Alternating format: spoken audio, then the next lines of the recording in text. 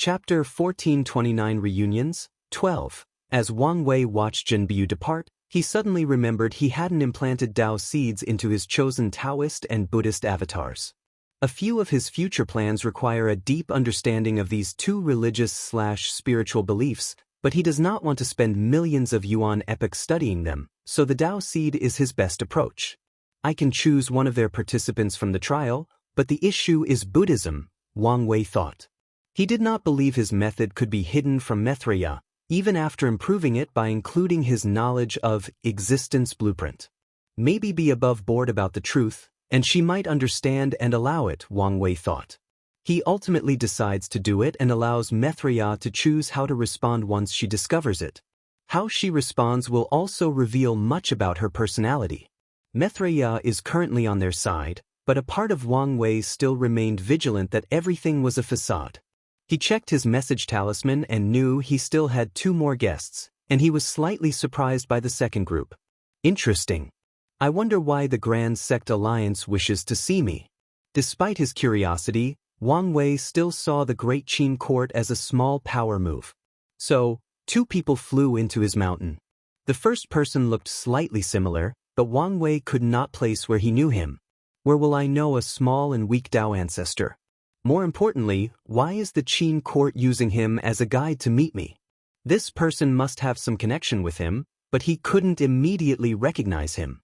Wang Wei did not dwell on it too much as he looked at the person behind, who was probably the true representative of this meeting. This man was the embodiment of a scholar with his clothes, feather fan, and official hat. The Qin's prime minister, Wang Wei thought. Red Mask has already handed him all the essential information he needed about all the overlords and their current leader and political structure. So, he knew much about Prime Minister Zhu Qinghuang, including the fact he was married to a Qin princess who was a direct descendant of Zheng. Lord Wang Wei, I wonder if you remember me, said the little Tao ancestor. Who are you?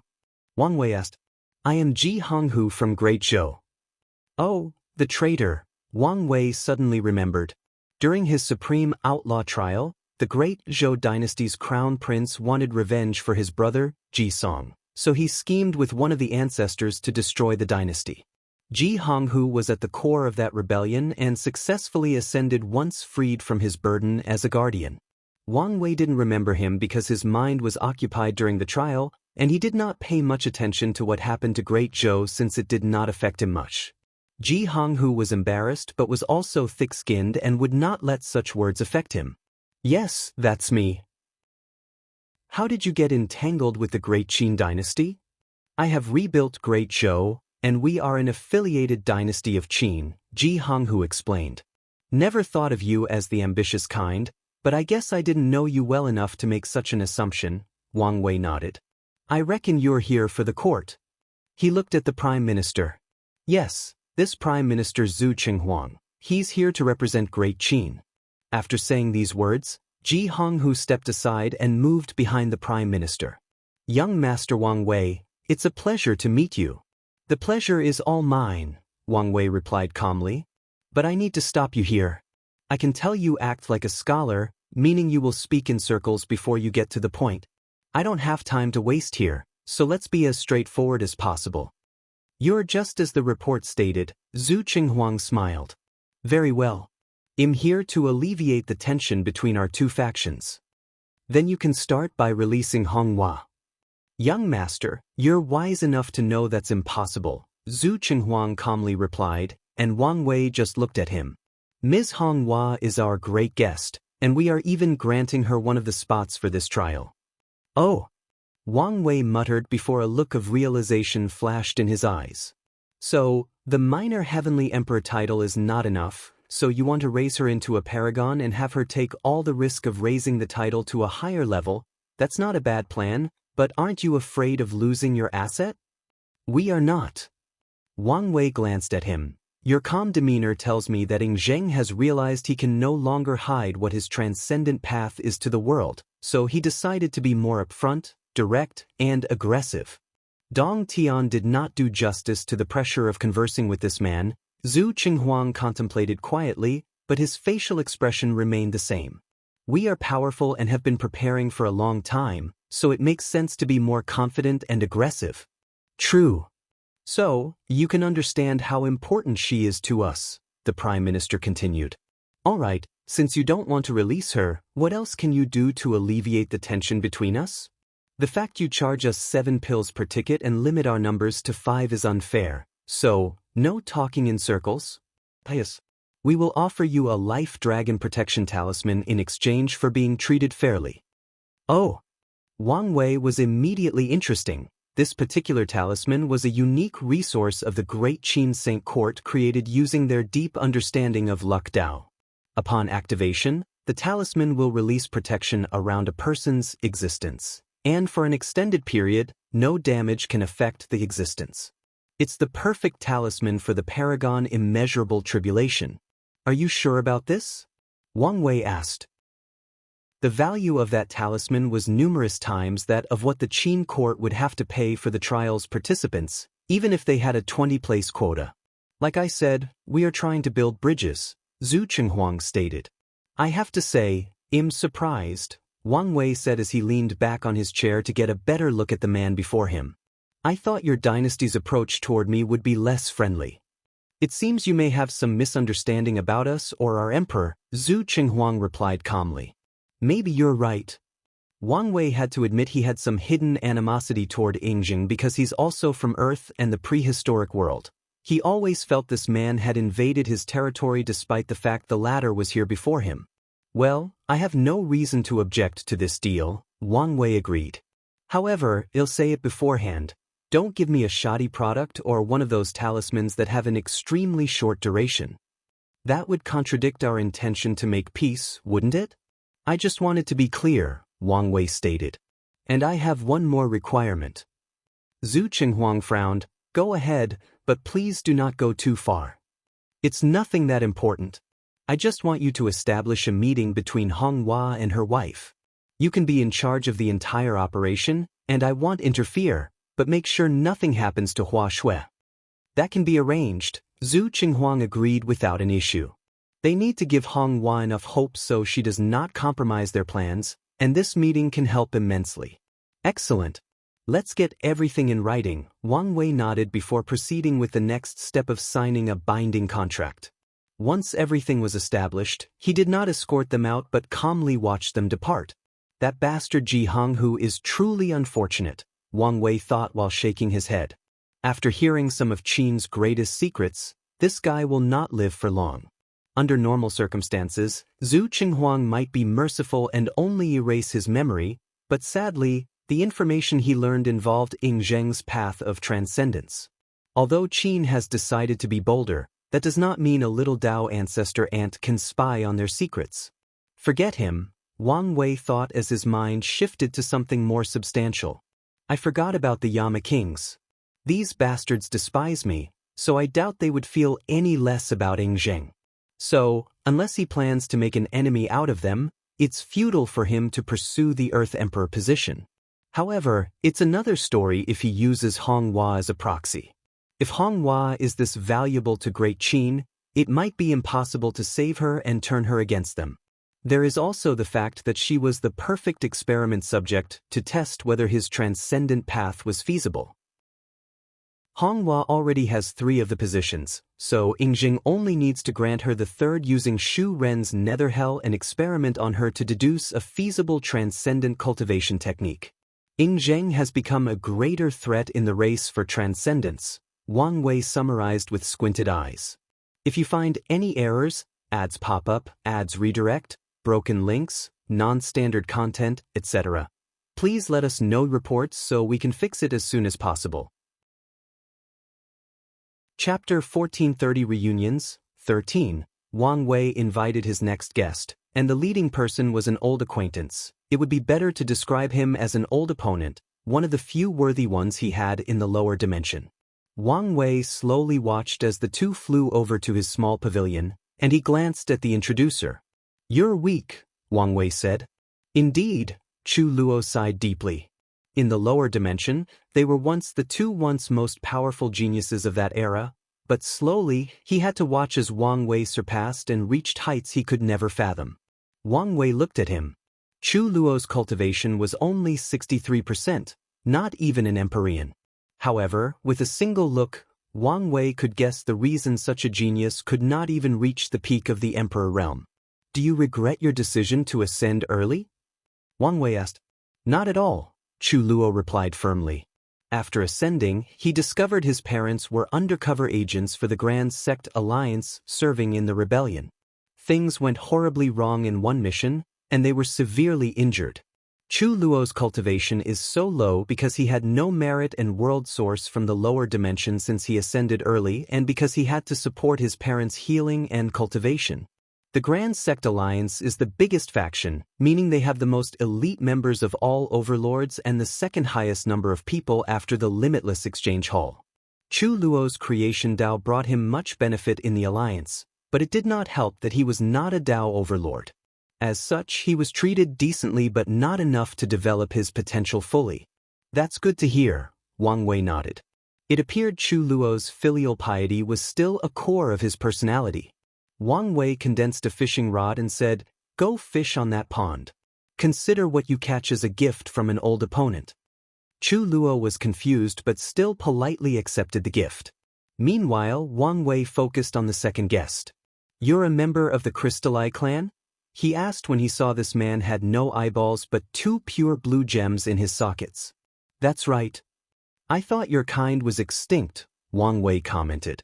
The crystal in this race's eyes had a variety of functions, including weapon refining, soul tempering, and even acquiring divine abilities upon absorption. So, cultivators did what cultivators do. They hunted this race to extinction for their eyes. "We surrendered to the Alliance to preserve our race," the man replied. Although his voice did not change, Wang Wei could swear he saw a hint of anger and hatred flashed in these deep blue gems. He motioned the latter person to sit beside him as he served tea. "And who are you exactly?" Wang Wei asked. "Vice Alliance leader Lei Shi." "You're the invisible one," Wang Wei realized. The Alliance is ruled, on the surface, by a council composed of the Alliance leader and 7 vice leaders. In this generation, one of the vice leader rarely showed his face, making many people curious. Now, he understood why the latter remained invisible. "That's me," Lei Shi nodded calmly. "So, why are you here? I don't think I have any reasons to associate with your alliance." These meetings were never about paying respects to him, so he was baffled by what they wanted since Wang Wei did not place any restrictions on the alliance despite the rocky relationship between the two factions. "There is a delicate matter we would like to negotiate with you," Lei Shi said carefully. "You have captured one of our wanted fugitives, and we would like to discuss the possibility of you returning him to us." "Your fugitive?" Wang Wei was genuinely baffled. "Empyrean Black Heart." "Him? Since when was he your prisoner?" Wang Wei asked strangely. "He stole something crucial from us, and you know how pride and face are the most important to factions on our level," Lei Shi stated. "So, we buried the news while trying to capture him as soon as possible. Unfortunately, he was slippery and always evaded our efforts." "Is that so?" Wang Wei commented. Lei Shi looked at him, trying to glean any information from his facial expression, but to no avail.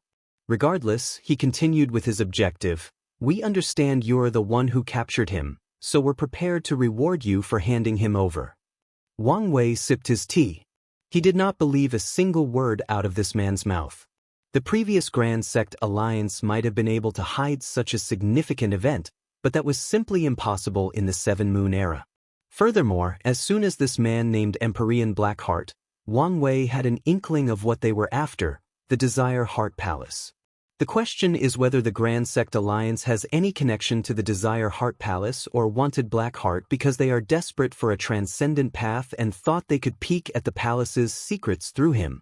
Wang Wei leaned more toward the latter since all the information he knew about their leader, Dugabadian, he did not seem like the kind of person who would submit to anyone. No, he would not serve under anyone. After all, this was a man whose name can be translated literally as the Lone White Heaven. Such pride, arrogance, and ambition will not submit to anyone. "It's not impossible for me to trade with you," Wang Wei said, and he meant it. After acquiring his blueprint technique, he checked Blackheart's situation, and the resolve scared him a little. His intuition told him something was there, but he saw nothing, no matter how carefully he looked. Ultimately, he concluded the power used by the Heart Desire Palace was not something his current self could peek at. This also meant Blackheart was now a hot potato, and Wang Wei wanted to throw it to someone else. "I'm glad to hear this," Leisure stated, not hiding his excitement. "Our alliance has prepared a handsome reward for your cooperation." "Slow down your excitement," Wang Wei raised his hand. "I'm willing to exchange, but it cannot be now." "What do you mean?" Leisure asked, his demeanor suddenly changing. "It's just like I said, I still need him for something, so I cannot hand him over now," Wang Wei reiterated. He still wanted to recheck Blackheart after becoming a Paragon. More importantly, if he traded him now, the Grand Sect Alliance would only treat him as an Empyrean, and their reward wouldn't be much. However, once Wang Wei reveals his status as a member of the Heart Desire Palace and the fact they need him for their transcending path, he can get a higher price. "Young Master Wang Wei, why make this harder than it has to be? Blackheart has no value in your hands, so why not exchange it for some rare resources?" Leisure said calmly, but his voice contained a slight coldness. "Are you worried about your lost treasure?" Wang Wei replied calmly. "You can tell what it is, and I'll fetch it for you.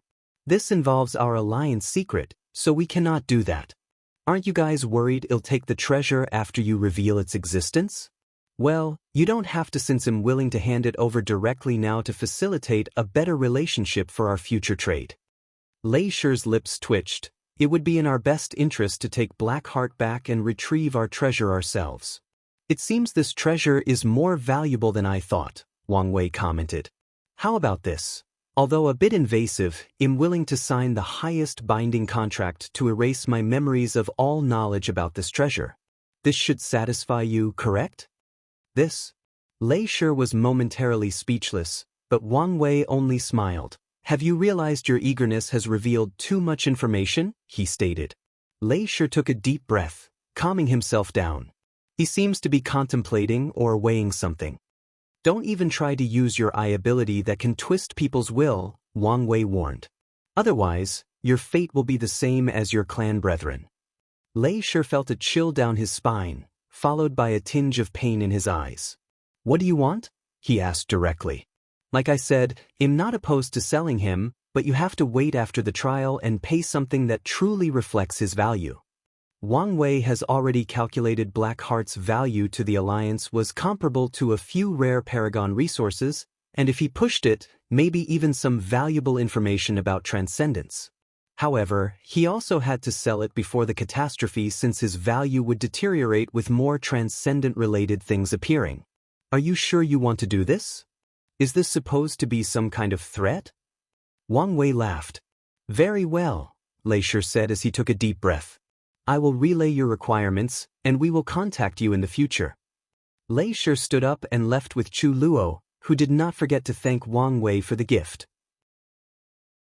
He fished out a pill that was excellent at breaking the Empyrean realm bottleneck. With this pill and the reward for introducing the alliance to Wang Wei, Chu Luo had enough resources to reach the Empyrean peak. Unfortunately, Hal missed the trial, meaning he'll still be behind his peers. "It may not be such a bad thing that you are currently behind," Wang Wei thought as he watched them fly away. "If you find any errors, ads pop up, ads redirect, broken links, non-standard content, etc., please let us know reports so we can fix it as soon as possible." Chapter 1431 Reunions, Finale. I now understand why the upcoming catastrophe targets the overlords. After ruling the world for so long, all of them have become arrogant, prideful, and corrupt, Wang Wei thought. Why do loose cultivators hate clans and sects?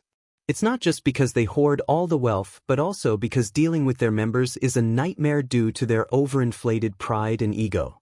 I bet the decadence of the Golden Era started before the ultimate taboo. Better yet, the taboo should have been the solution to this problem, Wang Wei analyzed. Sadly, the taboo failed, and the subsequent era became an opportunity to suppress these overlords' arrogance and pride. Sadly, they did not respect any of the moon's rules, so they just buried that pride until things returned to normal. Wang Wei reckoned that even if Time Eater were not present, Heavenly Tao would have weeded out the overlords before the start of the Transcendent Era. It seems class solidification is bad for development in any world. Wang Wei shook his head before returning to his peaceful life. Now that he had met all the overlords, he had no more meetings and could focus on enjoying the few hundred years. Wang Wei was glad he recreated his garden or started fishing again, as the peaceful environment did soothe his loneliness somehow. However, he was wrong, as he had a few more unexpected guests. "I didn't expect to see you until the trial," Wang Wei said as he stood up from his fishing spot. "I wanted to come sooner, but I was finishing some last-minute training," Ji Lanfang said. He summoned 2 gourds, and Wang Wei noticed that both his arms were slightly brown. Wang Wei was even more surprised after checking his existence. "This wine is called Sword Strike. Try it." Wang Wei caught the battle and took a sip. He immediately felt the effect. His spirit entered an empty space and started battling countless swordsmen. For a moment, Wang Wei experienced the pride and heroism that his father and all swordsmen often boast about, and he understood why these men loved their weapons more than their wives. He still thought it was stupid, but he understood. "Great wine," he commented. If he were a swordsman and of lower cultivation, this would be a supreme wine for training and improving his strength. "It is, isn't it?" Ji Lanfang smiled as he sat down next to him. "Your father. He's fine, right?" "All I know is he's alive," Wang Wei sighed. "After ascending, I've met countless great swordsmen, but none can click with me as your father," Ji Lanfang complained. "It would be terrible to lose such a friend." "I understand that sentiment," Wang Wei nodded. He and Li Jun just clicked after that fateful meeting when they were children. The only person he had felt this way toward was Su Shi.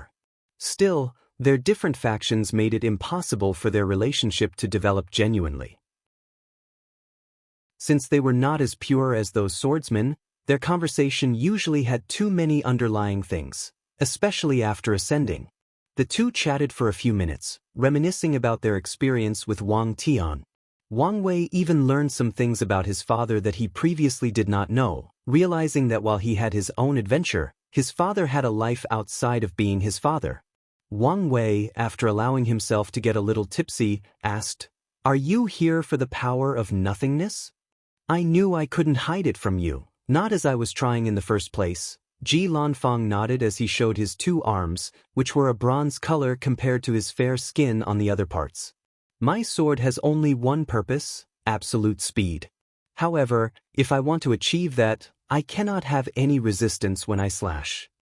Ji Lanfang stabbed his finger in the air, and he was so fast most people would not notice he had moved in the first place.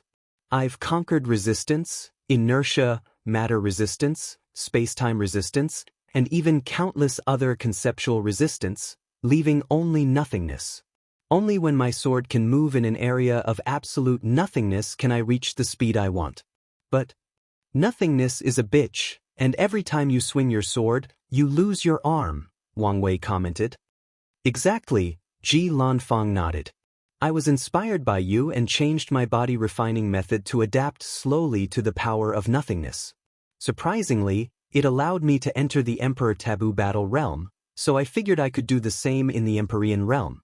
Unfortunately, I underestimated that power when I tried, almost killing myself." "That's understandable," Wang Wei replied as he raised his hand to condense a talisman with his knowledge about nothingness. "Thank you," Ji Lanfang nodded as he carefully put it away. "I have prepared a great gift for your father. And if you ever need help tracking him down, don't hesitate to call." "No problem." Ji Lanfang eventually left, but Wang Wei had a smile on the corner of his mouth. "I thought Huafeng Huang had the most potential, but it seems I was wrong. I wonder who would win between them." This was hard to determine. Although Ji Lanfang's foundation is deeper since he entered the taboo in the Emperor realm, the actual value of the battle realm will only manifest in the Transcendent realm. It's a kind of foundation or preparation for that stage. Ji Lanfang's attack potency is higher, but Huafeng Huang has versatility with all 5 unique bloodlines.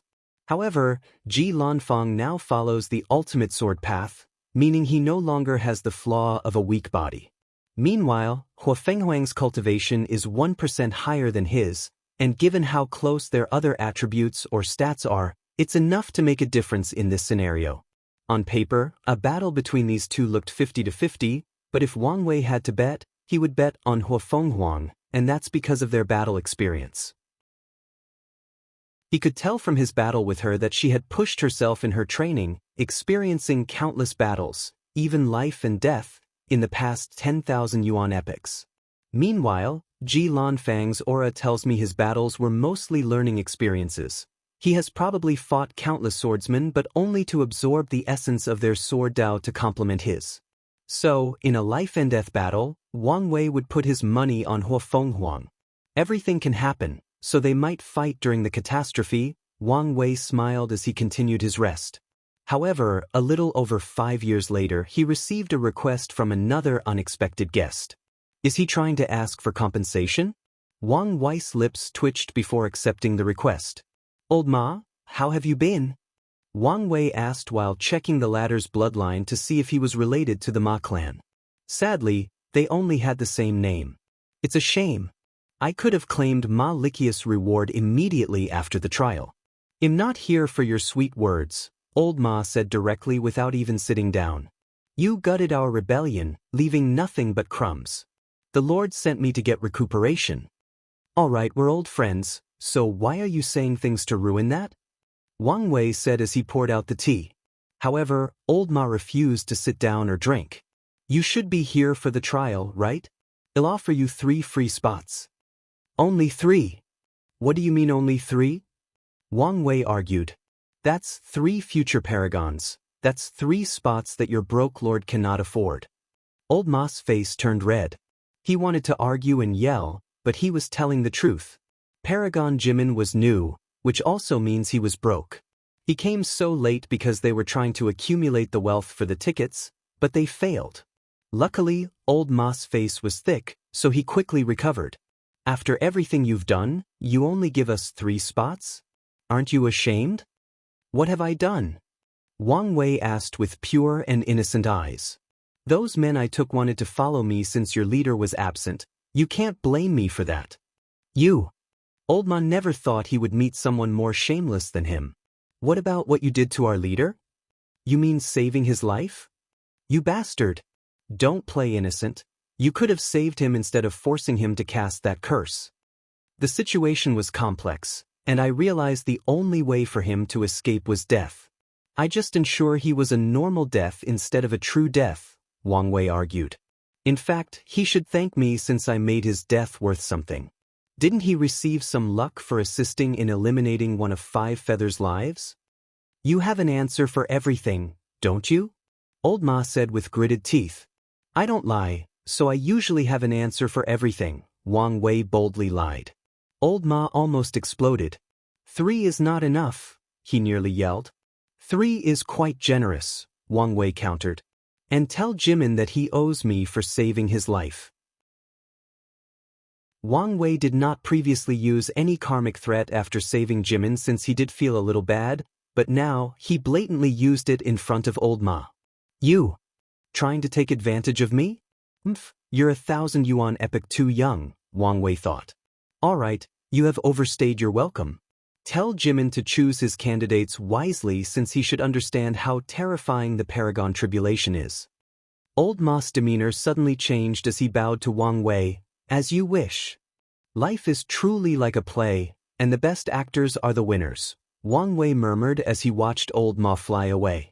If you find any errors, ads pop up, ads redirect, broken links, non-standard content, etc., please let us know reports so we can fix it as soon as possible. Chapter 1432 The Trial's Entry. Is it already time? Wang Wei thought as he slowly opened his eyes from his quick meditation. He stood up and stretched his body for a few seconds before leaving the room to see Red Mask waiting for him. Ready? He asked. Everything is settled. Good. Wang Wei walked away, and Red Mask turned into a shadow and blended with Wang Weiss. Wang Qi was already waiting outside. I'll leave everything else to you. Patriarch, you know I'm reliable. During the remaining rest time, Wang Wei took the opportunity to officially become the Wang clan's sect master. He did everything quietly and covertly, and only a few people knew of this sudden change in power. Wang Wei has already started executing his low-key motto, so he will only meet all the upper echelons of the Wang clan after becoming a paragon. For now, the position will increase his chances of passing the immeasurable tribulation. I know, Wang Wei nodded before flying out of his mountain range, where 10 people were awaiting his presence. He did not interfere with these clans' selection process, so this was the first time he met these people. Only 2 of them can be described as exceptional by my standards, Wang Wei thought. All these people were peak Empyreans, and some were double refiners with body refining achievements. However, only 2 of them had something unique about them. The first one is the heir of the Su clan, Su Dandan. Besides the Wang clan and the sectarian faction, who are hotspots of all kinds of talents, all the other clans have their own niche or expertise. The Su clan is a family of body refiners, and Su Dandan inherited her clan's legacy. She was slightly muscular, distinguishing her aesthetics from the general norm for women in the cultivation world. However, her muscular frame brought a different kind of beauty, the kind that appreciated the female form in all its glory, especially since she wore blue tight-fitting martial clothes.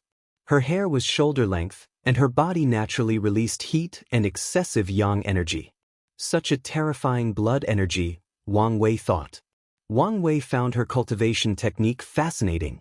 The simplest way to explain it was that she infinitely stacked her blood qi. A better way to describe it is that she used a cultivation technique that trained blood qi with only 10 levels and cultivated it to level 10 billion and above. It was simple, crude, but highly effective. In some ways, her cultivation approach is the purest form of body refining, Wang Wei commented. No body refiners can escape tempering their blood qi in their cultivation's early or middle journey. However, blood qi will eventually be changed to something else or evolve to a higher power, but it is still the essence. Wang Wei shifted his gaze to the second person with potential, Xianxia. The Xie family's expertise is assassination and espionage powered by Shadow Dao. Xianxia did not forget that as he forged his own path. The unique thing about him is that he used his grandmist to create a large world with only shadow energy and creatures. He then connected that world to the source qi space, allowing him an infinite amount of shadow energy to boost his techniques and divine abilities. He has basically abandoned using his grandmist world to cultivate any subordinates, as all the shadow lives exist only to absorb or sacrifice when he needs a boost in battle, Wang Wei analyzed. He must admit that this Xianxia was dedicated to the way of assassin and the way of shadow. He glanced at the others but did not catch anything unexpected. I know your elders have already warned you, but I will do it again to demonstrate the importance of this warning. Be careful with the Paragon Tribulation, because if you die, no peak Paragon will waste their time rebuilding your existence. Dying in the Tribulation is an event close to achieving true death. The only way to revive someone who failed their Paragon Tribulation is for a peak Paragon to spend at least 1,000,000 yuan epochs rebuilding their existence. No Paragon wants to waste their time, especially when people who have been revived will have 100 times harder passing the Tribulation a second time. So, unless they are family or loved, few people will put the effort into reviving those who fail in their Tribulation. It seems you understand. Good, in that case, let's go. Wang Wei flew into the trial's designated mountain. He passed through a dimensional barrier that isolated the ample internal space of this mountain. The group found themselves in a green plain with countless magical circles floating above their heads. Everyone had already arrived, and their presence garnered much attention. Wang Wei looked around, and most of the people he expected to come were here, with a few surprises. Chu Luo was not there, but Shi Qian came. Furthermore, he saw the Golden Sword Emperor amongst the Sword Path League people. He also saw the current ruler of the Southern Chu dynasty, also known as the Third Prince. The latter wanted to see Wang Wei, but he declined. Since everyone is here, we can now begin, said a deep, coarse voice. Remember, do not resist what is going to happen. The magic circles in the air activated, followed by a dragon roar. All the participants' qi luck manifested, including Wang Wei, who had hidden its unique qualities. The Qi luck dragons rushed into the sky, forming a beautiful sight of thousands of multicolored dragons swimming between heaven and earth. Then, the dragons released chains that embedded themselves into the void. The dragon roared as they pulled something from the unknown. Everyone felt a slight tremor but saw nothing change in the sky until a bright silver gate hung above everybody's head. "The operation has been successful," the deep voice stated. "Be mindful that the surrounding area of the River of Time is turbulent, so it may be best to protect your great emperors in case something goes wrong." The great emperors were immediately embarrassed, but it couldn't help that they were at the bottom of this team. However, no one flew to the gate despite the voice's words. Instead, countless eyes secretly looked at the Dao opening sex team. Wang Wei understood these people's mentality, so he did not comment and just flew with his team toward the gate. He sensed a subtle void fluctuation before the team found themselves in this infinite white space with nothing in sight, including a single speck of matter. Wang Wei and everyone else was confused before a spirit about an arm's length in height materialized before everyone. Can everyone hear me?" the spirit said, his voice audible to all the participants. "I am Sir Lu, the spirit controlling this trial. Due to unexpected events, your world forcefully summoned us, making everything chaotic." He let his words simmer for a few seconds. "We were in the process of landing in a chosen world, and we will continue doing so, meaning you have to wait before the other participants arrive to begin the mortalhood trial." After saying these words, Sir Lu did not wait for anyone and disappeared from this place. "I knew it," Wang Wei thought. "However, this will complicate things. The presence of other chaos worlds will have countless implications, many of which were the last thing he wanted. Let's take precautions." "All eyes on me," Wang Wei said before raising his hand to separate them into an isolated dimension away from any prying eyes. The presence of other chaos worlds can be devastating to the Eternal Ascension world, so we must take some precautions. Wang Wei did not let them process his words as he started his action. He used his time Dao to summon a projection of the River of Time. Then, from the river, he condensed a yellow rope of time energy, and with a thought, a lock attached itself. He waved his hand, and the rope flew before every participant, followed by a lock. Many people wanted to resist this strange spell or technique, but as soon as they tried something, they felt a chill down their spine as an intense killing intent locked them. "This is not enough," Wang Wei muttered before summoning the River of Fate and intertwining strings to the rope. The next step was to invoke a Paragon artifact to bless the lock on the rope. This rope symbolizes our world's information and history, your information and history. Those of you who are aware of what's going on should understand what length these foreign chaos worlds will go to get news on the current situation of the Eternal Ascension world. The faces of the people who haven't figured out what Wang Wei meant changed drastically. They understand what kind of danger they may face in this trial. The only people who remained clueless were the loose cultivators who did not know anything outside of their home world. "If you have a Paragon artifact, bless the lock to ensure our information is secure," Wang Wei ordered. A few people hesitated, but the ones who understood the bigger picture did not hesitate. "If you find any errors, ads pop up, ads redirect, broken links, non-standard content, etc., please let us know reports so we can fix it as soon as possible."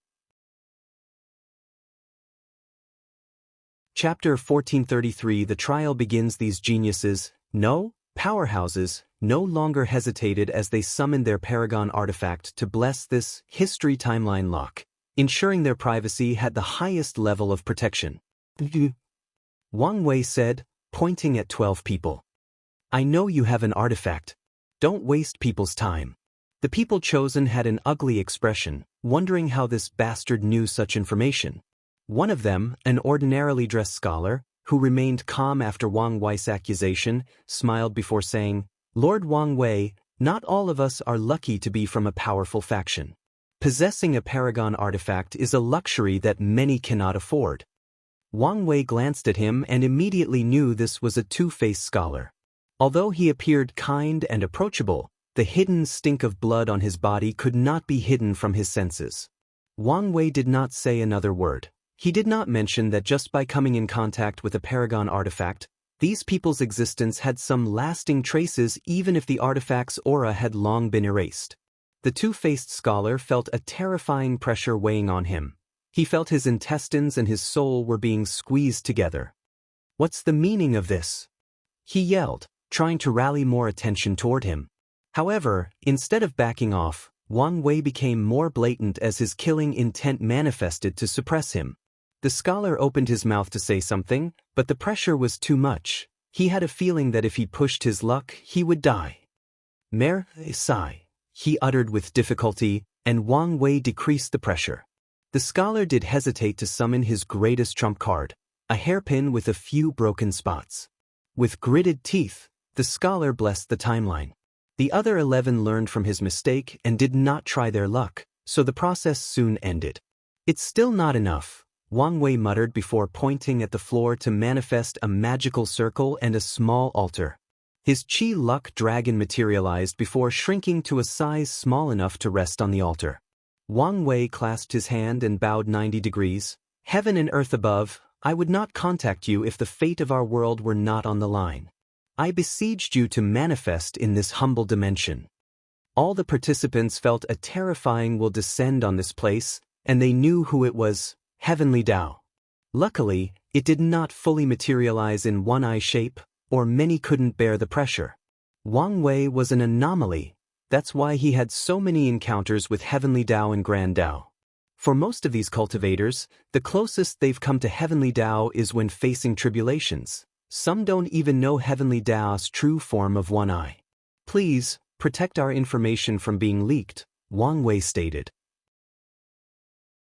The powerful will checked Wang Wei's spell, and a few seconds later, a golden chain materialized in this place, wrapping itself around the rope and locks. "Now it's enough," Wang Wei nodded. "With Heavenly Dao's blessing, only if another powerful half-step transcendent decides to show up will they have a chance at getting their information. Before that, no other methods would work, including soul search, divination, time rewind, incalculations, and countless others." "Thank you for your help," Wang Wei bowed as Heavenly Dao's presence dissipated, and a few other participants also saluted. Wang Wei was about to dissipate the isolating dimension when he noticed an anomaly amongst the loose cultivators. The emotional aura their bodies released indicated they were unhappy about this lock. Were these guys planning to sell the information for a good price? Wang Wei analyzed. No, this is not just about loose cultivators gathering resources. The foreign chaos worlds should have spies left in the Eternal Ascension world, and my action has prevented these spies from reporting to their superiors. I should watch out for them. Everyone calmly waited for the trial to continue, and luckily, it was only for 5 years. A portal appeared opposite their group, teleporting countless people with terrifying auras. The Eternal Ascension world people swiftly noticed the number of people was at least 10 times theirs, which seemed a little too much. The way this group separates themselves and how their aura is radically different, Wang Wei observed. They are from different chaos worlds. As soon as he made this observation, he realized it made sense. The other chaos worlds did not isolate themselves like the Eternal Ascension world, meaning that news about the mortalhood trial should have spread. These foreign chaos worlds would not pass this opportunity to cultivate more paragons, so they should have negotiated. Even without the negotiation, some worlds would secretly sneak in to participate. There is also the fact that some worlds might be political, military, or economic allies, making sharing this trial something inevitable. Wang Wei observed everyone who arrived, analyzing them on a fundamental level. Then he stopped as he noticed an anomaly. A man with white hair and blood-red skin was staring directly at him.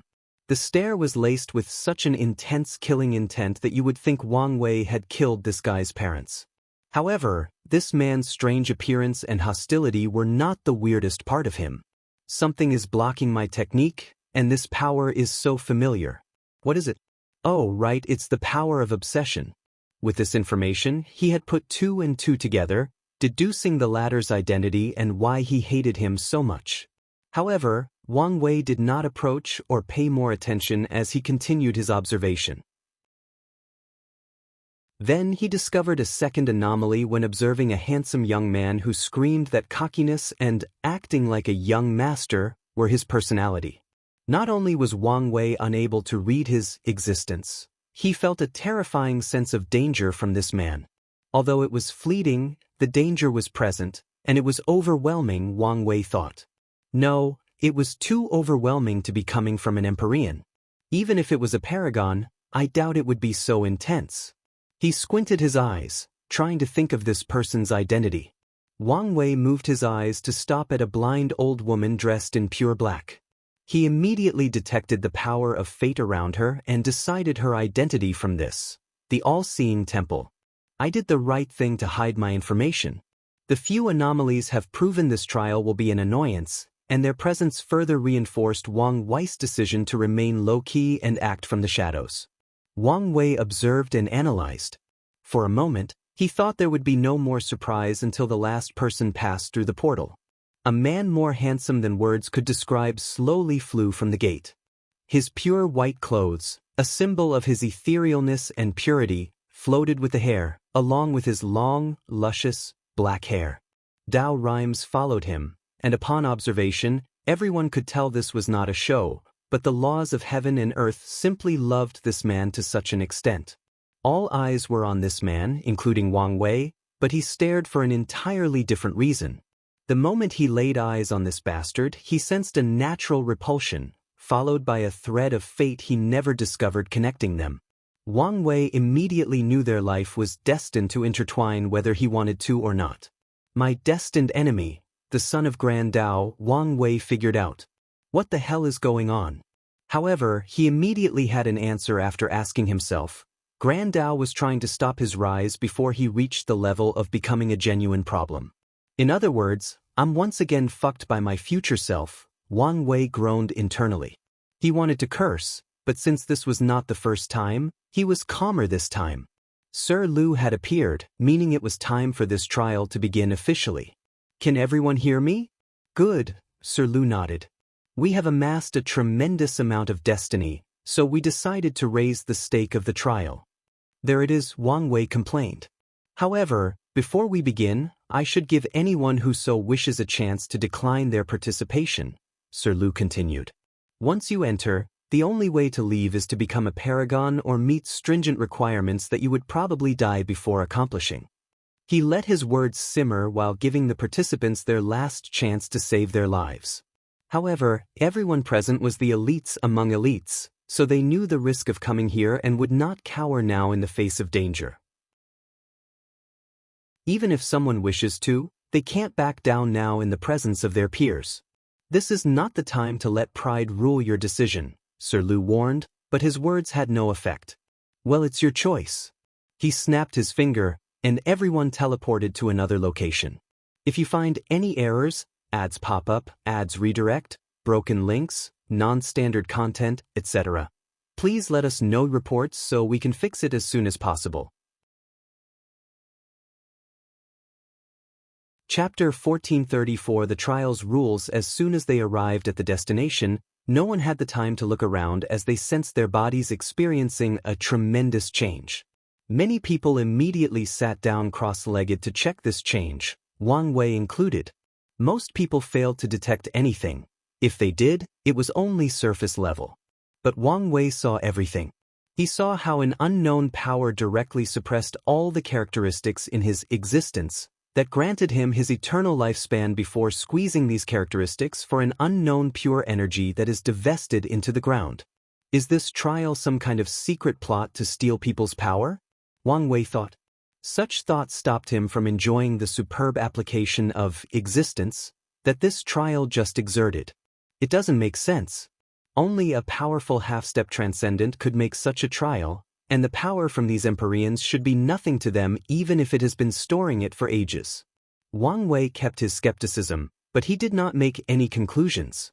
He continued observing the process, trying to record and learn from it as much as possible. I have 10 million years of lifespan left, Wang Wei thought as he opened his eyes to observe everyone. It appeared he was the highest, if you don't count the people he could not read, and the smallest amount he detected was 1,200 years. The process was not random but based on the individual's foundation and how developed their existence.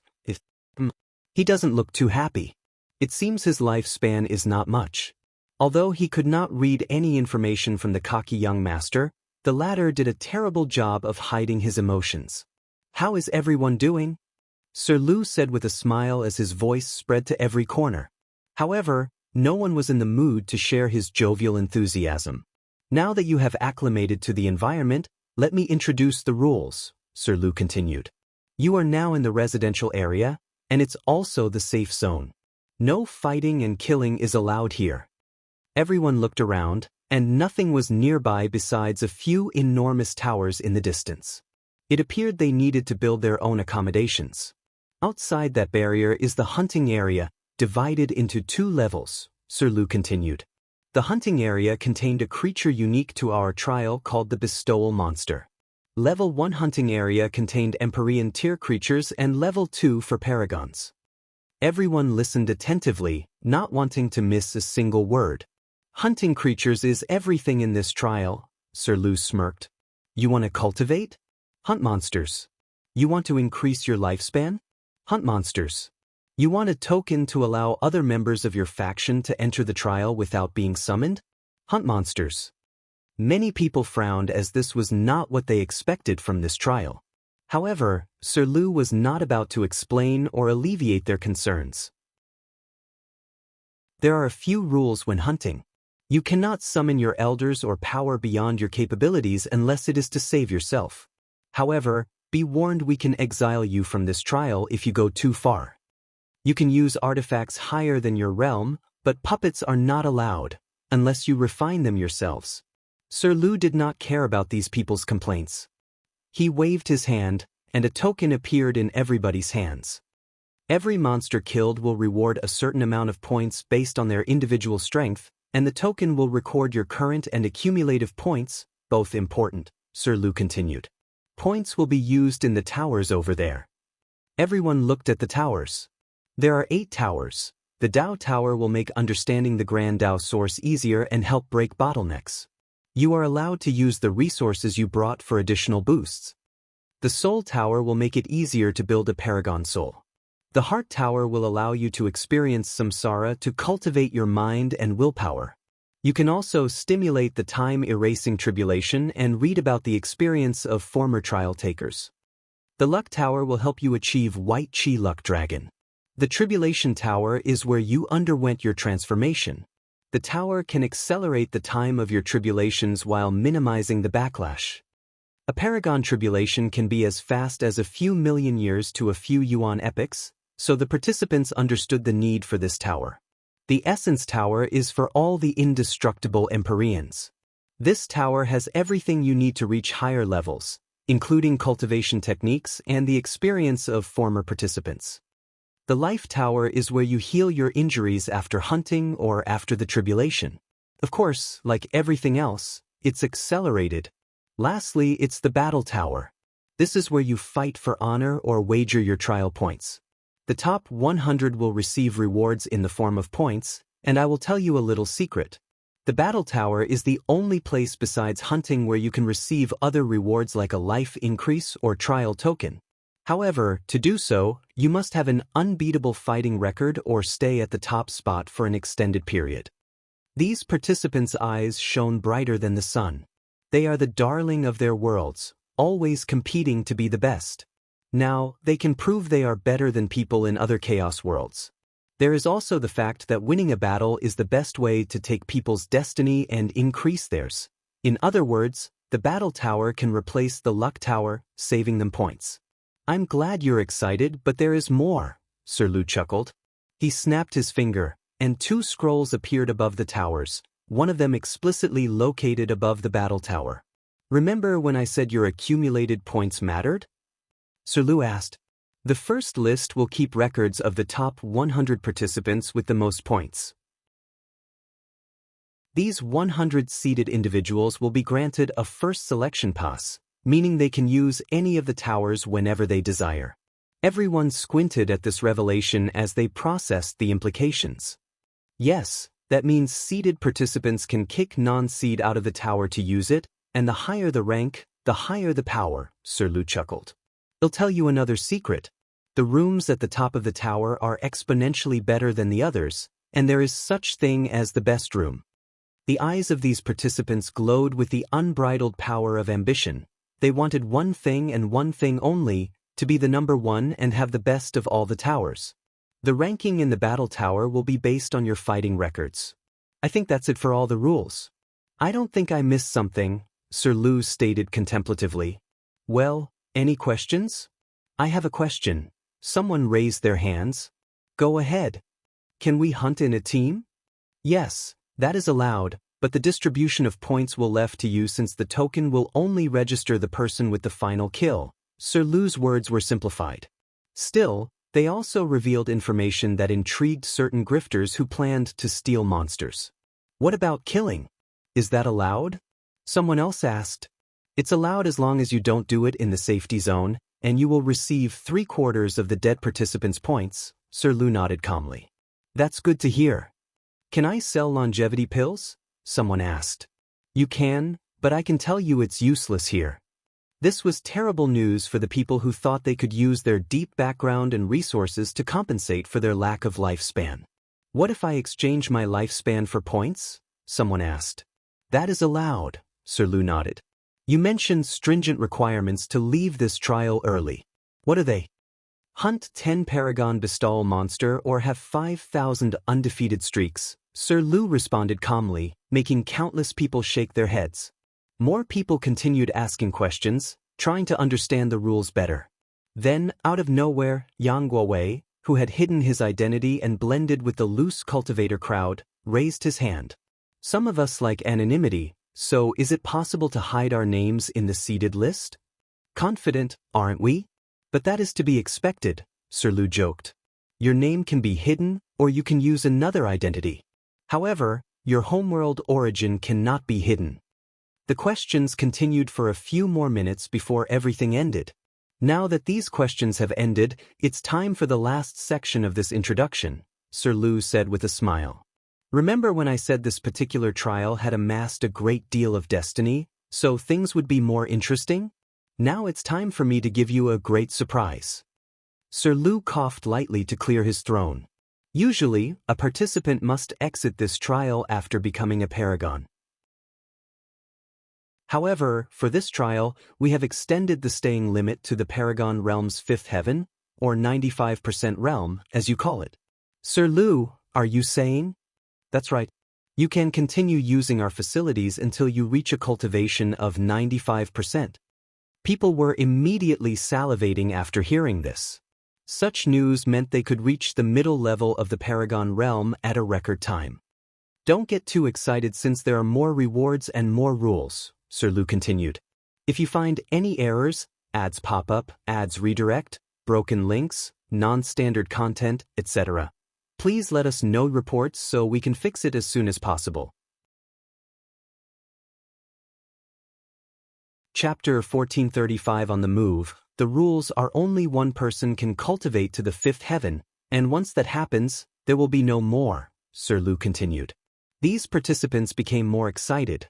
This trial brought back the feeling of the heaven will battle, the feeling of competing with all their peers for a single spot of glory. Please let me continue, Sir Lu stated to quiet down the murmurs. 2 people will be allowed to cultivate to the 4th heaven, 4 to the 3rd heaven, 8 to the 2nd heaven, and 16 to the 1st heaven. As you all know, even 1% can make a difference when cultivating in the Paragon realm, so don't miss this opportunity, even the 16 first heaven spots. Sir Lu was correct. Cultivation in the Paragon realm was challenging, and a difference of 1% can make a significant difference. Additionally, these participants have sensed a wind of change. Another round of chaos is about to cover the chaos universe, so the faster they grow, the higher their chances of survival. And if they grow fast enough, they might use the chaos to reach higher heights. Do you think that was all? Sir Lu smiled. I got more for you. The first person to reach 5th heaven will receive 5 entrance tokens, the 2 4th heavens will receive 2 tokens each, and the 4 3rd heaven will receive 1 token as a reward. So, hurry up and cultivate as fast as you can. Wang Wei calmly looked at the people around, secretly shaking his head. This trial took the concept of raising Gu to the limit as it dangled rewards before these geniuses to subtly encourage them to fight, compete, and kill one another. The interesting part is it does not matter whether you realize this. Anyone with ambitions or pride in their heart will rise to the challenge. All right, this is everything for now, Sir Lu stated. If there are any new developments, we will contact you through your trial token. As soon as he finished, countless people flew to the tower or directly to the hunting ground, leaving only a few level-headed individuals. Follow me, Wang Wei said to the Dao opening sect people before flying to a corner of the safety zone. With a thought, he recreated his transcending fate mountain, including the small manor and garden. Of course, the garden only looked the same and did not contain all the precious flowers the genuine thing had. Wang Wei calmly looked at his residence. Although the mountain looked the same, anyone who had been there could tell it was not. The genuine, transcending fate mountain oozed the power of fate, but this one had a heavy yin-yang aura. Additionally, the plague that called this place Transcending Fate Mountain now had the characters for Plum Blossom Mountain. Without hesitation, Wang Wei started engraving formations on the mountains while everyone else waited. Although this trial forbade fighting in this area, he would not place his safety on someone else.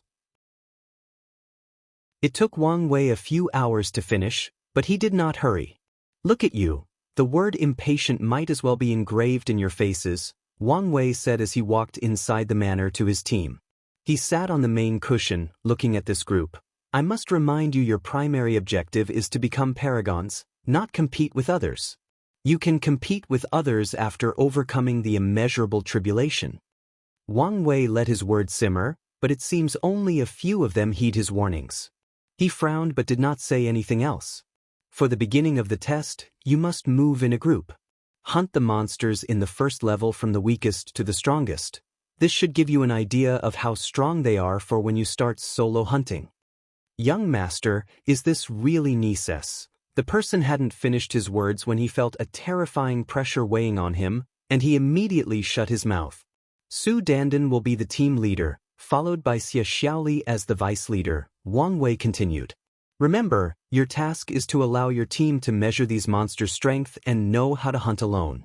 Understand, Su Dandan replied briefly, and Xia Xiaoli only nodded. I don't think I need to help you with properly dividing the spoils? Wang Wei asked. No need, Su Dandan replied. Good. You can leave.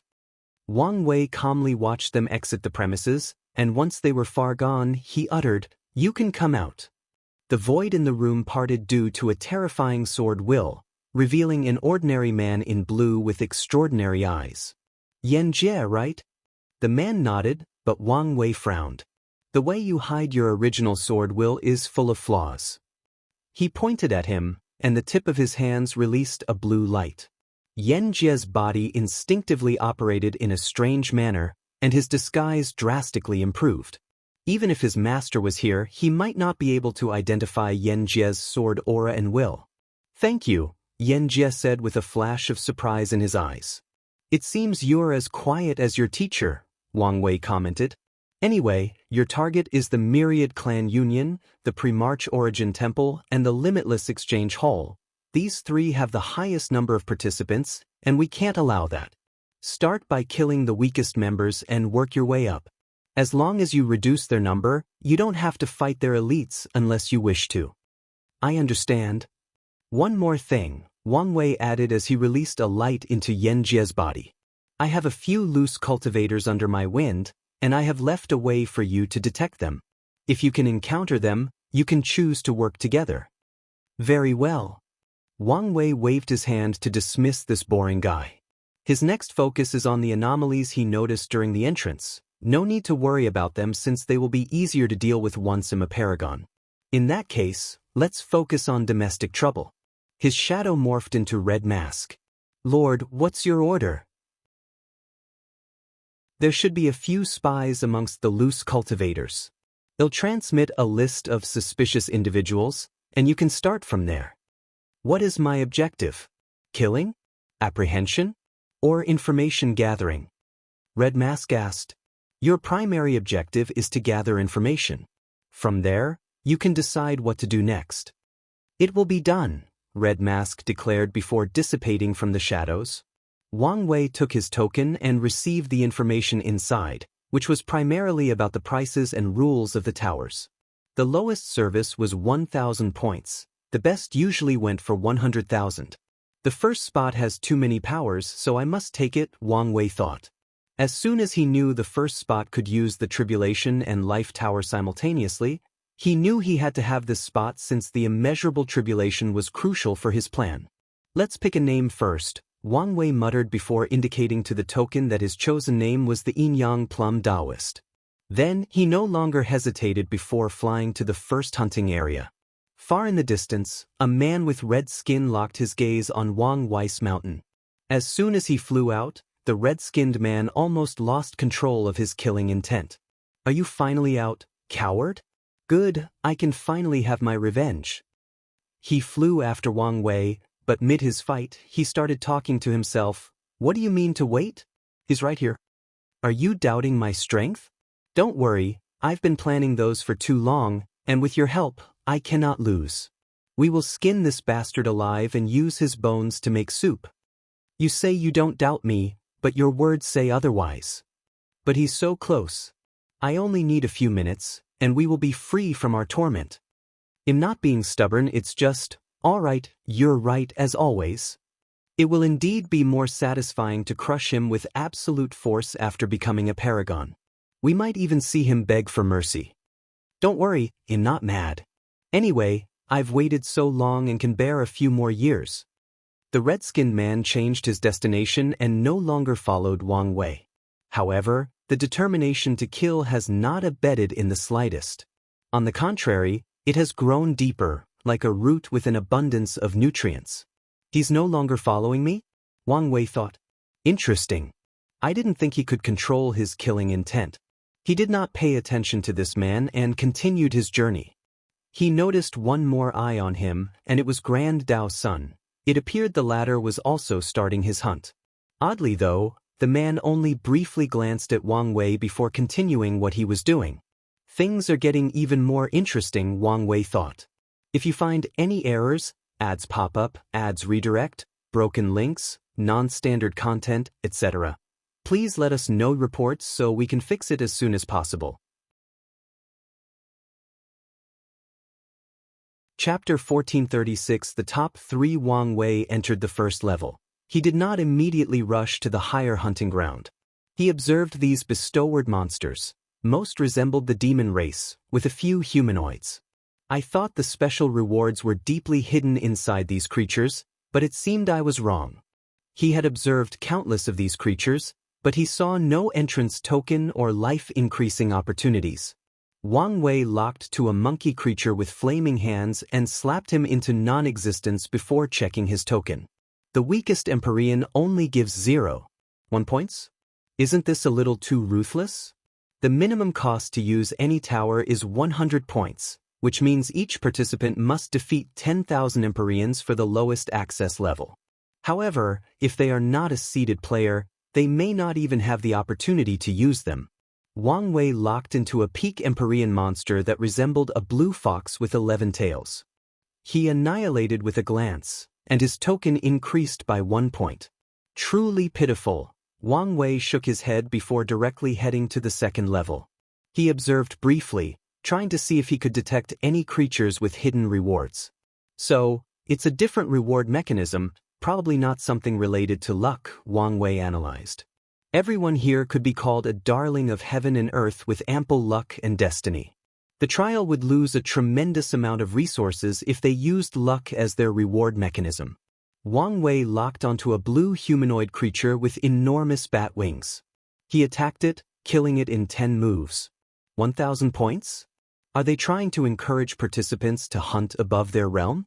These geniuses can hunt Paragon monsters with a base 90% realm using Paragon artifacts and talismans. However, the success rate is not high unless they partner up. Additionally, overused and prolonged use of Paragon artifacts will corrode their Dao. People from powerful factions will have Supreme Chaos artifacts with lower risks, neutral Paragon artifacts with less corrosion, or specially tailored artifacts with similar effects. Regardless, Using these artifacts will have side effects that can be detrimental to the Paragon Tribulation, not to mention how draining they are to the soul. Luckily, Wang Wei did not have these issues. He looked around, searching for his next target.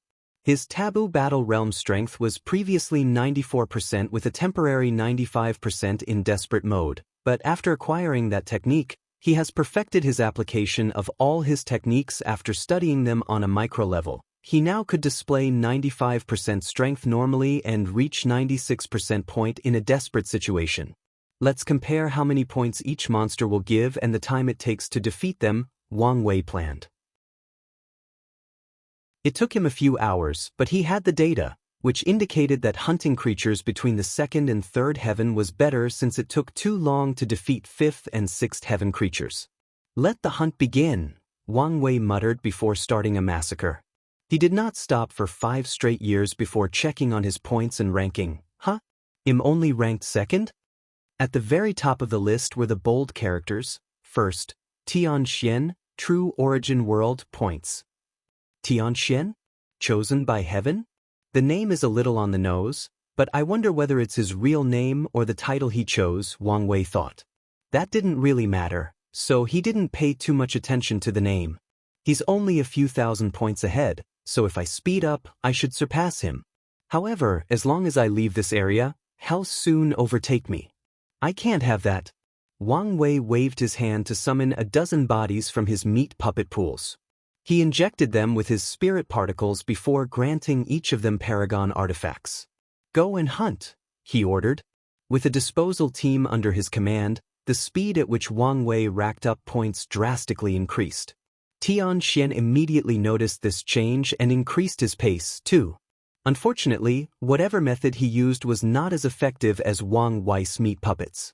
After 15 years of hunting, Wang Wei felt he had enough of a lead to head to the towers. Wang Wei paid the 100,000 points to use the first room, followed by his authority to kick whoever was in there.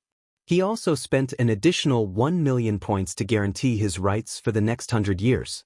In other words, even if Tian surpassed him in the list, he cannot disturb Wang Wei's usage of the first room for the next 100 years. The room's interior was a void with a floating cushion. He observed everything, and a look of realization dawned on him. The energy absorbed from the participants' existence was not used for nefarious purposes, at least not all of them. Its primary purpose was to power the towers and possibly the entire trial. That's one mystery solved, Wang Wei thought, and with a thought, the void turned into a luscious prairie with the cushion lying under a tree. He summoned his Bodhi tree and Immortal peach tree to bless his comprehension, placing them around the cushion before sitting down. This is so easy, even too easy, Wang Wei instantly thought. The complex process of understanding the Tao was reduced to a process as complex as multiplication and division. His cultivation reached 87% in just 5 years, and he immediately retrieved a pill. It almost feels like a waste to use it now, Wang Wei thought as he swallowed it. His spirit elevated to a higher level, and in mere seconds, his cultivation reached 999%. Next is the bottleneck.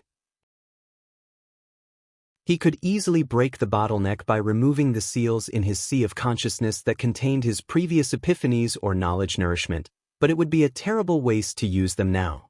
The energy released from the cushion transformed as it nourished Wang Wei's body and soul, making the comprehension of the Grand Tao source easier than addition and subtraction. Time flowed like a river, and on Wang Wei's 97th year staying in the Tao Tower, he heard a breaking sound, followed by a drastic increase in aura. His understanding had reached 90%. He opened his eyes and immediately controlled the joy he felt.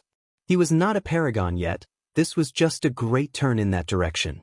It's almost time to leave, so let's check how many points I have left, Wang Wei thought, and he immediately wanted to curse. These vampires, he uttered with gritted teeth. These towers did not only require an entrance fee, every minute spent inside burned points like crazy. Wang Wei only stayed for 97 years, and 3/4 of the points he had were gone. This is just daylight robbery, he complained. Now that he understood this place's cost, he wouldn't waste a second. 3 years wasn't enough to make any meaningful improvement, so Wang Wei chose to study the unique power of this trial. He observed how it influenced his existence, hoping he could recreate it. No, he would be satisfied with a copy with a quarter of the effect. Time flies when you focus intensely on a task.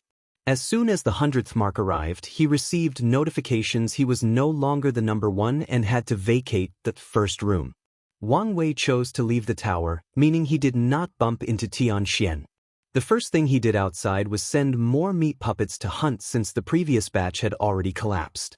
He hadn't received any reports from Red Mask or Xianxia, so he flew directly into the Essence Tower and took the first room. Damn it, damn it, damn it to hell. I've been hunting for over 100 years and am still ranked third. Chengming cursed as he waved his hand to annihilate the mountain range before him. However, such destruction could not quell his wrath, so he attacked more ferociously. Unfortunately for him, the trial greatly limited the destructive capabilities of even peak Boundless Paragons, let alone him. Don't these bastards know who I am? He yelled as he continued his path of destruction.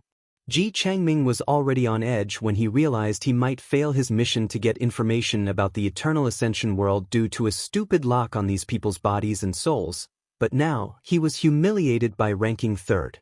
How can he explain this failure to the Palace Master? How much jeering will he receive from his clan members and competitors? He could not accept this. No, he refused to accept. As he floated in the void with his face red out of anger, Chengming suddenly opened his palm to receive a talisman. The plum Daoist entered the Essence Tower. Damn it, I told these idiots to keep an eye out when he enters the hunting area. Why are they sending me such useless news? He crushed the talisman, deepening the red veins on his neck in the process. I can't allow this humiliation, Chengming said through gritted teeth. He flew directly to the battle tower. The only way to wash away the shame is to claim the top spot in the tower and challenge those two. If possible, it would be best for them to agree to a life and death battle so he can kill them. If you find any errors, ads pop up, ads redirect, broken links, non-standard content, etc., please let us know reports so we can fix it as soon as possible. Chapter 1437 Opening the Gate of Flesh, and I forgot to add the rules that body refiners will not count in the trial, meaning pure body refiners cannot take the 5th heaven positions and below or the rewards. Additionally, I made a mistake about Wang Wei's strength in the previous chapter, so I fixed it. You can check it out. Wang Wei checked who was the first person in the Essence Tower, fearing it would be Monk. However, it was someone else. Is it he still hunting? Probably trying to amass enough points to stay in the tower for a long period. Monk didn't have to worry about using other towers, so it made sense that he planned to stay in this tower for as long as possible, pushing his cultivation to the peak. Since the person in the first room was not an acquaintance, Wang Wei kicked them out and paid the protection fee for the first room. Although Xianxia should not need this room, he must be careful since the latter might do it out of spite. Additionally, he still had to watch out for the third spot candidate. This room was customizable like the Dao Tower, so he chose a regular room. As Wang Wei sat down, he immediately started his work. The process of opening the Gate of Flesh had 3 steps, 2 tribulations and the opening process. He did not immediately start the first tribulation but cultivated it. Wang Wei's goal was to perfect his will-body fusion. With his immense new observation, he could not perfect the fusion on a fundamental level, achieving true perfection in that area. There are other flaws in my body, Wang Wei thought. During the process, he noticed a few minor, almost undetectable flaws in his body and soul. Over the years, Wang Wei has pushed his mind and spirit to the limit as a means to temper his willpower. He thought he had healed all these injuries, but today's inspection revealed a few flaws that never truly healed. Let's see if there are other flaws, Wang Wei thought as he continued his training. He realized the pure essence released from the tower was an excellent resource for training or modifying his existence. Wang Wei fixed all the flaws in his body but not his entire existence. He did not want to be put on Grand Daoist watch list and cause more trouble for himself. Once he becomes half-step transcendent, he'll have plenty of opportunity to explore the concept of perfection, so there is no point in causing himself unnecessary trouble. After a few dozen years of training, Wang Wei finally achieved a true flawless body, so he summoned the first tribulation. Wang Wei found himself in a dark space with an exact clone standing opposite him. The clone observed intently before showing a look of puzzlement. Wang Wei was not surprised by this. The first tribulation to open the gate of flesh is called the Flaw Detection Tribulation. The avatar before him is supposed to find the minute flaws in his will-body fusion and attach them, forcing the tribulation taker to correct them. As someone who achieved limit indestructibility, Wang Wei is allowed to build a flawless body, meaning his body will not have a single flaw that can be exploited as an inextinguishable paragon. However, his existence blueprint has allowed him to go beyond normal, flawless body, hence why the avatar was perplexed as it could not find a single flaw in Wang Wei's body. After staring for a few minutes, the tribulation clone nodded to him before dissipating. The next step started without pause. A golden magic circle appeared above Wang Wei, slowly descending from his head to his toe. The circle acted as a detector, trying to find flaws in his body and attack it. If Wang Wei did not achieve limit indestructibility, and he only opened the gate of power with the bare minimum of 1267 tribulations, his body would have a minimum of 12 flaws. In this test, he would have to defend them to show his worthiness. Wang Wei passed this tribulation with flying colors, so he proceeded to the final step. Opening the gate of flesh was not a simple matter. Wang Wei first swallowed a mouthful of concentrated essence dew as an aid. Then, he condensed the essence of his body refining achievements into a point before attacking the gate. The combination of this essence, the dew, and the power from the essence tower was wonderful. Cracks soon spread throughout the door, a sign of impending success.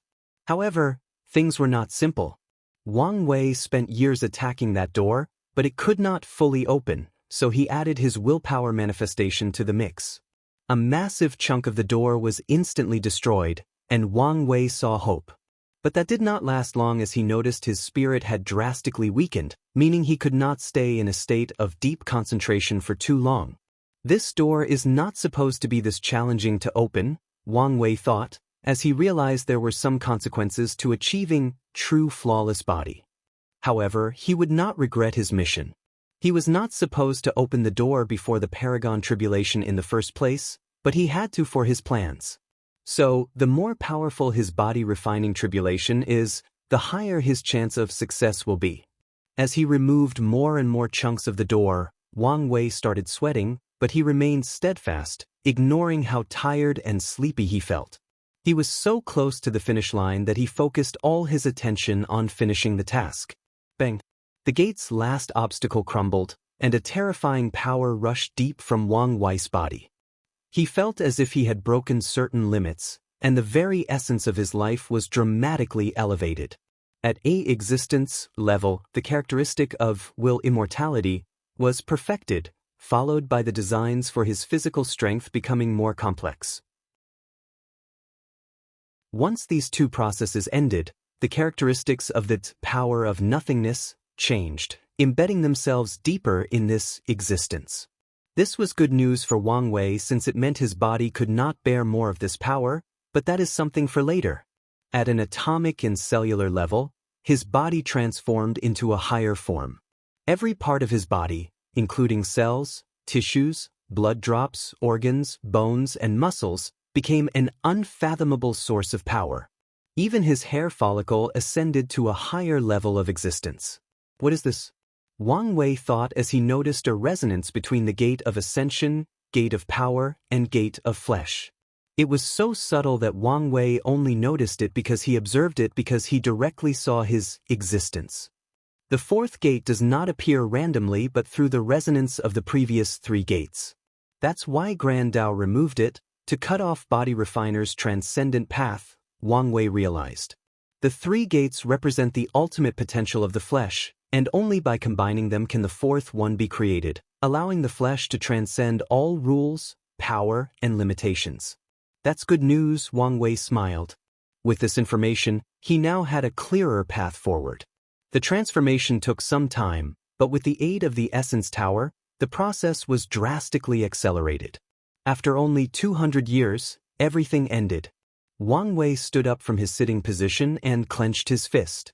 He punched forward, generating countless shockwaves. Elder Fiend God Realm First Heaven, which also equals 91%. It was a little low for Wang Wei's liking. If he had more time, he might have polished his foundation to reach the third heaven. Luckily, he had the flawless body, meaning cultivating in the Elder Fiend God realm would not require him to eliminate his flaws. He only needs to increase his willpower and strength. Not an inextinguishable paragon, meaning slowly approaching the limit of cultivation of the old era, Wang Wei thought with a wide grin. His breakthrough had many significance, including getting one step closer to closing the gap between his wife. Additionally, becoming a paragon is also a significant step in his cultivation journey. It's been a long way to get here, but we also have a long way ahead of us. Wang Wei gave himself a pep talk. He then restrained his aura before leaving the tower. His first act was to check the current situation outside. He was now third on the list. Chengming? That arrogant guy? So, he's probably from the Desire Heart Palace. It made sense that the Ji clan or the palace would be interested in the situation of Eternal Ascension World.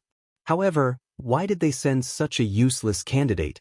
Chengming was a person who was easy to read. Maybe this is a person he's putting on, or the Ji clan are too sure of themselves. Wang Wei shook his head as he paid that bastard no mind. He looked at the Tribulation Tower and checked the record of who was using it. As expected, he muttered, "If nothing unexpected happens, Xianxia will be this trial's first paragon." Wang Wei was not in a hurry since he still had plenty of chances, so he flew to his residence. "Lord," Red Mask stated as she slowly floated from a shadow in the room's corner. "What did you find?" "It's as you expected. Many were secretly spies," Red Mask responded before handing him a list of the spies and the world they've contacted. No one contacted Tianxian's world, but a few contacted the Ji clan. Wang Wei noticed the most important aspect. It says here that there is a group you failed to gather information from?" "That's right." "Were you careless?" "Not at all, and I was using your full power to ensure success," Red Mask reported truthfully, "but I was still discovered. It seems many underlying secrets and machinations are going on in this trial," Wang Wei commented. "And our world may not be their primary target." "It appears so," Red Mask nodded. "Sir, what do you want me to do? Do I try again?" "No." Wang Wei looked in the distance, surprise flashing in his eyes. "How unexpected. If you find any errors, ads pop up, ads redirect, broken links, non-standard content, etc. please let us know reports so we can fix it as soon as possible."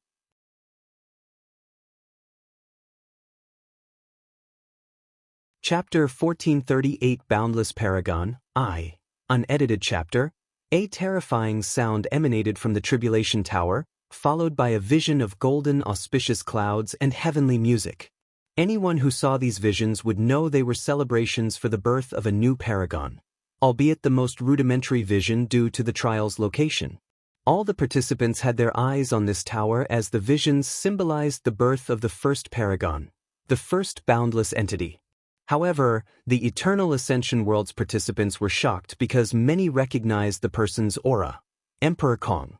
"I didn't expect he would be the first," Wang Wei thought. He, along with many, thought Tianxian would have this honor, but it seems fate had other plans. Wang Wei and everyone else waited, and after a few hours, Emperor Kong, no, Paragon Kong, appeared outside the tower. Wang Wei immediately squinted after seeing Kong. He's severely injured. He must have pushed his tribulation to the limit to ensure he was the first. Did he want the destiny for the first position? It's hard to say whether the risk is worth it. Wang Wei's detection was proven to be correct when Kong called Lin Fan to touch their token, presumably to exchange points. Then he rushed into the Life Tower with the utmost haste. An anomaly has just occurred in this trial, Wang Wei thought. Does this mean something? Is it useless? Or the signs that many more unexpected things are expected of this trial? Interesting. Let's see what happens next. Wang Wei returned his focus to Red Mask. Where were we? Oh yes, you don't need to pay more attention to these people. They will eventually reveal themselves, and then we will decide whether to intervene in their plans or be a bystander. As you wish, Red Mask nodded.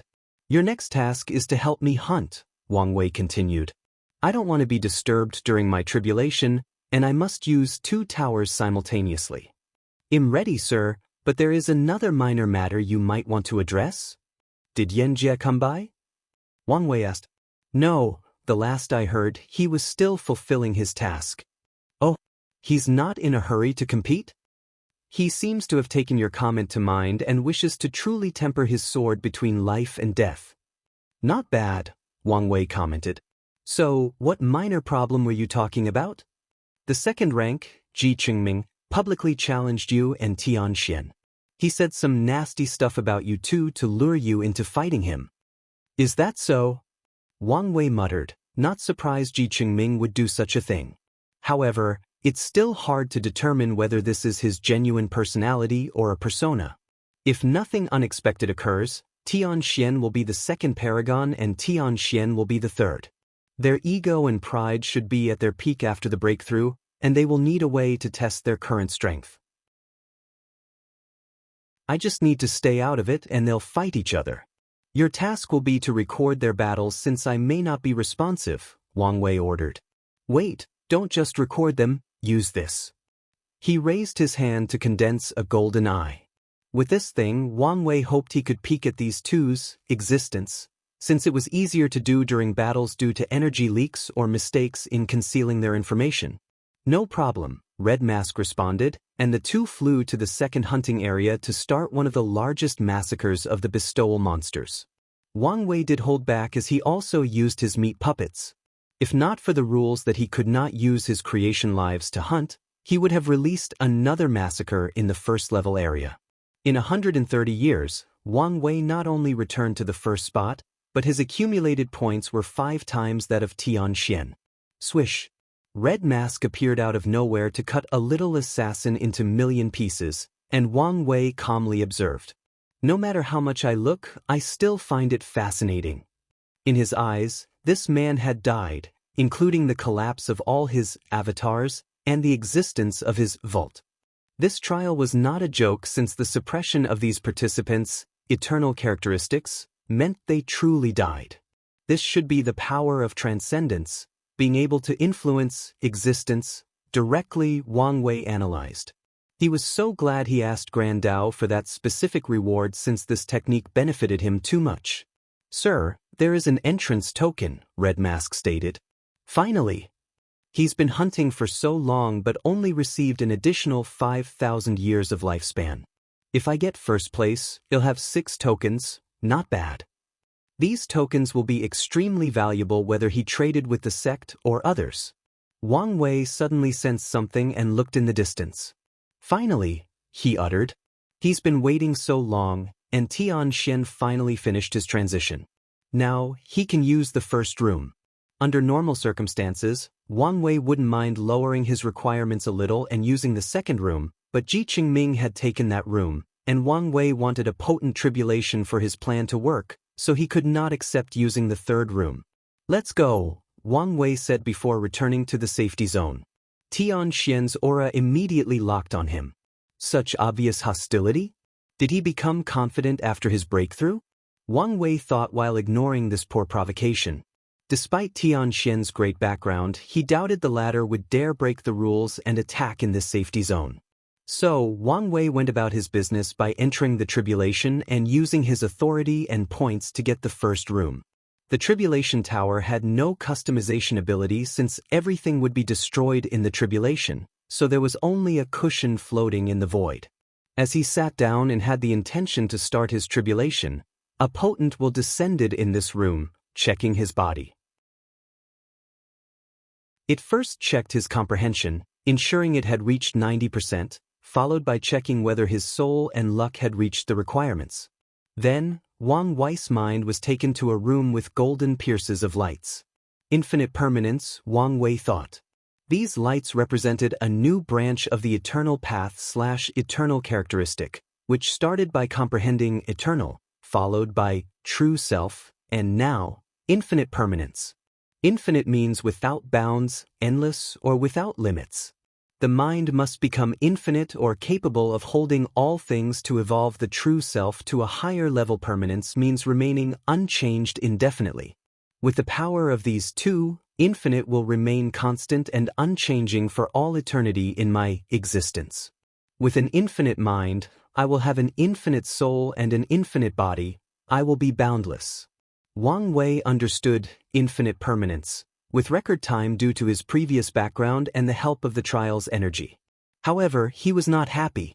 His intuition warned him that if he used that understanding to break through, the chances of becoming a boundless paragon would drastically decrease, and even if he succeeded, he wouldn't have much potential left. "I'm missing something," Wang Wei thought as he continued his comprehension. Time was clicking, but he was not in a hurry. He took time to find what he was missing. If it were that simple, people who cultivate infinity Dao would easily become boundless, Wang Wei analyzed. So, there is more to the infinite aspect.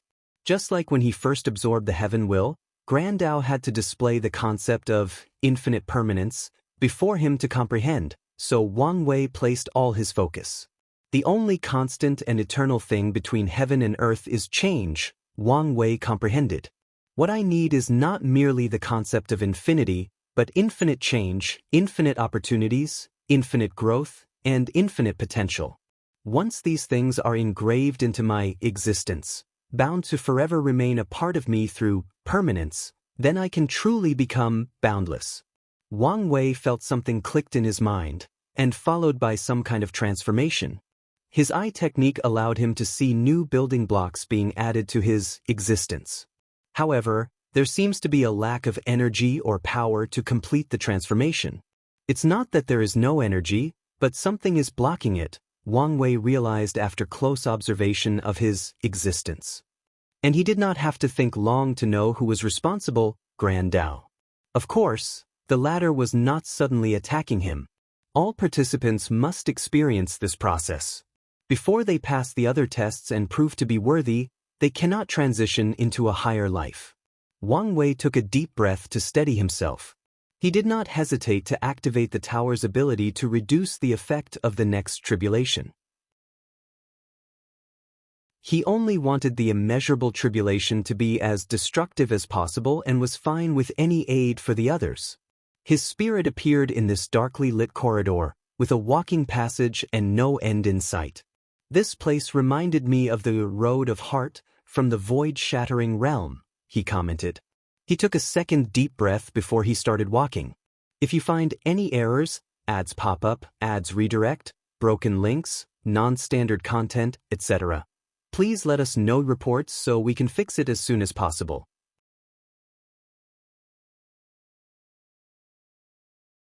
Chapter 1439 Boundless Paragon 2.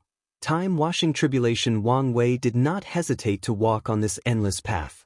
The first thing he noticed was his vision was useless, and he was not only referring to his existence sight. All his normal and extraordinary senses were useless as he only saw an endless darkness and a bit of light that was barely enough to show the path. Is time useless here? Wang Wei talked to himself. No, useless, but stretched out and distorted. A single second in this place might feel like billions of yuan epochs. Wang Wei walked forward, talking to himself to distract his mind. Although he did not mind the solitude, this approach was an excellent way to ensure his mind remained sharp for the duration of this time-washing tribulation. However, Wang Wei soon noticed an anomaly.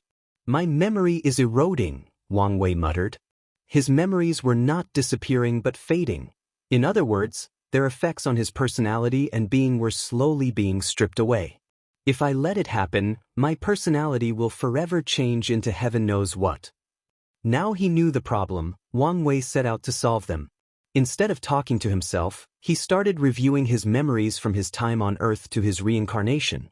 He did not miss a single memory, even indulging himself in the happier and more exciting ones. This method proved effective as Wang Wei quelled the fading, but that was only for a moment. The interesting thing about time is it can change anything. After indulging in his memories over and over, Wang Wei soon felt the process was meaningless. It did not matter how many times he relived his sexy time with his wife after doing it more than 1,000,000 times. The process inevitably became boring and a chore. It's fine if it's a chore. I can just consider it like a job back on Earth, Wang Wei muttered. He repeated this tedious task over and over without an end. It did not matter whether billions, trillions, or quintillions of yuan epochs had passed. He reviewed his memories and preserved his personality, ambitions, love, and everything else he held dear.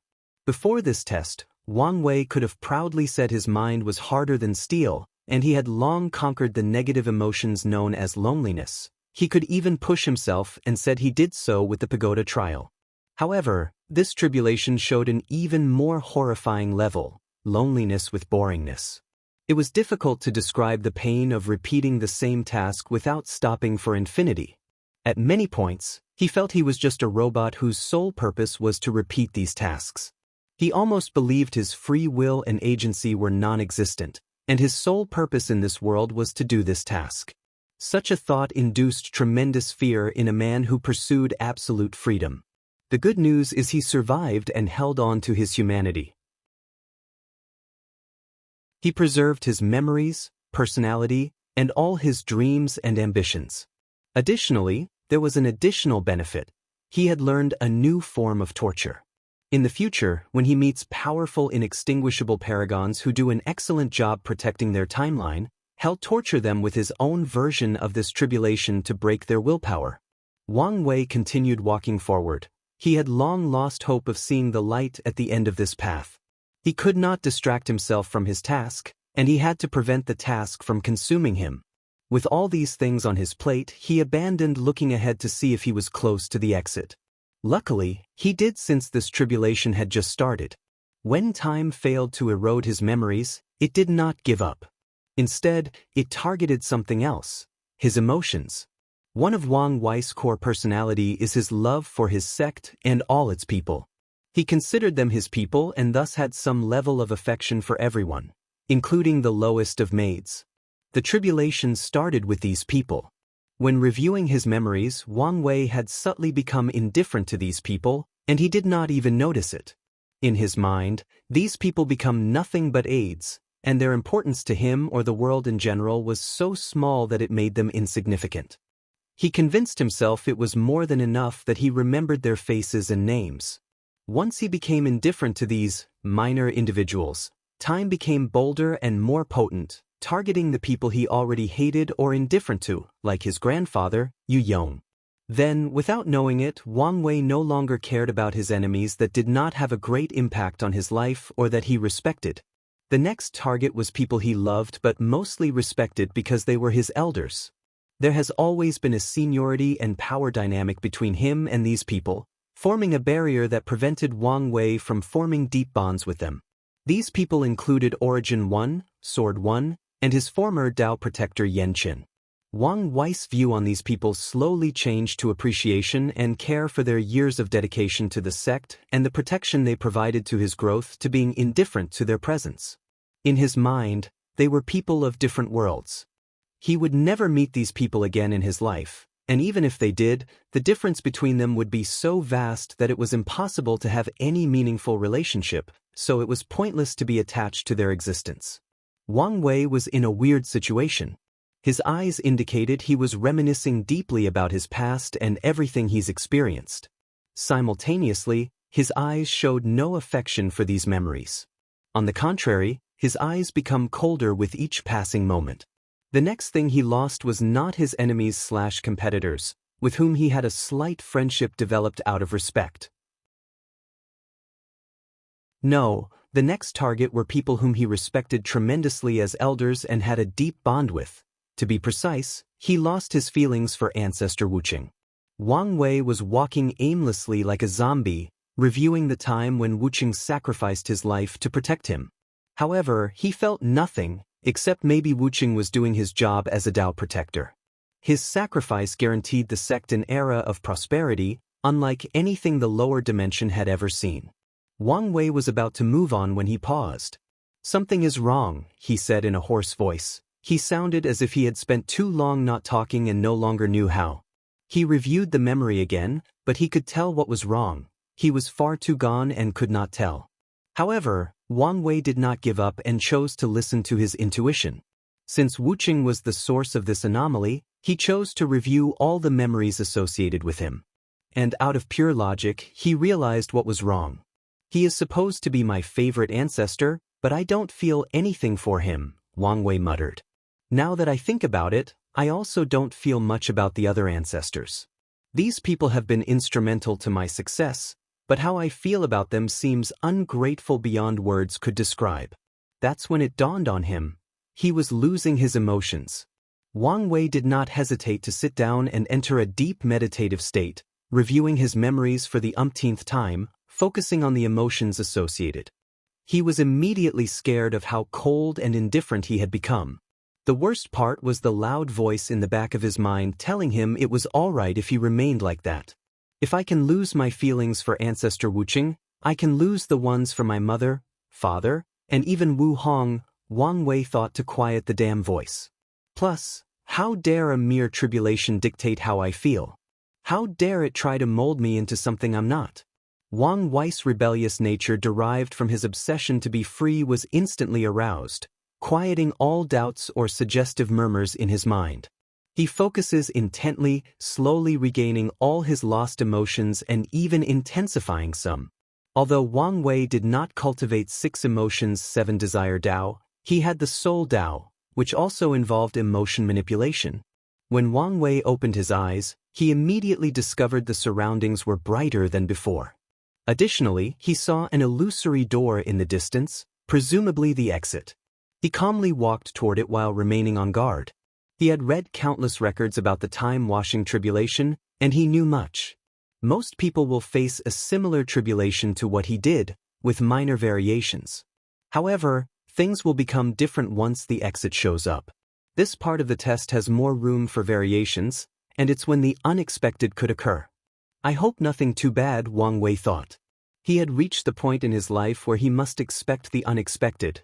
He expects things to go wrong.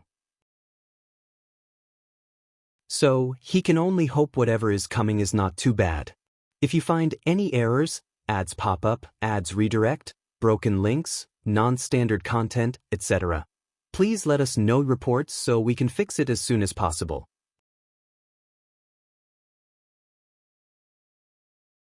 Chapter 1440 Boundless Paragon 3 Unexpected visitor Wang Wei continued his walk. His mind was temporarily free from the mechanical task of preserving his emotions, so he looked around, thinking about this test. An idea suddenly flashed in his mind, but it was too quick, and he did not immediately catch up.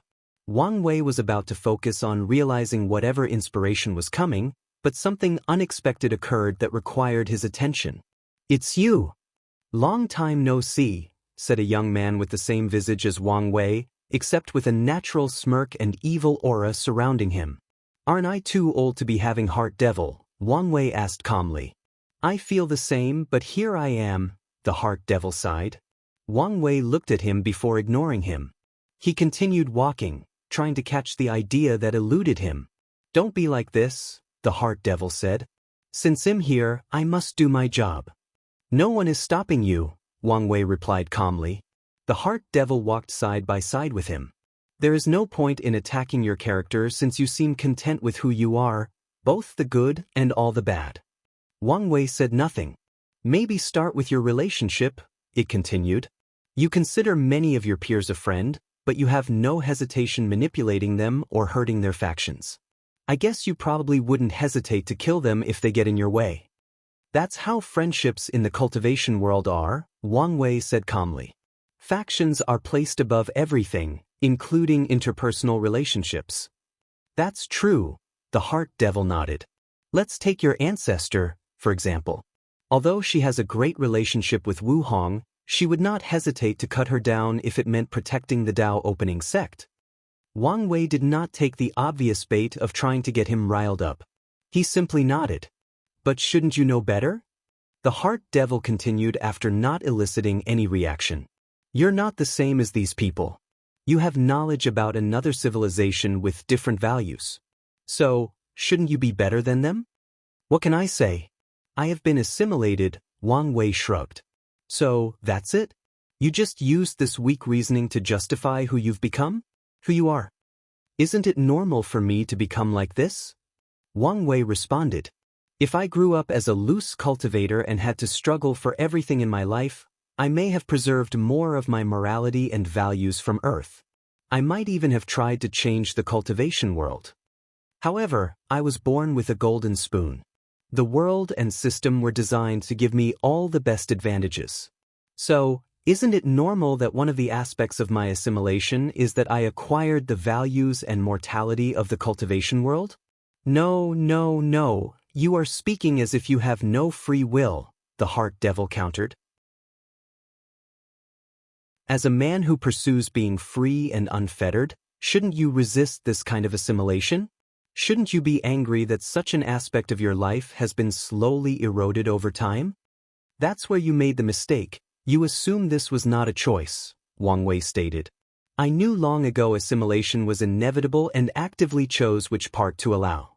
I know that trying to change the system and preserving more of myself from Earth would make my goal of freedom 100 times more challenging, so I chose to integrate into the system and used it to my benefit.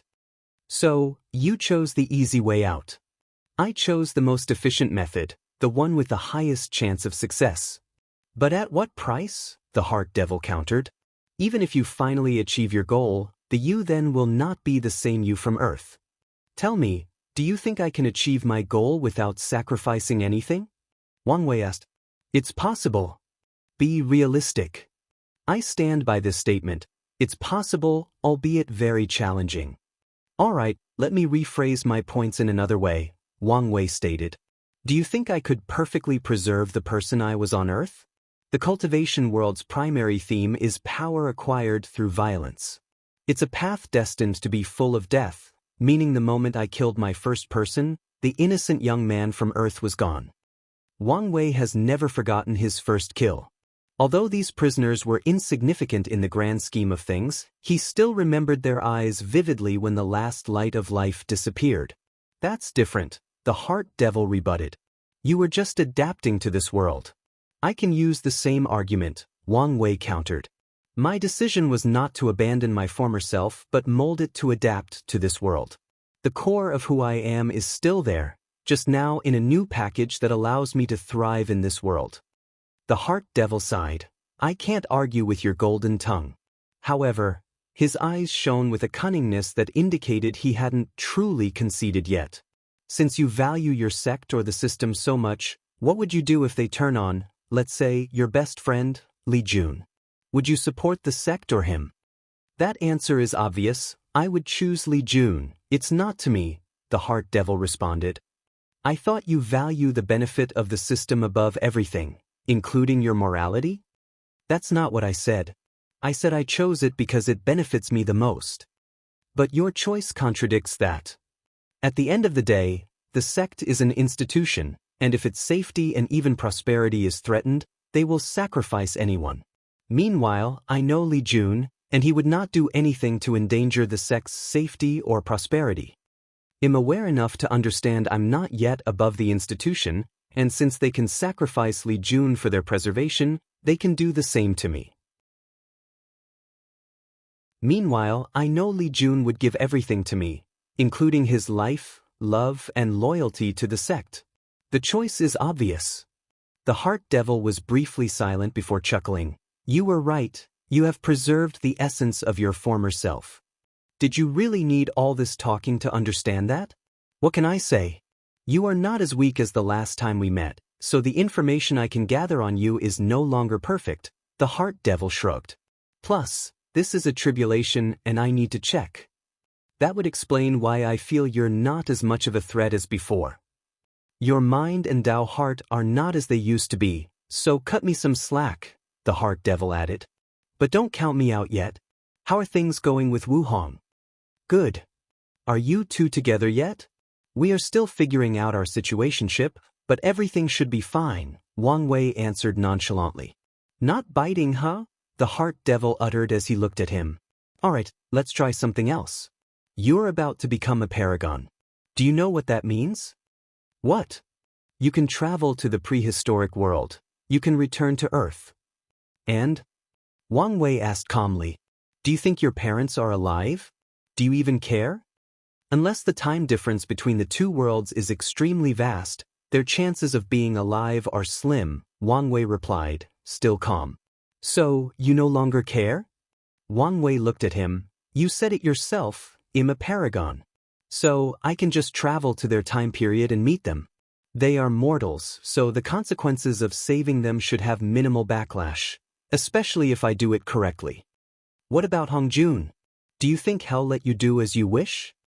How he responds to my actions will decide our relationship and how I will treat him. And in the worst-case scenario, he'll just have to wait until I'm more powerful than him before saving my parents.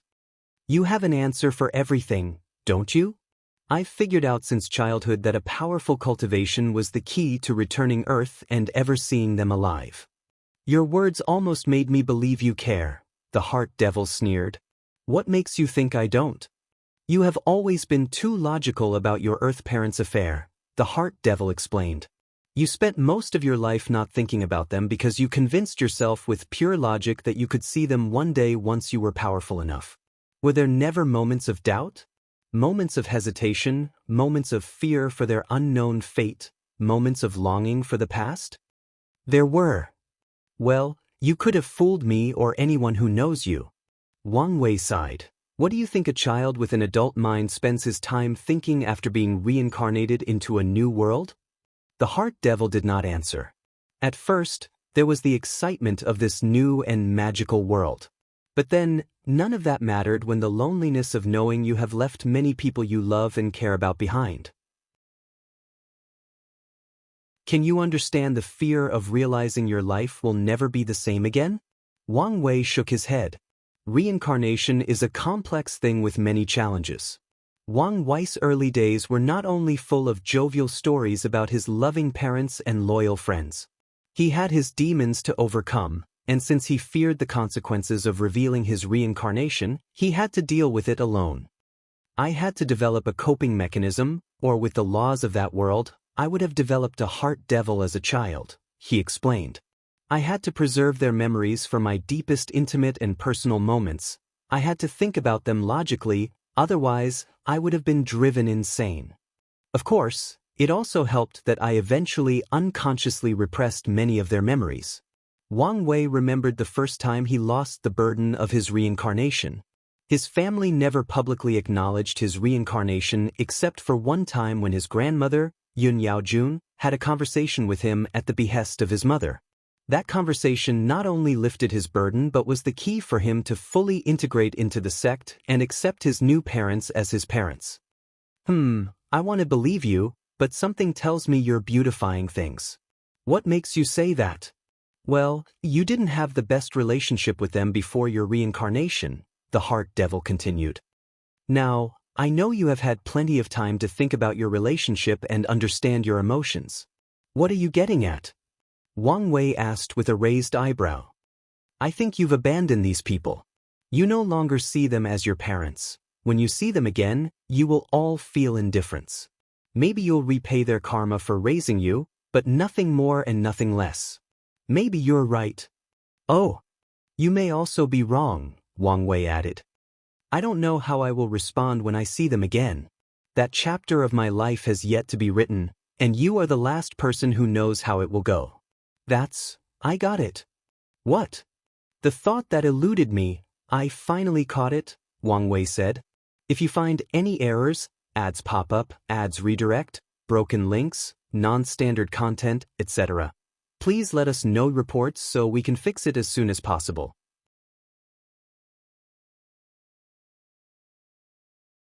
Chapter 1441 Boundless Paragon 4. Immeasurable Tribulation. The human mind is interesting, isn't it? A mortal's mind can imagine anything. It can create gods and demons, create worlds, envision creation, death, and any concepts that govern reality. The difference between a mortal's mind and a cultivator is the former cannot manifest his mind into the real world, but the latter can. What are you getting at? The heart devil asked unwillingly. The key to becoming a paragon is an infinite mind with endless possibilities, But that is not enough, Wang Wei continued. This test is not just to prevent paragons from becoming bored and indifferent due to their infinite lifespan. No, this test is a means to teach them how to regulate their infinite minds by controlling their emotions. A paragon needs a sufficient mind state to control their boundless power, and this test's purpose is to achieve that mindset, Wang Wei said while looking at the heart devil. As for you, your purpose is to distract me under the guise of tempering my Dao heart. But the truth of the matter is the longer I spend talking to you, the less likely I will realize this truth, and the harder it will be for me to escape. The heart devil was quiet for a few seconds before smiling. It was nice seeing you again. His body immediately started to dissipate.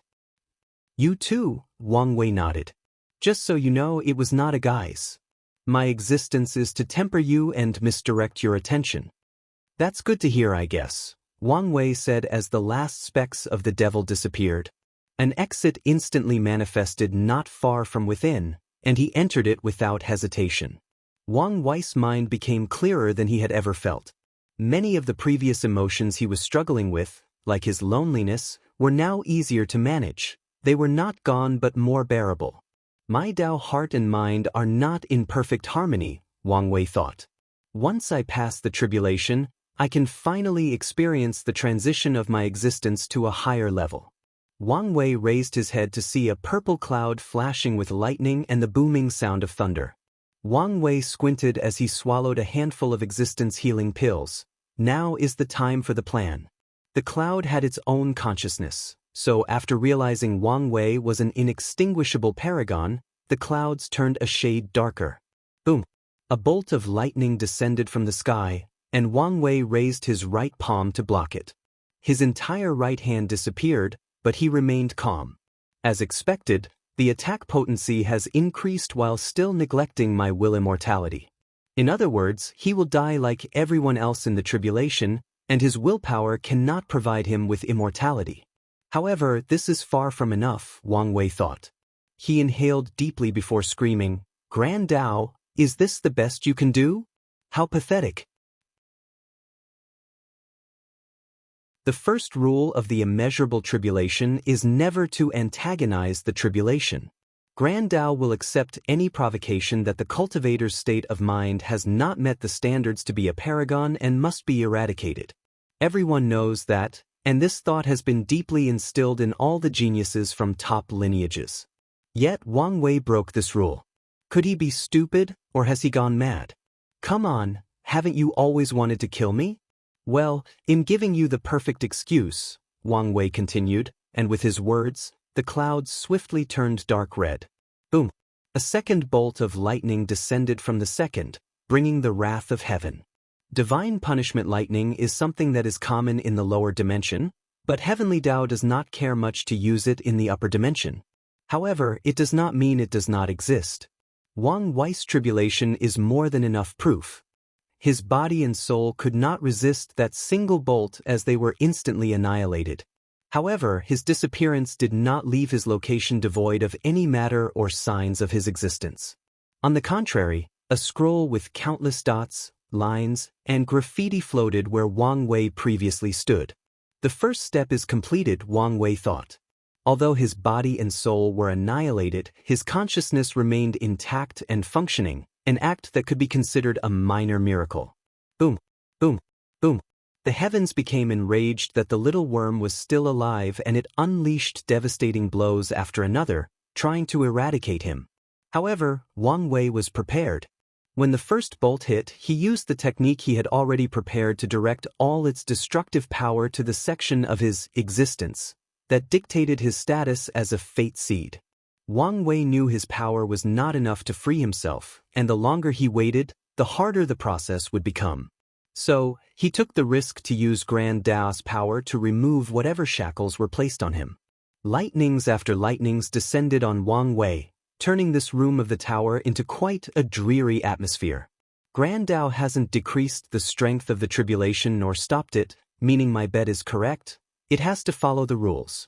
If Grand Dao was not a program with rules it must follow, it would have stopped Wang Wei from using its own power to free himself from restrictions that Grand Dao itself placed on him. However, this tribulation is far from enough, Wang Wei thought. His consciousness used a technique that condensed a projection of Wu Hong. What's more, this projection had her aura, and it was not the Wu Hong in the upper dimension but the one who already married Wang Wei. As expected, as soon as the clouds sensed the aura, they turned utterly black before blasting hundreds of lightning bolts at Wang Wei at once. Another unbreakable rule of the immeasurable tribulation is no outside help is permitted. Wang Wei broke this rule, and he did it with someone considered an anomaly in the entire chaos universe. Damn it, I should have raised my thunder Dao to a higher level before I did this. Wang Wei cursed as he tried to direct the thunder to a specific area of his existence. Unfortunately, thunder, by nature, is an uncontrollable force. His attempts were mostly futile as a significant portion of the power began ravaging the other parts of his existence. Luckily, the pills kept healing and protecting him. Wang Wei focused his attention on breaking the shackle. He had no hope of completely eradicating it now, but he needed to break a decent chunk of it. But the process was more challenging than he anticipated, and time was running out for him. If he continued like this, it was only a matter of time before his existence was completely shattered and he died, for real. At this rate, I'll die before I make a single dent in this restriction, Wang Wei thought. He needed to do something else as Grand Dao had already reached the limit of how much it could be angered. What else can I do? Yes, the Tribulation Tower. The tower could accelerate the speed of tribulation by slightly increasing the difficulty. Wang Wei immediately ordered the tower for his tribulation to end in 5 years, which was a crazy number considering Tian took over 200 years, and Kong took over 100 years. Participant Yin Yang Plum Blossom Daoist, we need to confirm again your desire to push your tribulation to such a limit. Are you another one of this trial's spirit? Well, forget about that for now. Yes, I'm sure. Do you understand the cons? Just do it. As you wish. A large chunk of Wang Wei's points disappeared, and the tower released an unknown power. Then, the dark cloud started releasing hundreds of thousands of bolts simultaneously. Wang Wei had to funnel the remaining healing pills, the holy dragon water, and he connected to the life tower.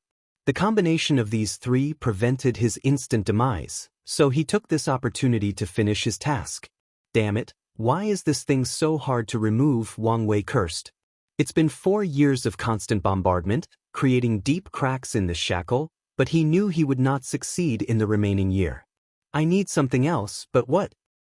What about the special energy of the trial? It seems quite malleable. Wang Wei did not hesitate to use his points to extract the purest energy from this trial. He did not immediately fuse with it but instead added his willpower to ensure no problems with this power and to make it perfectly in tune with his body and existence. It worked, Wang Wei thought as he saw the process accelerate. However, it seems I don't have enough points. With a quick calculation, he understood he did not have enough points for the remaining year of this tribulation. I guess that's the only thing I can do. Karma threads rushed out of the scroll, connecting to all the people in the trial with a deep connection to Wang Wei. I didn't want to do this, Wang Wei said through the connection, but am in a precarious situation and I need help. All of you are people who owe karma, and I've come to ask for recompensation by borrowing points from you. If you find any errors, ads pop up, ads redirect, broken links, non-standard content, etc., please let us know reports so we can fix it as soon as possible.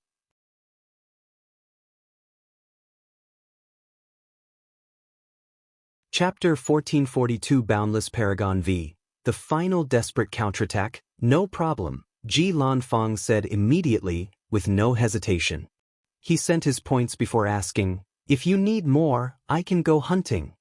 No need, Wang Wei answered. Take all my points, but I want to see you, Honghua said quickly. Can you ditch the Qin people watching you and meet privately? Wang Wei asked. I'll manage. Good.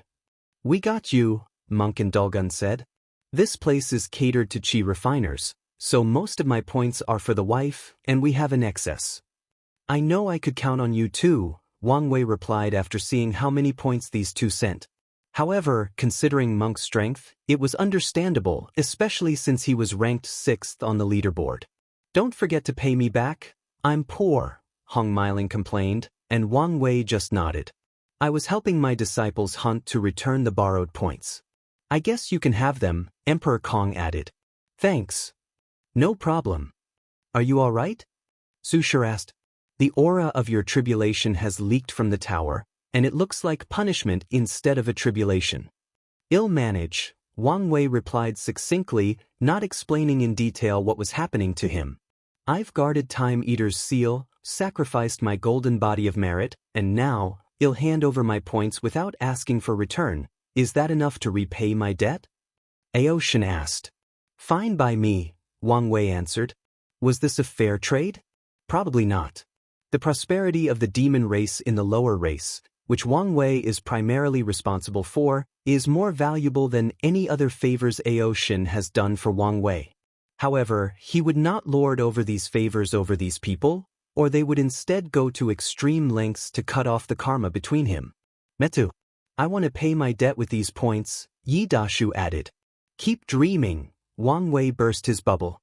"Forget it, but Wang Wei boy, you owe me a good fight," the Monkey King said. "Come find me after you become a paragon. The other members of the Sword League path have also offered you their points," Jian Wushuang replied. "Appreciate it. His Majesty the Heavenly Emperor, no need to return them, but our karma ends here," the Golden Sword Emperor said. "No problem," Wang Wei agreed. His connection to the latter was not deep, and their karma was because Wang Wei was primarily responsible for his opportunity to prove the Tao and the prosperity of the lower dimension, which the Golden Emperor benefited from. Everyone involved provided their points, but many complained or tried to bargain to offset their karma. Wang Wei accepted some people, but others were refused since this was not nearly enough for all the things he had done for them. Finally, Wang Wei's point reached a terrifying level. Excellent, he thought before exchanging for more energy to pump into his Fate Seed characteristic. 6 months soon passed of the remaining year, and Wang Wei was on the verge of success. Unfortunately for him, Grand Dao thought this was the best time to up its effort to eradicate him through this tribulation. The dark clouds stopped bombarding him with lightning and condensed into a humanoid lightning entity with an aura of pure destruction. The terrifying creature did not hesitate before rushing toward the golden scroll to tear it apart with its hands. Wang Wei reacted swiftly by activating his awakening to summon his 11 fate palaces, placing them in a defensive formation. However, after one attack, he knew that this formation would not survive a second. Things are getting a little out of hand, Wang Wei thought before he summoned Red Mask to control the formation, ensuring he was no longer distracted and that she could bring out all its power. Wang Wei's Swift proved to be the correct one as it bought him a few more days, but Grand Dao also displayed its impatience by condensing 2 more humanoid lightning. "Damn this bastard," Wang Wei complained. He was so close, but this bastard seemed determined to kill him at all costs. Wang Wei opened his Grand Mist world, summoning all the creation life forms under his control. Red Mask arranged these people at their posts to boost the Fate Palace array. The 3 humanoid lightning bombarded the scroll with all kinds of attacks, but the 11 palaces stood between them and their target. Then, a 4th creature appeared.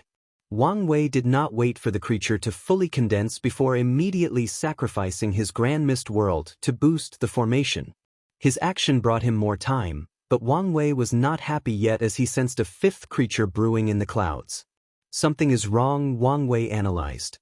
The time it took to create these creatures is too long, especially the 5th one. I thought this bastard was slowly giving me hope before annihilating me, but it seems something more is at play. He did not know what the bastard, Grand Dao, was planning, but he was already in the highest alert mode. Wang Wei also took this opportunity to accelerate his progress. His deduction soon proved to be correct. The tower's atmosphere drastically changed as soon as the 5th creature appeared. The others stopped attacking before getting into a formation with 1 creature in the front and 4 in the back. The lightning creatures in the back raised their hands to condense 4 characters: creation, destruction, chaos, and fate. The creature at the forefront of the formation then raised its hand to condense the last character, destruction. The other 4 characters turned into a bright light that fused with the destruction character, which in turn transformed into this black-red lightning bolt. This motherf**********, Wang Wei cursed while simultaneously taking defensive measures. He summoned his nothingness wheel to form a second layer of protection below the 11 Fate Palace array, with the power of nothingness. He created a third layer of protection with 13 Paragon artifacts that he changed into defensive artifacts with his purpose manipulation technique. The fourth layer was from the Origin Seal continent. Wang Wei summoned the projection of the artificial river of fate, river of time, etc. that his wife created. No, this is not enough, Wang Wei thought as his senses still warned him of imminent death. He looked at his fate palaces, and with a thought, the 12th palaces condensed. Wang Wei was technically a pseudo-paragon, meaning the last one was only waiting for the final transformation. With the subtle manipulation of his existence, he forced his Dao body to evolve in advance by providing it with energy from the tower. The 11 Fate Palaces array turned into the 12 Fate Palaces array, bolstering the first layer defense, but Wang Wei still did not feel safe. In my name as the Wang clan's patriarch, I summon our clan's Qi Luck Dragon to protect me. A projection of a multicolored dragon materialized in this space, forming the 5th layer of protection. 3 crowns appeared underneath the dragon, symbolizing Wang Wei's status as a 3-realm emperor. The crown drew power from the underworld, the laws that govern the Eternal Ascension's world lower dimension, and the prosperity of the people. Under normal circumstances, this 6th layer of protection should have been extremely weak. However, Wang Wei was banking on the fact his grandmother was a Yama king and would provide the power for the Earth Emperor crown, and since he was Heavenly Daoist darling, it would provide the power for the other 2 crowns. His bet was correct. However, Wang Wei still did not feel safe, so he added a 7th layer. His future wife had her own energy vault located in the Source Chi space, and she granted him access to it in an emergency. It was hard to access under the lock, but that was no longer an issue. So, an ocean of energy or Qi formed the last protective layer. Boom! The lightning bolt, which was the embodiment of the ultimate form of destruction, descended from the heavens, bringing with it Grand Daoist's supreme wrath. It plowed through these defensive layers like a hot knife cutting through butter. The entire tower trembled, and in a secret location, countless spirits, including Sir Lu, worked tirelessly to prevent that attack from destroying it and affecting the rest of the trial. The light and destruction sound of thunder slowly abated, leaving this vast emptiness even more desolate. Everything seemed over. But was it the end? Is Wang Wei dead? Maybe he survived and had a chance at reincarnation? Is this the end of the journey or another start? Swish! A torn scroll releasing glowing golden lights appeared in the depth of this space. It suddenly turned into a figure with black blood flowing from all his orifices. "I'm the victor," Wang Wei announced. "And I've taken one major step to my freedom." He not only survived but used that powerful lightning bolt to destroy a big chunk from his Fate Seed status. The chunk was larger than predicted, which was great news for him.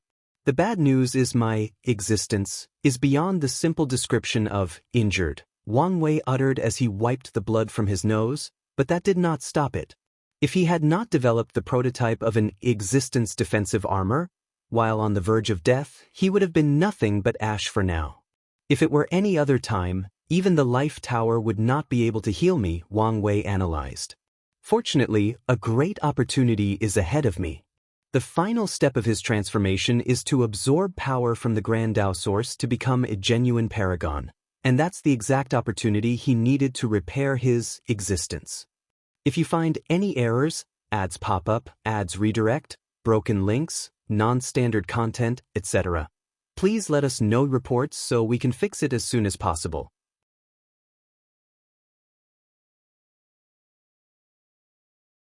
Chapter 1443 Boundless Paragon 6 Final Transformation. Wang Wei raised his head to look at the 5 lightning creatures. Although their eyes constantly released small electrical pulses, he could sense a higher being observing him through them. So, the two stared at each other for a while before the creatures slowly disintegrated along with the clouds. Then, a river composed of chains and runes manifested before him. Wang Wei did not hesitate to swallow its power like a whale that was starving. With its power, he started existence reconstruction on himself. The destroyed scroll rapidly repaired itself, along with its content. However, Wang Wei was siphoning an ungodly amount of power from the source. Someone with his deep foundation was already destined to absorb significantly more energy for his transformation, but in his current situation, he was absorbing 10,000 times the normal amount, if not more. And it would have been more if Grand Dao did not warn Wang Wei when he tried to cheat and add more things that were not there to his existence. Another good news is Wang Wei almost completed his existence armor due to the detailed manipulation of his existence during the reconstruction process. He has classified existence armor as a pseudo-transcendent technique, just like the blueprint. He theorized manipulation and confrontation of existence are the essence of transcendent battles. As soon as the construction ended, Wang Wei removed the knowledge seal from his mind, and his cultivation rose to the second heaven, or 92%. Now was the best time to use it since baptism might not be enough to increase his cultivation by 1% if his realm is higher. But I can do better, Wang Wei muttered. He had just escaped a true death experience and broken from one of his shackles, all experiences that fit with his Dao or pursuit. So, Wang Wei closed his eyes and used that experience to enter a state of epiphany, increasing his cultivation by another 1%. Then, there are the final transformations, Wang Wei muttered. He watched his Dao imprint change, followed by the manifestation of his 12 fate palaces.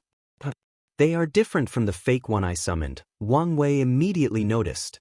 Most cultivators' Dao body and awakening will become useless by the Paragon realm.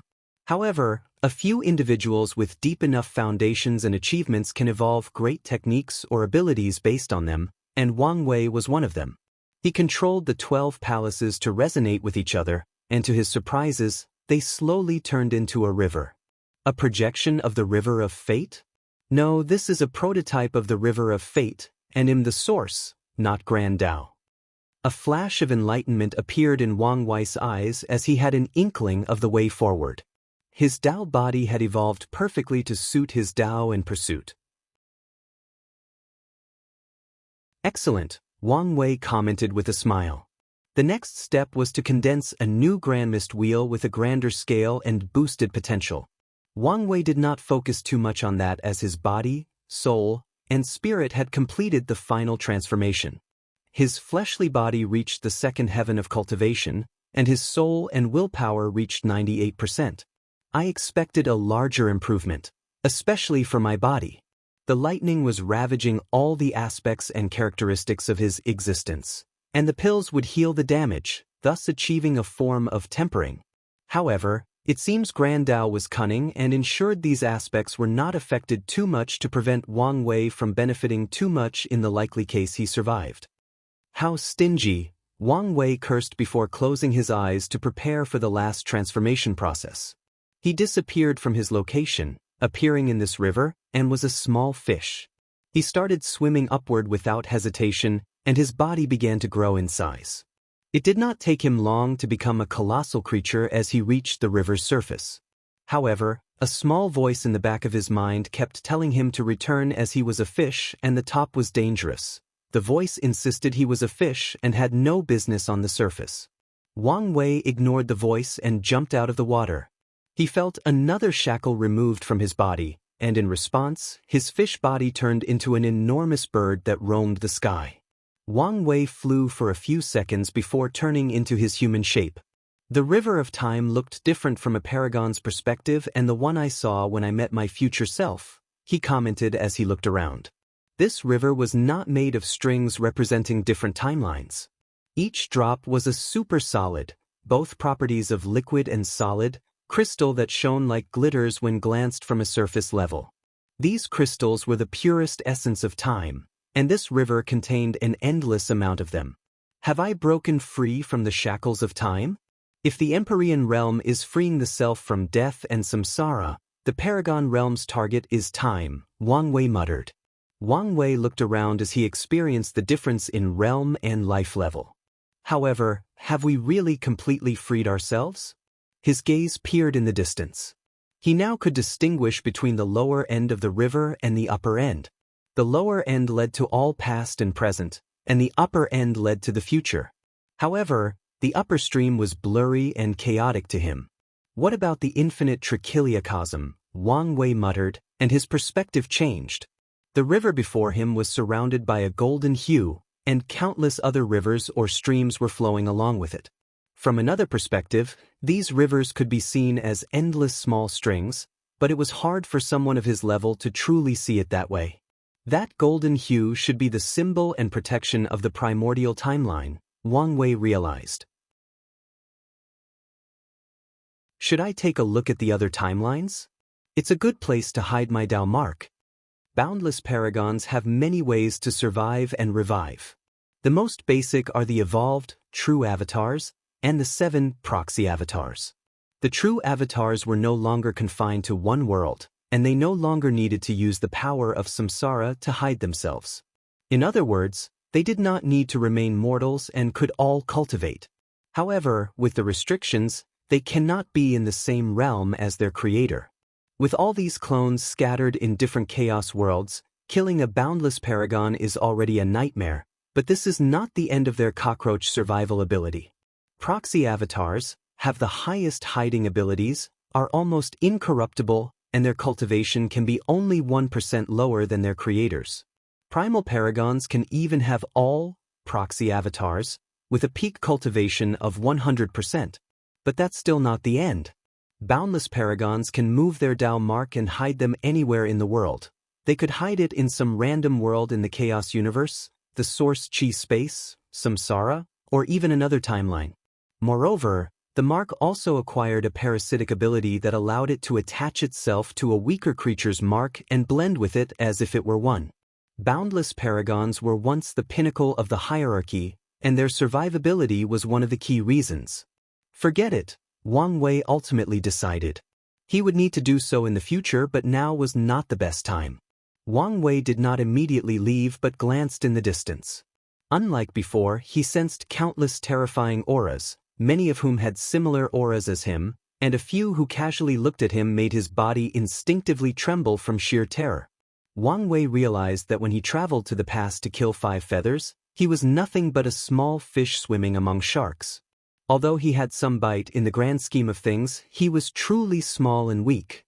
No wonder only paragons dare navigate the river of time, he thought. Technically speaking, a great emperor could slowly navigate the river of time and even travel through time. They don't do it because of how much restraint heavenly Dao placed on them.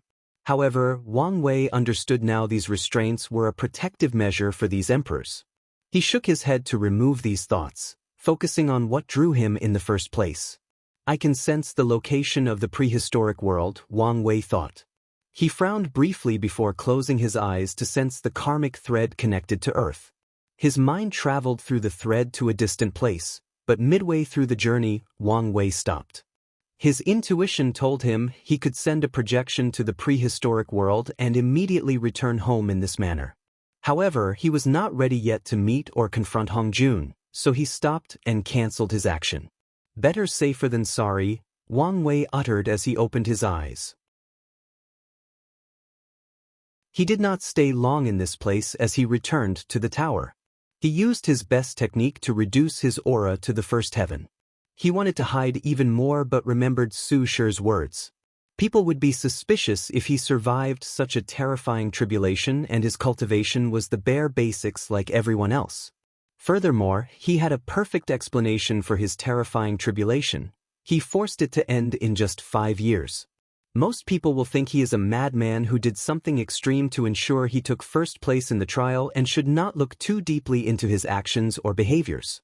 If you find any errors, ads pop up, ads redirect, broken links, non-standard content, etc., please let us know reports so we can fix it as soon as possible.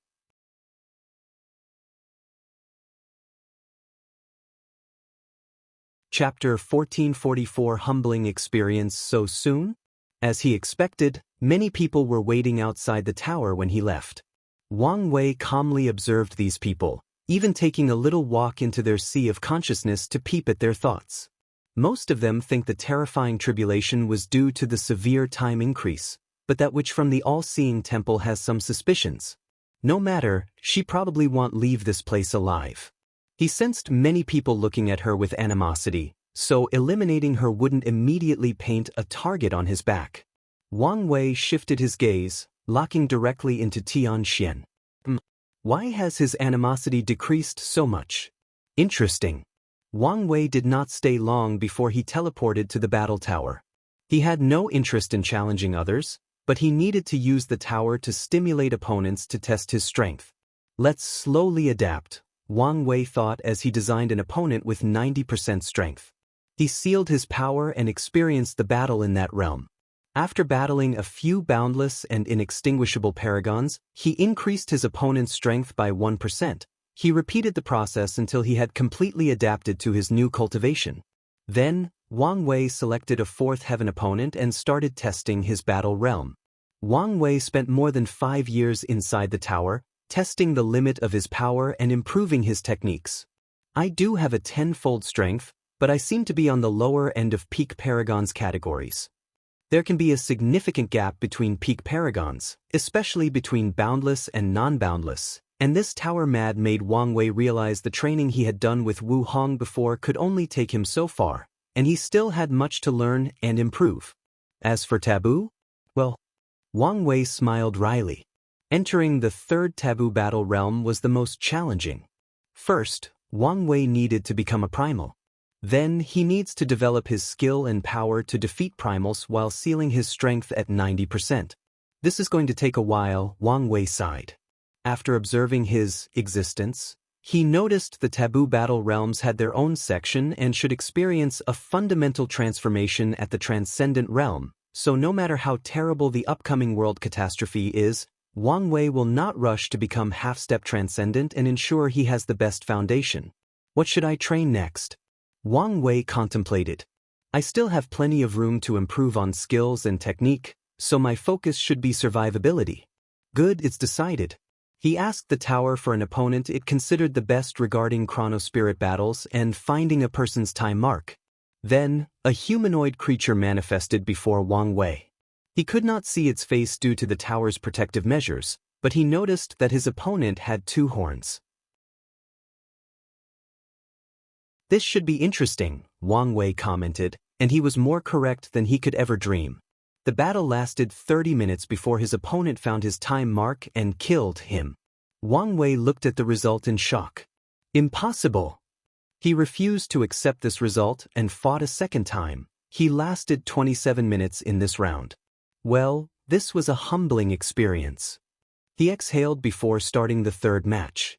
However, this time around, he controlled his ego to learn from his opponent, and Wang Wei immediately realized the vast difference in skill. Does such an entity truly exist? Wang Wei muttered after his death. When Wu Hong trained him, he knew there was a vast difference in their skills, but he still felt she was still in the realm of achievable skill, but his opponent seemed an unsurpassable wall. Tower spirit, come out, Wang Wei suddenly yelled. He felt these spirits were messing with him because of the previous tribulation. A small spirit wearing black armor with spikes from head to toe appeared before him. Honorable participant, what can I do for you? What's with him? Wang Wei asked directly. Is there an issue? The battle spirit asked. Why is he so skilled? You asked for the best, didn't you? Yes, and? Wang Wei asked. That's what we gave you. You're telling me such a skilled individual exists? Haven't you heard of the absolute killer? That explains your surprise. Wang Wei's lips twitched when the spirit did not explain further. Who is the absolute killer? He's a powerful cultivator that existed during the Soul Age, the battle spirit explained, said to be able to find a person's time mark with a glance. You are pretty capable for lasting 30 minutes despite having just entered this realm. Wang Wei squinted. And he's just a paragon? Of course. Is he alive? Wang Wei asked, slightly intrigued. You really don't know anything, huh? The battle spirit looked at him strangely. Everyone knows the absolute killer created a reign of terror as he cut down countless boundless paragons and primals like they were meat on a cutting board. He almost killed the G clan ancestor in one of his most famous battles. G clan ancestor? As in, the founder of the Heart Desire Palace? The one and only, the battle spirit nodded. What happened next? The absolute killer was eventually acknowledged as the strongest paragon in the Chaos universe. The spirit responded before shaking his head. It seems his fate was ultimately quite dire. Hubris is one of the greatest flaws of men, no matter how powerful they are, the battle spirit sighed. The bastard was unsatisfied with being the strongest paragon and thought he was the strongest. So, he challenged the primeval body mansion. Wang Wei squinted. In the lower dimension, Wu Hong warned him of two factions. The Heart Desire Palace and the most powerful of them all, the Primeval Body Mansion. She did not say much, just warning him to always be careful when dealing with them until he reached the true pinnacle of the Chaos universe. Recently, after he spoke with Xuan, Wang Wei decided the Primeval Body Mansion was probably the lineage left over by the body refining true transcendent that ended the Essence Age. So, he's dead. No one can say for sure since he's still remembered, but that doesn't mean much for beings on that level, the battle spirit shrugged. However, he was never seen in the universe since that day. I see, Wang Wei nodded. Does anyone know why he was so capable? Not really. Some say he was a special time race, others believe he had a unique treasure, but the majority believe he was that skilled. If he is that skilled, he might have acquired or developed a pseudo-transcendent technique like I did, Wang Wei analyzed. Well, thank you for answering my question, Wang Wei saluted politely. Now that he knew this was not a joke, this ultimate killer became someone he must overcome. No problem, but it's time for you to leave. What do you mean? You're running out of points. What? Wang Wei checked and his face turned ugly. I thought the battle tower was free. Under normal circumstances, but you ask for the best training partner, so we must charge you. Although his face was hidden, anyone could tell this battle spirit was putting on a fake expression of confusion. Wang Wei stared at him, knowing he had been scammed. However, he did not say anything else and left. Swish. Sir Lu appeared in the tower. Was this really wise?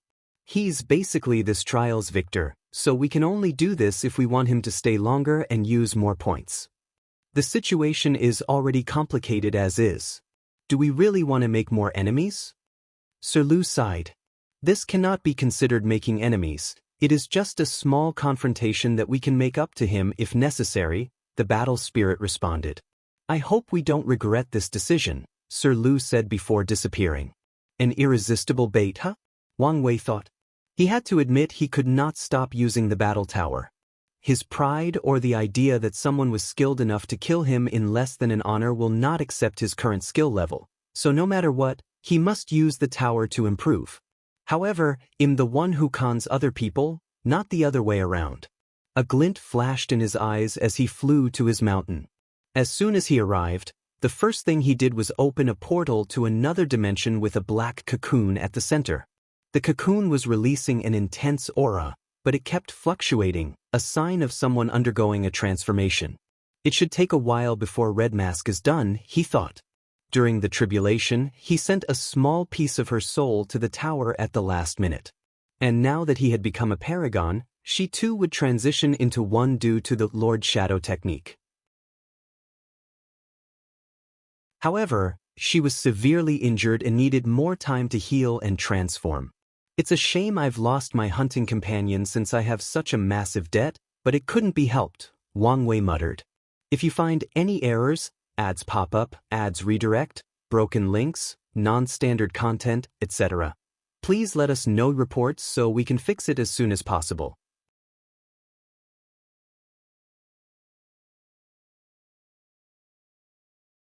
Chapter 1445 Why is the past so important? Wang Wei did not rush to start hunting. Instead, he took the time for a few small tasks that required his attention. First, he had to recreate the lives of his grandmist world and set up training for them to ensure they could pass the Tier 12 creation tribulation. Once that was dealt with, he recondensed his nothingness wheel. The thing was technically useless to him since he no longer needed it for the Empyrean taboo battle realm. However, Wang Wei's body refining also required the power of nothingness, and this wheel would become applicable. The amount of nothingness power that my bloodline can absorb is no longer on par for my needs, Wang Wei analyzed.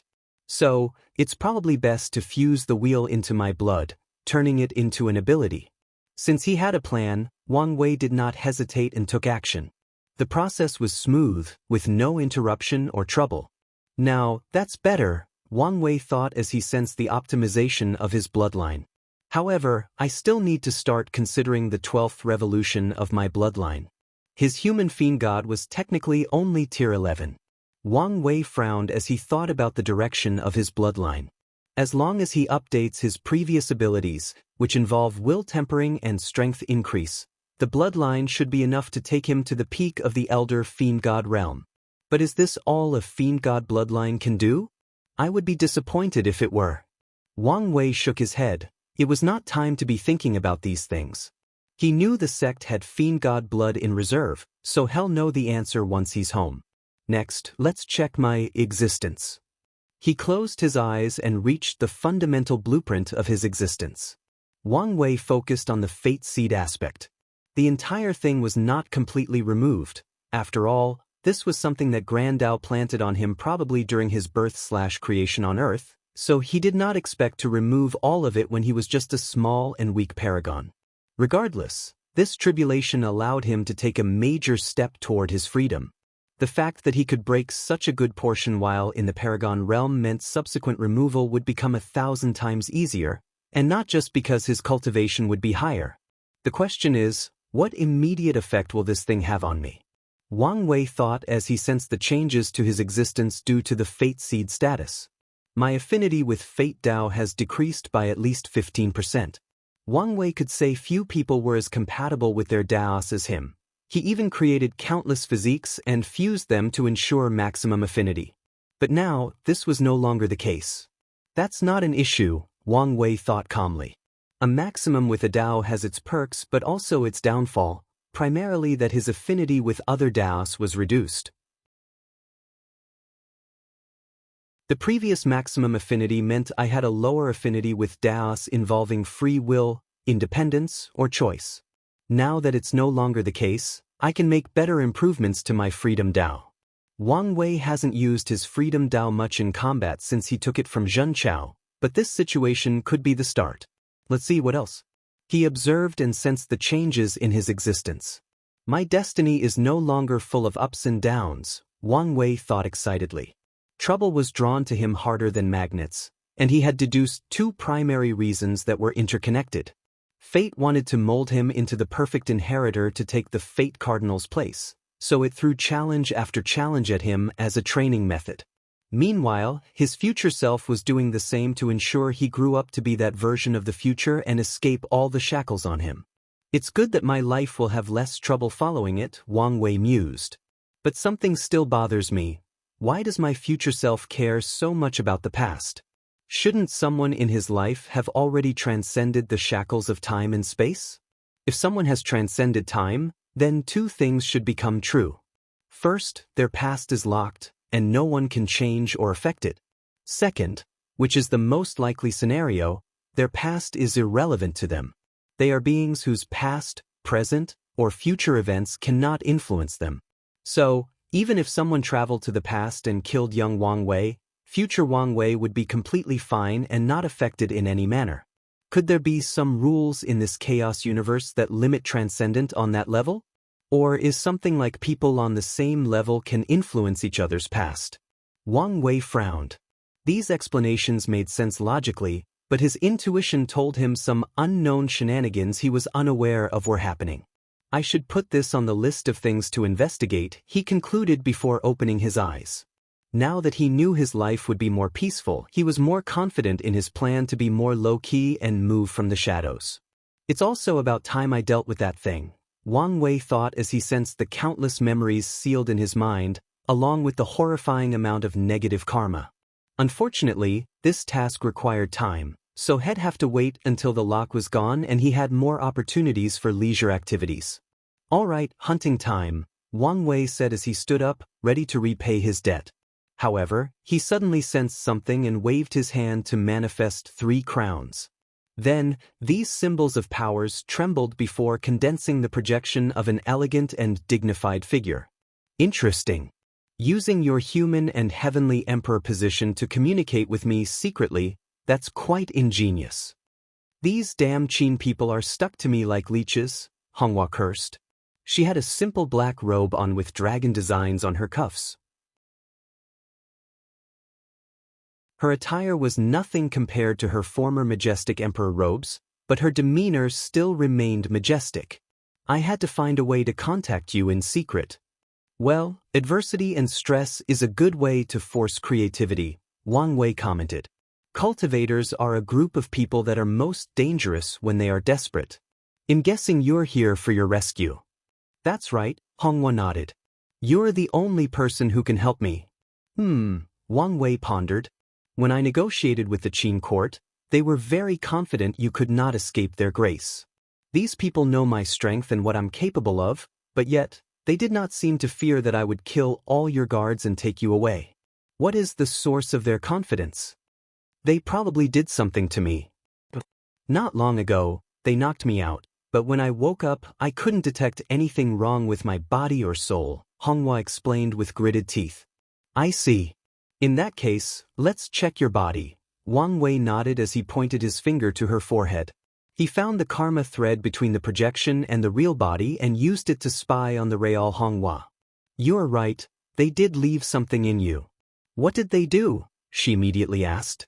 "It's both a tracking mark and a potent void-breaking talisman that could probably ignore 999% of spatial restrictions in the world," Wang Wei said, and the only reason he did not say 100% was because he did not like to deal in absolutes. "Can you take it out?" Honghua asked, almost pleading. "The bad news is probably not," Wang Wei said seriously. "What?" "This mark is placed on your existence, and more importantly, it involves the power of transcendence?" "Transcendence?" Honghua asked in confusion. "The 2 suns." "Exactly." Her face instantly paled. However, she immediately took a deep breath to calm down. "You said bad news, implying there is some good news." Wang Wei secretly praised her for regaining her composure so soon.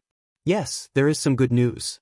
The people who put the mark were essentially controlling a power beyond their means or understanding, leaving many flaws that can be exploited." Honghua frowned. "I'm confused. Can you or can you not save me?"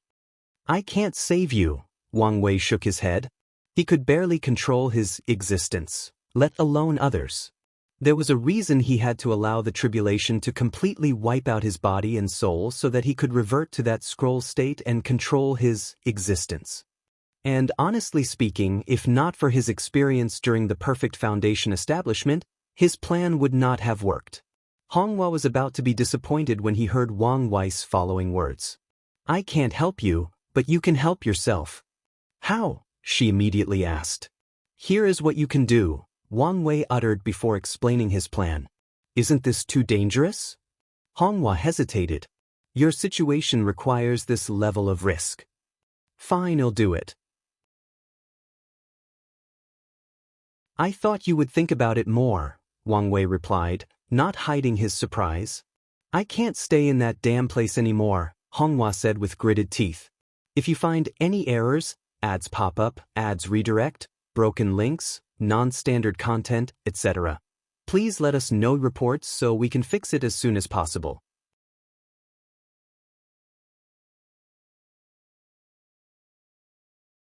Chapter 1446. In Zheng's threat, Wang Wei looked at her strangely. "They didn't, inhumanely torture you, did they?" He had to ask due to how much hatred she displayed toward the Qin people. "Inhuman torture?" "Oh, thank heavens, no," Honghua responded swiftly. "They just restricted my freedom and tried to influence me to marry their stupid and ugly-looking prince." "That's good to hear, but you should be careful nonetheless," Wang Wei answered before summoning a scroll and started writing using the Dao text. It took him a few minutes before handing it to her. This technique is the final key, Wang Wei explained. Although he couldn't directly help her control her existence, he could create a way for her to do so passively by subtly manipulating her acupoints, soul, and body. Thank you. Do you have a void-breaking talisman potent enough for the plan? No, Honghua admitted in embarrassment. Wang Wei did not say anything else and granted her one. She sighed. Once again, words cannot express the level of gratitude I am indebted to you. No problem, Wang Wei answered casually. Your wife is safe with me for now, and you can pick her up if you successfully gain your freedom. Before that, I wish you good fortune. Honghua bowed politely before her projection dissipated, leaving Wang Wei in deep thought. How did Zheng get his hands on transcendent power? Is it some kind of artifact or a source of power? More importantly, did he get it before or after the ultimate taboo? Wang Wei entered his state of deduction, trying to piece the puzzle from threads of information. Honghua said they only recently placed the mark on her, meaning it's possible Zheng shared this power with his court after our confrontation at the Great Chu court. He couldn't possibly have done it before since he was hiding in limbo, and Supreme Unity had his eyes on him. However, after Mithraea blessed these people, they could remain invisible to Supreme Unity's eyes. However, is transcendent power so easily controlled? The time between the Great Chu event and the trial was too short for these people to have created a method to utilize the power of transcendence, unless they had someone whose talent was on par with mine and used an extreme method like the mind dilation pill. Wang Wei frowned. The possibility of that being the case was low, so he had to consider another possibility. Zheng had it before the ultimate taboo. But if that's true, why did no one know about it before? Zheng is capable enough to hide from his peers in the Golden Generation, but Supreme Unity and Mithraea would have sniffed it out. Mithraea may have been capable of protecting the Qin court for a while, but during the Locke era, where her performance was less than desired, Supreme Unity would have gotten his hands on the thing long ago. Unless the hypothetical artifact or source of power is of higher essence than these two and capable of hiding itself unless. Does such a thing exist, and where did Zheng find it? As soon as Wang Wei asked that question, he had an answer. The prehistoric world, he thought. Although it's possible Zheng acquired it from the first chaos world he reincarnated into, the most likely scenario is someone, most likely Hongjun, handed it to him. But what? Wang Wei recalled various information as he slowly outlined the truth. I theorized that Hongjun was reincarnating people for the future of the prehistoric world. Now that I think about it, it's possible he knew about the all-heaven fate calamity before the all-seeing temple and wanted to prepare in advance. Wang Wei's lips twitched. If that was true and his theory that the calamity was his creation, Hongjun was essentially preparing for a catastrophe that he created. Wang Wei shook his head to focus. Such truth was even more reason he needed to hide the fact he might be the person from the prophecy.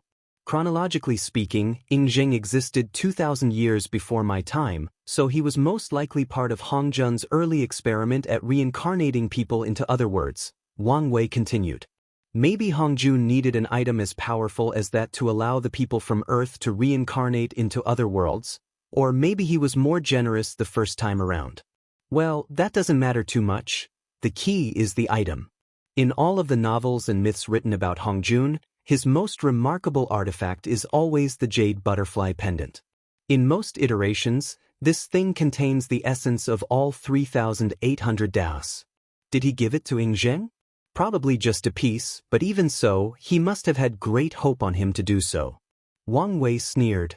If that is true, I feel bad for Hongjun. Zheng's suspicious nature probably prevented him from using the pendant, especially after knowing its power. Otherwise, with such an item and an overwhelming advantage, he would have long entered the half-step transcendent realm. Well, I guess I can't blame him too much since I probably would have done the same, Wang Wei concluded. The last thing he would do is trust his transcendent path to Hongjun or anyone else. He might have used the pendant to ensure he became a primal as swiftly as possible, but he would never use it on his transcendent path. However, it appears that Zheng no longer has any hesitation, Wang Wei continued. During his talk with the Qin people, he noticed they started acting bolder and more aggressive, and now he understood why. I previously predicted that the future wife will be our world's first transcendent. While my thoughts haven't changed, now I know Zheng is a viable contender. Wang Wei squinted his eyes. Honghua cannot return to the Qin court. He must do whatever is necessary to delay Zheng's path. Otherwise, if he is the first one to enter that realm, he will immediately conquer the Eternal Ascension world, and sadly, Mithraya's weak and unstable transcendent realm will not be able to stop him. The best move to make right now is not just to free Honghua but to send her to other chaos worlds and further delay the Qin court, Wang Wei strategized. He looked in the distance before flying toward the hunting area. Who is this woman? As he flew to his destination, Wang Wei noticed a woman dressed in man's clothing.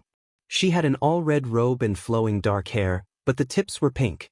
I remember everyone in the trial, but she was not one of them.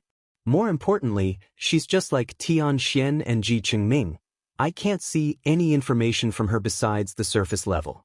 Wang Wei decreased his flying speed slightly while observing.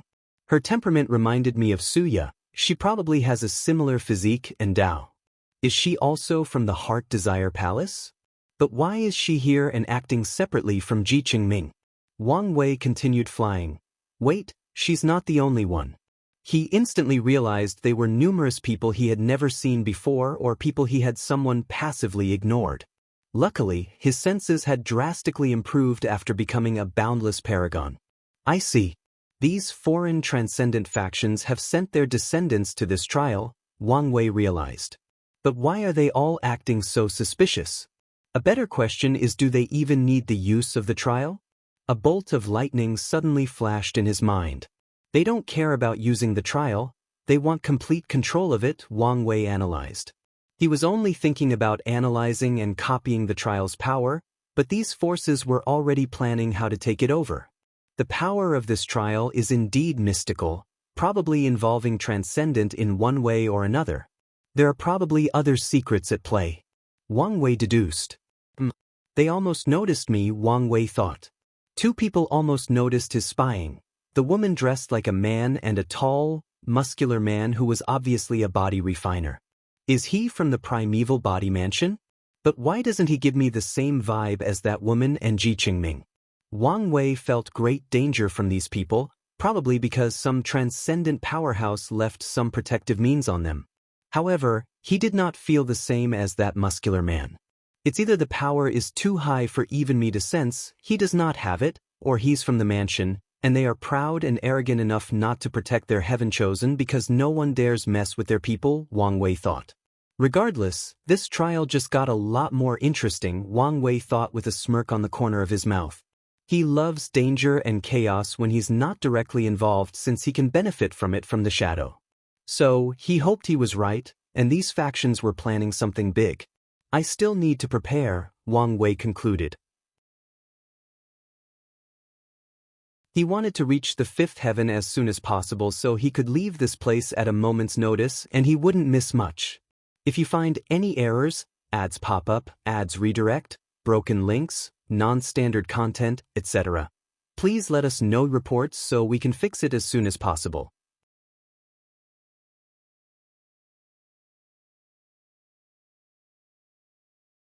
Chapter 1447 The Clash of Ego. As soon as Wang Wei reached the hunting area, he started killing the bestowal monster. He also used a Tier 12 puppet since he was now in the Paragon realm. However, Wang Wei's actions were merely a distraction. While his body was hunting, his mind used his soul ability for the first time in the current realm. Wang Wei immediately noticed the difference. First, he saw a small cluster on the map, which indicated the souls in this trial. Next to this map was a vast cluster that gave a sense of familiarity. That should be the Eternal Ascension world. He moved to the second large cluster. The entire map was black and inaccessible. Is this the prehistoric world? So, the Soul Network has expanded to a scale on par with the Chaos Universe but focusing on the karma connected to me? Wang Wei was immediately excited by this promise and kept changing the following map. He saw an enormous map formed from numerous clusters combined. Is this a chaos world that combines numerous worlds? But what's my relationship with this place? An idea suddenly flashed in his mind. Is this where Wang Ju reincarnated? Wang Wei immediately closed his eyes and tried to access the souls in these worlds. However, he didn't take a few seconds to give up. He could access these worlds, but reinforcing his connection to them would take a long time. Let's see if I can find my father, Wang Wei thought as he continued analyzing this map.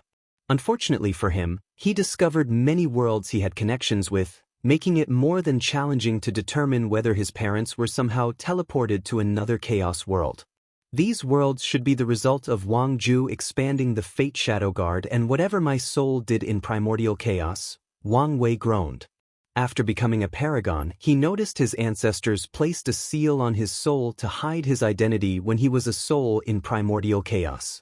Although I don't have a concrete answer, this is a good start, Wang Wei thought. This ability should make it easier to find his parents, wherever they are. Back to my objective. Wang Wei focused on the trial's small cluster of souls.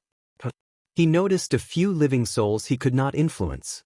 This would not be surprising with how many transcendent descendants are present in this place, but these souls were weak and had a connection to him. Additionally, these souls were attached to foreign powers. These souls are the Eternal Ascension World's people, and it seems they have been captured, Wang Wei analyzed, and as soon as he read the data, he understood what was happening. These foreign worlds realized they could not get any information from the Eternal Ascension World, so they captured these people to bring them back to their factions and see if they could break the lock.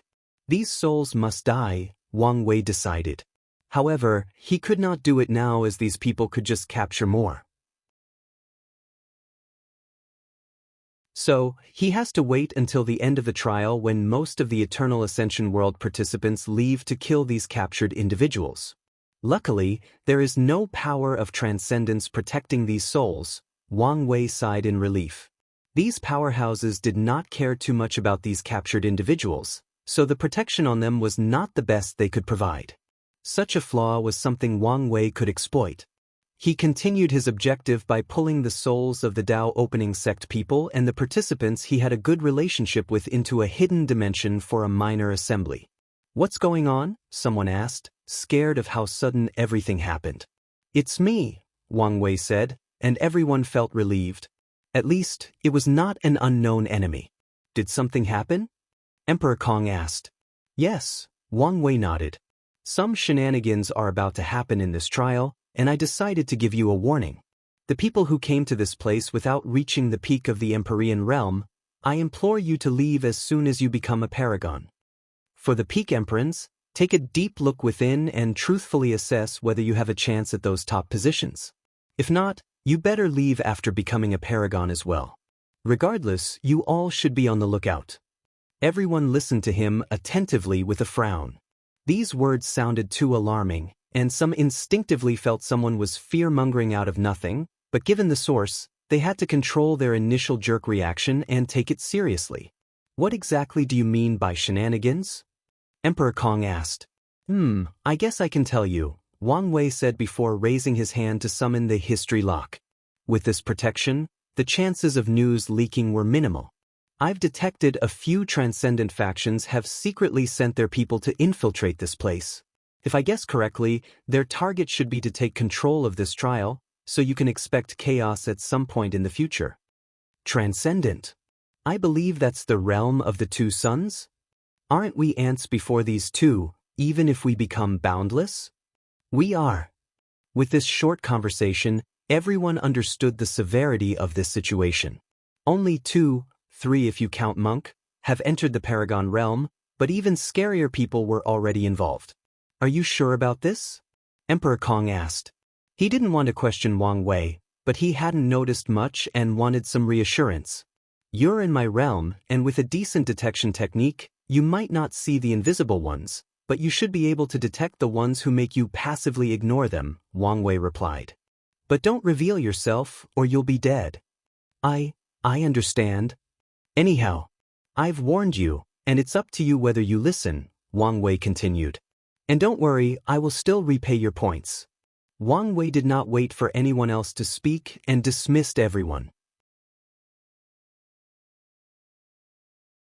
He only warned them to make up for the karma some of these people had already paid and because the Eternal Ascension world needed these talents to survive the upcoming catastrophe. With that out of the way, Wang Wei focused on his hunting but had to stop after only 1 year. A vision had appeared in the distance. Chengming had become a boundless paragon. Based on aura alone, if I had to quantify his realm, it's probably 95%, but Xianxia was 99,999%, Wang Wei thought. Speaking of Xianxia, he's been blatantly observing me without taking any action. What is he planning? A technique has been observing him from afar, and from Wang Wei's standards on how easy this thing was to notice, Xianxia was not hiding his purpose. Plum Blossom Daoist and Xianxia, you have 10 years of breathing remaining, Chengming's voice boomed throughout the trial. Keep your neck clean for these 10 years. This guy has gone beyond the scope of arrogance, Wang Wei's lips twitched. He watched as Chengming entered the battle tower, probably getting acclimated to his new power. Whatever, Wang Wei muttered before continuing hunting. The 10 years passed swiftly, and with his terrifying strength, Wang Wei repaid his debt and had enough points to use again. Where are you two cowards? Chengming screamed as soon as he exited the tower. Who dares to challenge me first? Wang Wei calmly looked at him from a distance, and Chengming detected him and they locked eyes. What? Are you scared? Wang Wei put his finger into his nose, controlled his body to create a booger, and picked it before flinging it into the rock near him. His disregard proved highly effective as veins popped on Chengming's neck, and his eyes changed to red. So, he does cultivate emotion Dao, Wang Wei analyzed. Chengming was about to rush toward Wang Wei's location when Xianxia's potent aura flew from the Dao Tower. Little ant, you want to challenge me?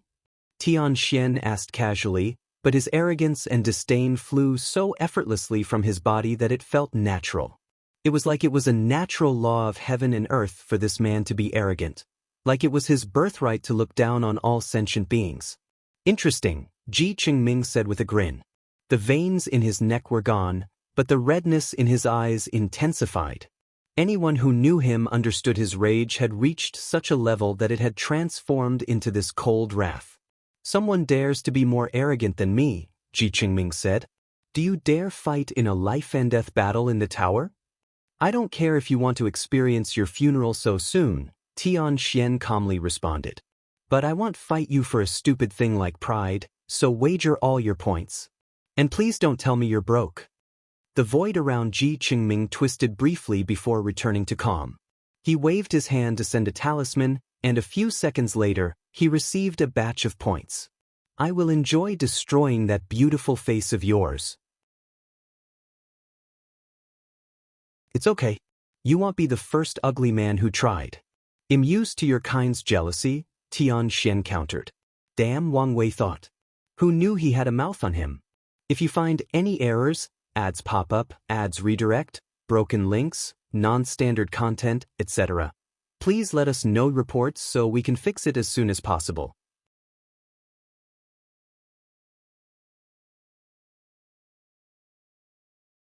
Chapter 1448 Xianxia vs. Chengming. As soon as they entered the tower, Sir Lu appeared between them. Do you guys understand the rules? You have chosen a life and death battle, meaning no outside interference until one person dies. We know, Chengming said coldly. No, you don't understand. If someone loses, the tower will be responsible for annihilating the loser, whether they are a boundless paragon or not. That's what you are agreeing to. Xianxia and Chengming frowned as they understood the implications. Their kind was not easy to kill, so their current animosity might be resolved when they realized the difficulty of killing each other. But under the trial's rules, this was a true life and death battle. That's fine by me, Xianxia said first. I am no coward, Chengming replied, still prideful and confident. Good, Sir Lu nodded with a smile. Since they know the rules and agree, no one can complain to them afterward. According to the trial's rules, your battle will be exhibited to other participants at a price. 80% of the proceeds will go to the victor, and the rest to us. Is that understood? Stop wasting time. Don't rush me, Sir Lu complained. One last thing. Do you want to choose an environment for this battle or fight in the void? If this loser needs to choose an environment to give himself an advantage, I don't mind, Xianxia said casually. The void is fine, Chengming replied. Anyway, everything will be destroyed, and unlike what his bastard of an opponent suggested, he did not need an advantage. Then, let this fight begin, Sir Lu announced. The people outside had already paid an exorbitant price for this fight, and through their token, they could watch it as if they were next to the fighters. As soon as Sir Lu uttered these words, Xian and Chengming started the fight with an aura clash. Xian's cultivation has reached the first heaven, Wang Wei immediately noticed, but that was the least of his surprise. That aura, he's a Dao overlord. His aura was not of someone who used an outlaw Dao but was granted an exception by Grand Dao, but that of someone who passed the outlaw trial. Well, it makes sense. If Grand Dao wanted someone to stop me, it has to be someone who can match me physically and intellectually, Wang Wei analyzed calmly as he continued watching this battle. The two participants started stacking their strength, and in a few seconds, they both reached 8-fold of the battle realm. As expected, this Chengming is not simple, Wang Wei thought. Xian's cultivation was higher than the latter, but Chengming's battle realm reached the same level. More importantly, Wang Wei discovered one of the techniques the latter used for stacking involved obsession, and it was more refined than Su Shi's or his technique. Swish. The two teleported toward each other and punched forward. The energy wave created by their clash would have devastated worlds if not for their current environment, but no one cared about that. In this clash, Xian remained in place while Chengming flew back a few meters. I forgot you people are a bunch of savage gorillas who value your flesh over your soul, Chengming sneered before using another technique, Spirit Essence Harmony. His powerful soul resonated with his body, fueling its ascension. So, in a matter of seconds, Chengming's weak, fleshly body reached the level of inextinguishable paragons. Your clan still hasn't figured out the importance of the body? No wonder your founder failed. You take that back. Did I say something wrong? It's not my fault if you people inherited his stupidity, Xian responded calmly.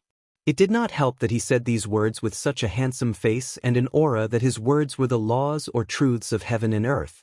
This guy is not stupid, so why is he antagonizing the Heart Desire Palace to such an extent? Is he really that confident about Grand Dao's protection? Wang Wei thought. His senses have already detected that the woman dressed in men's clothing was looking at Xian with intense killing intent after what he said. Could. Chengming repeated thrice. You dare insult my ancestor? My name will no longer be Ji if I don't eradicate you from this mortal coil. Horror Soul Chengming used his unique soul and emotion Dao to artificially create a soul creature, and as soon as the thing appeared, everyone, including Wang Wei, was shocked. The creature was humanoid with an octopus head and red eyes. However, its appearance was not the shocking aspect, but its presence. Anyone who laid eyes on this creature felt an overwhelming sense of dread and horror that rapidly consumed their souls. Luckily, the trial activated their protection mechanism, or most of these participants would have become mad and killed themselves. That's Cthulhu, Wang Wei thought. The Heart Desire Palace must have studied Cthulhu's body to create this technique. Wang Wei has theorized the creature in the abyss was nothing but a projection or a follower of the real Cthulhu. Now, he had further proof for his theory. This revelation has so many implications, Wang Wei thought as he focused on Xian. The latter's body was releasing an aura of revolt and disgust. It appeared that the horror creature summoned was the vilest and most disgusting thing between heaven and earth. These emotions are not from him, but his status as Grand Dao's son/vessel, Wang Wei analyzed. My conjecture was correct. Cthulhu did not originate from this chaos universe but was an intruder from Hongming or another chaos universe. That's why Grand Dao finds it so revolting. It represents the fact this universe has been invaded and contaminated by foreign entities. Wang Wei squinted his eyes. According to myths, the elder gods can create endless clones, so it's possible the one in this universe was one of Thulin's endless clones. Wang Wei rapidly confirmed and deduced many things from this one technique. I always knew and operated under the premise that the stories and myths from Earth were real or contained some level of truth. Now, I know for a fact that's true. This anomaly explains why Grand Dao is so interested in that world, but what is that so? Grand Dao is obviously not responsible for the uniqueness of Earth, otherwise, he wouldn't need to summon a fate seed from there to enact Earth's ideas for the development of the chaos universe. It appeared that returning to Earth is more important than I thought, Wang Wei concluded. Die, you foul creature, Xianxia roared as he manipulated his destruction Dao to summon lightning bolts and fling them so intensely that people would think this was the immeasurable tribulation. Scream of madness. The horror creature opened its mouth to scream, releasing a black aura from its mouth that blocked the bolts of lightning bolts. Not affected? Chengming thought. This technique was enough to destroy the will of some of the best inextinguishable paragons, but this person seemed completely fine. Then let's add to it. Nightmare Soul, another creature appeared. It was humanoid but without a face or other noticeable features since its body was composed of darkness. The creature had no legs and a floating cloak instead. As soon as it appeared, a resonance formed between the two creatures, and Xianxia's body stopped mid-attack. A look of struggle flashed on his face, but he reacted swiftly by destroying all distractions and influence on his mind. Wrath of heaven and earth. Xianxia waved his hand to manifest an enormous red dark hand that embodied destruction itself. The hand was large enough to target everyone on this battlefield, so it descended with the utmost impunity. Chengming was about to respond with a technique on his own, but Xianxia was faster. Resistance destruction. By destroying his opponent's resistance, Chengming and the two creatures stood by without moving. Even their minds operated at an immensely slow speed to prevent them from coming up with any countermeasures. Boom! The destruction hand annihilated everything in its path, or so it should have. The creatures were gone, but Chengming was surrounded by a soul shield boosted by his Dao will. Wang Wei noticed something. His Dao will is alive.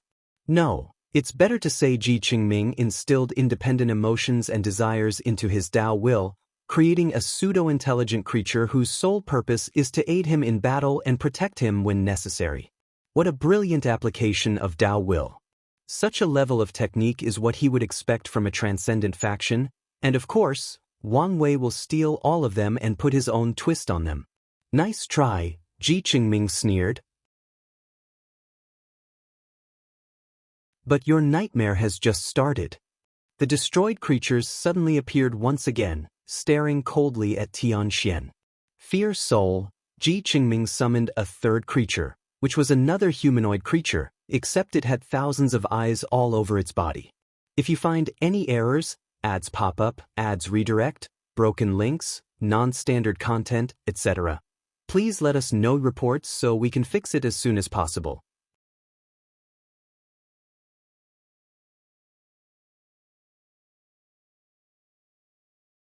Chapter 1449 Xianxia vs. Chengming.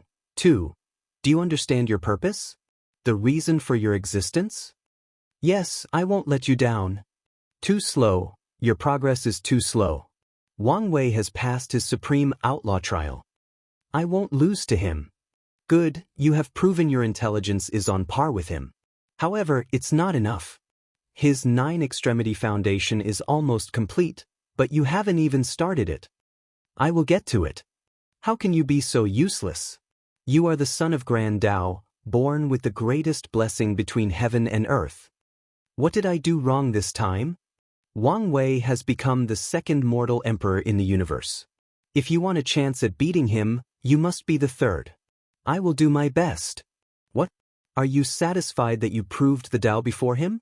Well, I can tell you he became an immeasurable emperor, the very first in the universe, meaning your small achievement means nothing. How can I be an immeasurable emperor? It's too late for you. However, he is planning a way to bind his existence to the heavenly emperor era he is creating. Why don't you try copying him? He'll create an era even more glorious than him. You did a decent job. The next competition is the Taboo Battle Realms. You cannot lose to him in those. I will not lose. You will not lose.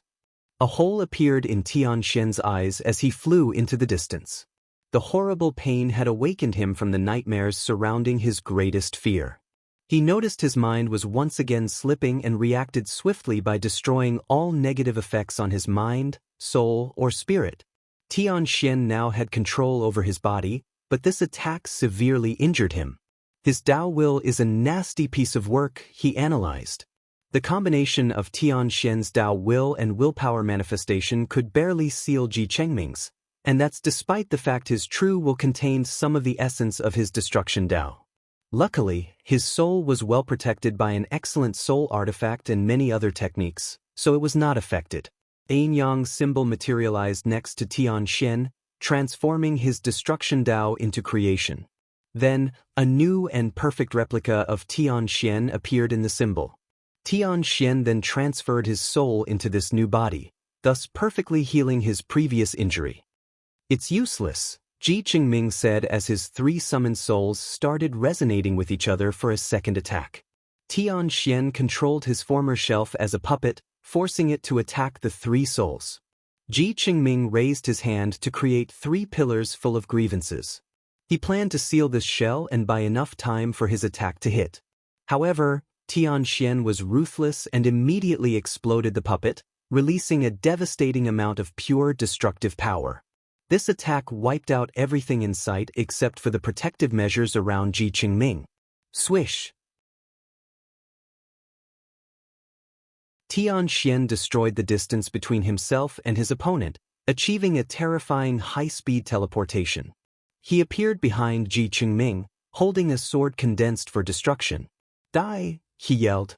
Do you think I would fall for such an obvious tactic? Chengming sneered as a golden creature with wings appeared around him. His spirit of fortitude, condensed from one of the 7 heavenly virtues, was the ultimate form of protection. Swish! Tian Shen's sword passed through his defense like it was empty air before him, leaving a gushing wound. How is that possible? Chengming was shocked as he distanced himself from his opponent. Tian Shen would not pass this opportunity and continued his aggressive approach. Chengming reacted swiftly by recondensing his 3 souls, and each soul immediately created a universe to block Tian Shen's path. This approach was effective, as it took some time to destroy the nightmare, horror, and fear universe. Meanwhile, Chengming took this opportunity to analyze why the previous attack failed. It's luck Tao. This bastard destroys all probabilities or possibilities that could block his sword, allowing it to accidentally pass through a flaw in my defense. Chengming looked at the slash wound on his chest with gritted teeth. Luckily, these lowly people have a shoddy application of true will. It only took him a moment to remove Tian Shen's true will and regenerate. Swish! Chengming moved his head to evade the destruction arrow before focusing on his opponent. Tell me, what is your obsession? Chengming asked with a smirk. Tian Shen did not answer but fired another arrow. The spirit of virtue slashed the arrow away with a sword of light. It seems you have 2 obsessions, and they somehow contradict one another, Chengming continued. The first one seems to be to overthrow someone and stop living in their shadows. Interesting, there is actually someone who can make you obsessed with them. Tian Shen released a rain of arrows, but it was useless. The spirit of virtue condensed a shield, and with his sword, no harm came to its master. Your second obsession seems to be hidden quite well, so I can't even read it, Chengming continued. However, we have plenty of time. He chuckled before going on the offensive.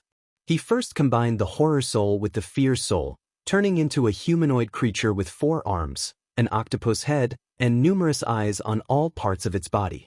This new horror then looked at Tian Shen, and his body started mutating. His left arm began to grow muscles and tissues uncontrollably, turning into this large and grotesque red abomination. Tian Shen was calm. As a body refiner, this was not the first time he had faced such a situation, so he focused on regaining control. Sadly, this mutation was more aggressive and uncontrollable than the true power Tao realm Tribulation, so he swiftly cut off his arm and regrew another. He teleported away, thinking this creature required sight to cast his technique, but he was only half right. The first attack required sight, but the subsequent ones used their karmic link, which Tian swiftly detected and destroyed. However, what awaited him was Chengming's fourth summons, the Soul of Regret. A bright red heart that was more than 20 meters in length and had a black dagger piercing through it manifested, and as soon as it appeared, the heart started to beat. Tian, who was mid-attack, found himself in this white space with fog. His first instinct was to destroy everything, but he stopped himself when the fog condensed into the shape of a woman. Her face was vague, but the woman's contour indicated she was beautiful and had an aura of endless gentleness. Tian calmly looked at the woman, and despite her lack of a visage, he could tell she was smiling. She raised her hand to him, and he unknowingly reached out. Unfortunately, before he could touch her, she collapsed before turning into another woman dressed in all black clothes with black nails, black and red eyeshadows, and dark lipstick. The woman was breathtakingly beautiful with her ancient aura of power and darkness. "Don't forget who you are betrothed to," she declared. "So, you gave up the love of your life for an arranged marriage? Is that your regret? What a cliché story." Chengming sneered echoed in this dimension, plunging Tian into a blind rage as he destroyed this spiritual realm. Unfortunately, what awaited him was not the freedom he sought but a world of horror. Tian found himself in this dark space with billions of arms coming from below, trying to drag him. The worst part was not these creepy limbs not attached to anything, but the sweet voices that came calling him, "Xianer, why did you abandon me? Was I not enough? Couldn't you have fought for us?" Tian knew this voice, and now it no longer haunted him just in his dream but followed him into reality. "Annihilate," Tian said coldly, eradicating all signs of this dimension from the world. "Why in such a hurry?" Chengming chuckled. "We're just getting started? Why don't we take a look at your nightmare?" Tian coldly looked in the distance, his eyes penetrating whatever power confused his mind, and he looked straight at Chengming. The Heavenly Dao Eyes analysis is completed. Chengming felt a chill down his spine, followed by a feeling he was naked and his opponent was seeing through all his secrets. "Let's copy the opponent's Dao Will Mastery and Mind Protection," Tian uttered. His body instantly released an aura that broke all of Chengming's illusions/spirit techniques. But Tian was not done. He activated his awakening, condensing the supreme armor of destruction. A dark armor condenses on his body, with his hair breaking through the top of the helmet. Pure destruction energy rushed through the eye sockets and the connecting joint pieces of the armor, manifesting in a dark red shade. "It's time to end this farce," Tian said coldly. "If you find any errors, ads pop up, ads redirect, broken links, non-standard content, etc., please let us know reports so we can fix it as soon as possible."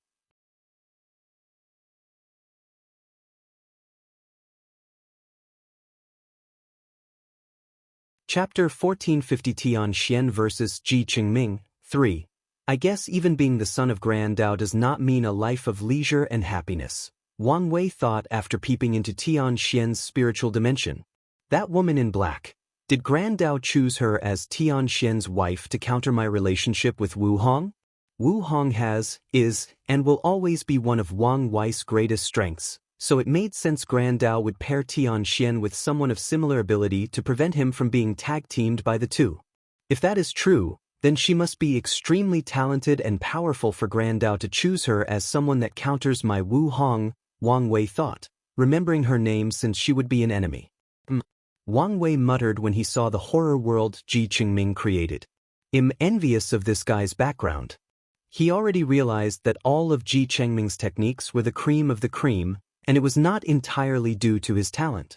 The primary source of their powers and uniqueness is that he created these techniques after studying other perfect techniques. A transcendent from the Ji clan must have perfected countless techniques before allowing their descendants or members to use them. Using that solid foundation, the Ji clan and palace members have superb techniques of their own because they can stand on the shoulders of giants. That power? Heavenly Dao? Is the tide about to change? Wang Wei thought. A sword enveloped by black flame appeared in Tian Xian's hand, and he raised it above his head. The sword suddenly grew in size, reaching a length of more than 20 meters and a girth of 5 meters. The aura of destruction released from Tian Xian's body was too intense and too abnormal, puzzling many participants. Only a few could detect this was not a regular attack using purely his Dao, but one boosted by a special destruction chi from the source chi space. As that terrifying flame sword descended, Chengming's demeanor changed for the first time since the battle started. His spirit of fortitude appeared before him, releasing an intense light from his shield. Sadly, it barely worked. Chengming's clothes had countless holes and tears, but he only suffered some minor scratches to his skin. However, this was not his only loss. His spirit and 3 souls were annihilated. The way his technique worked was these souls and spirits were immortals as long as he was breathing. However, Tian Xian's attack destroyed these techniques. In other words, Chengming would need to relearn or recreate these techniques to use them again. That's how thorough the destruction was. "You bastard," he snarled, but Tian Xian paid him no mind. A dark green silk materialized around his flaming sword as he filtered the purest form of time energy from the river of time and manipulated it to embody all destructive aspects of the concept of time. Tian Xian swung his sword again, and this time around his attack was even faster. The time Dao he added allowed his attack to manipulate the time at which this attack would hit, arriving at a much earlier time than it would have. Virtue spirit, charity, a beautiful woman manifested before Chengming as his face contorted. The woman was dressed in all white, with her black calmly lying on her back. Her face was youthful and pure, and her body emanated a faint golden light. Anyone looking at her would instantly think she was a saint walking the mortal world. However, this woman's purpose was far from saintly. Charity means having a generous heart and giving to others, especially the less fortunate.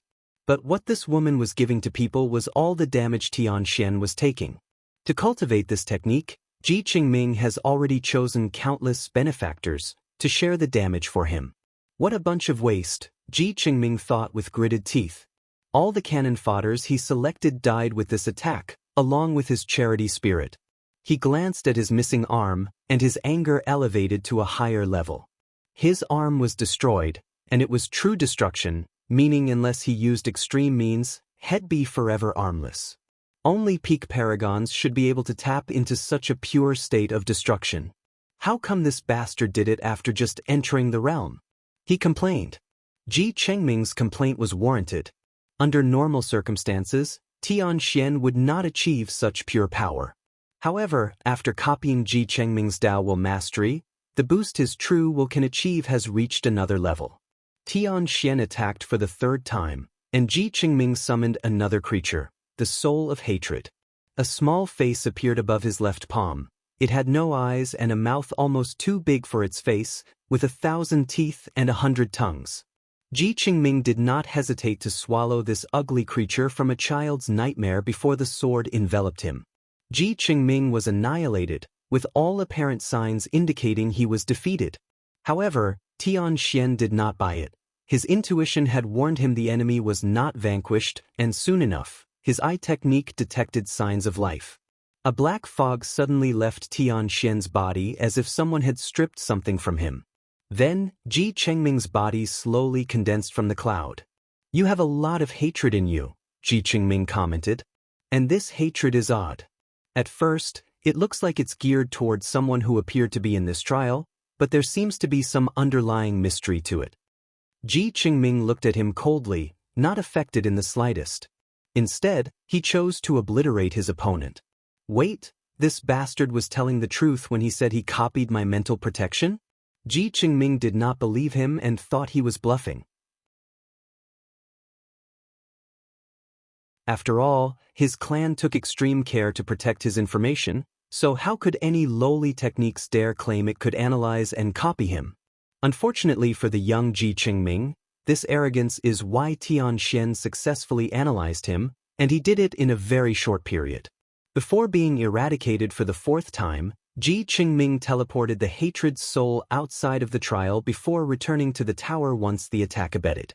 He then gathered the hatred of the world to condense another body. A crown appeared floating above Xianxia's helmet like an angel's halo. He had activated his status as the Earth Emperor.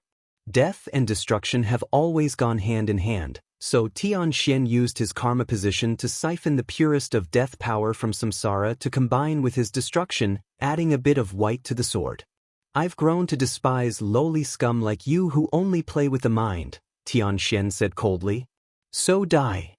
Black chains rushed from his armor to enter the void, blocking all forms of teleportation or spatial navigation. He rushed to his opponent at such immense speed it appeared he had teleported before swinging his sword down. However, a glint flashed in Chengming's eyes before the sword touched him.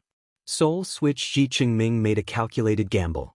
He bet that if he swished his body with Xianxia, his mastery of Soul Dao would mean he would have a higher chance of controlling the latter's body before Xianxia could control his. Then, he can use the latter's attack and power against him. Chengming's plan worked.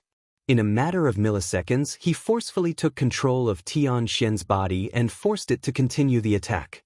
Meanwhile, his opponent had probably barely reacted to the sudden change. The sword hit its target, releasing a massive dark energy wave that annihilated everything in its path, including this tower's reinforced space-time barriers. For a brief moment, void tears leading outside appeared at the center of that explosion.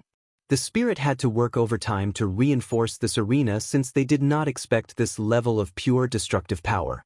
"Nice try," said a cold voice before Xianxia's perfectly intact soul appeared without Chengming's body. "Unfortunately for you, I am destruction." His soul released a devouring power that attracted the armor, the sword, and all the destruction energy to condense a new body, leaving Chengming's soul alone and open. Xianxia raised his sword and summoned another power source that materialized as a dark purple orb that fused with his flaming sword, the power of primordial chaos. Chengming looked at the black and white flaming sword with purple and green adornment, and his face turned ugly. The power of that attack had reached the peak of the Paragon realm, meaning the chances of surviving were extremely low. "None of my souls or spirits can help in this situation," he analyzed. Despite death approaching, Chengming remains calm. In his life, he has only felt fear once, and that was when he met the clan's supreme elder. This situation did not make him fear. Instead, he felt frustrated. "Do I have no choice but to use that method? If you find any errors, ads pop up, ads redirect, broken links, non-standard content, etc. please let us know reports so we can fix it as soon as possible."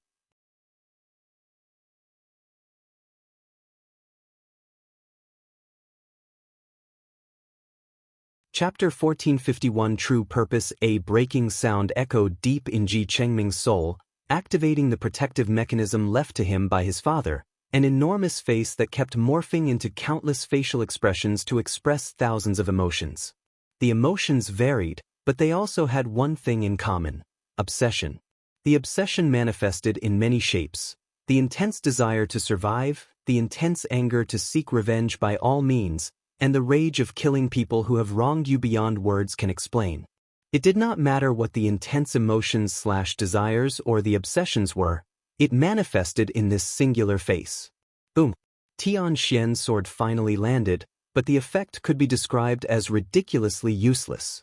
Chengming survived but did not look happy. On the contrary, he seemed furious, probably because Xianxia pushed him to such a level. "Destroy him," Chengming ordered. As soon as these words left his mouth, the obsession creature released a terrifying tower that shook the entire trial for a few seconds. This aura, Wang Wei thought. This face reminded him when he faced Supreme Unity. He squinted his eyes, waiting for what was to come. Besides, Xianxia was the only person calm throughout the situation. "Stop," Sir Lu said, and his words contained immense power as the face suddenly became immobilized. "This is the second time you've broken the rules." Chengming was not allowed to teleport outside the tower during his fight, but he still did it. However, Sir Lu had not reprimanded him since he returned immediately. Get the fuck out of my way, Chengming said coldly. Now that he was forced to activate his protective measures, he would annihilate his opponent for bringing him shame and humiliation. Your actions have violated the rules, meaning you have officially lost this match, Sir Lu declared calmly. Xianxia deactivated his awakening, returning to his former handsome face. Interesting, Wang Wei thought. It seems the trial spirits are using this opportunity to establish their prestige. Let's see where their confidence comes from. And? Chengming sneered. What are you going to do about it? The rules are clear. Since you lost, you must die, Sir Lu replied calmly before snapping his finger to manifest a towering clear palm that descended directly toward Chengming. The myriad-faced creature turned into a dark green shield to protect him, but its power was utterly useless before the palm. Then, for the second time in his life, Chengming experienced genuine fear.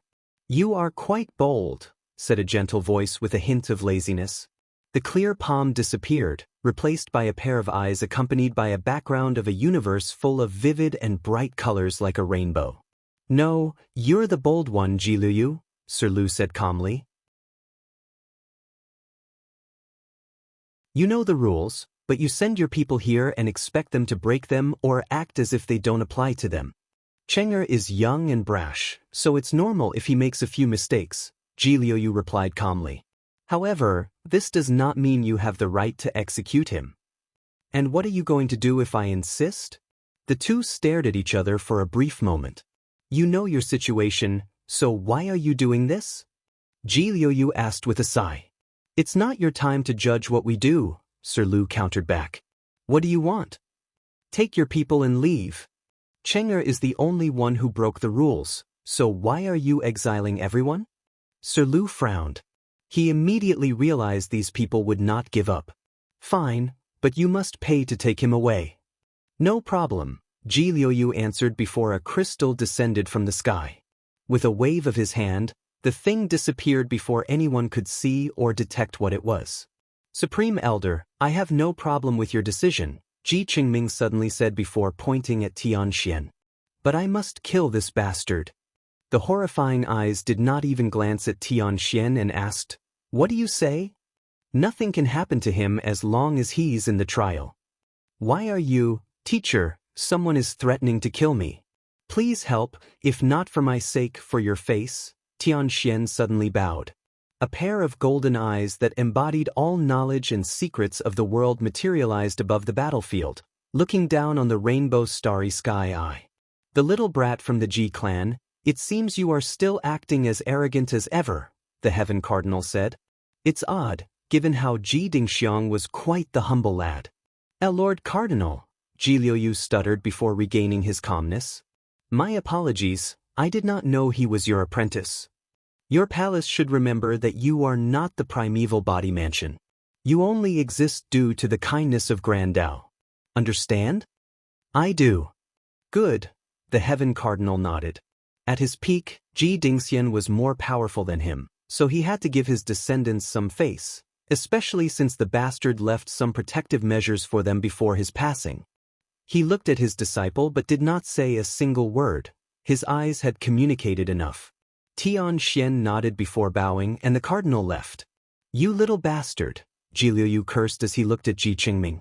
He had to control himself, otherwise he would have annihilated this bastard for forcing him to experience such humiliation. Jiluyu controlled himself because of Chengming's importance and because he understood the latter. Chengming did not act arrogantly because of his deep background. Besides the body primeval mansion, no faction dares walk arrogantly everywhere in the Chaos universe, meaning the Ji clan knows how to raise their people properly. Although they are arrogant, it's not to the point of being mindlessly prideful to the detriment of themselves or their factions.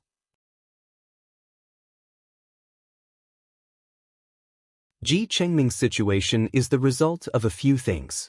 Firstly, he was born with the highest concentration of their founders, Ji Dingxiang's bloodline, meaning he had a terrifying affinity for Soul Dao. Unfortunately, their clan hasn't given birth to a transcendent in a while, and they are starting to worry. Chengming was their hope. However, the Ji clan and the palace realized the limits of their bloodline, so they chose another approach.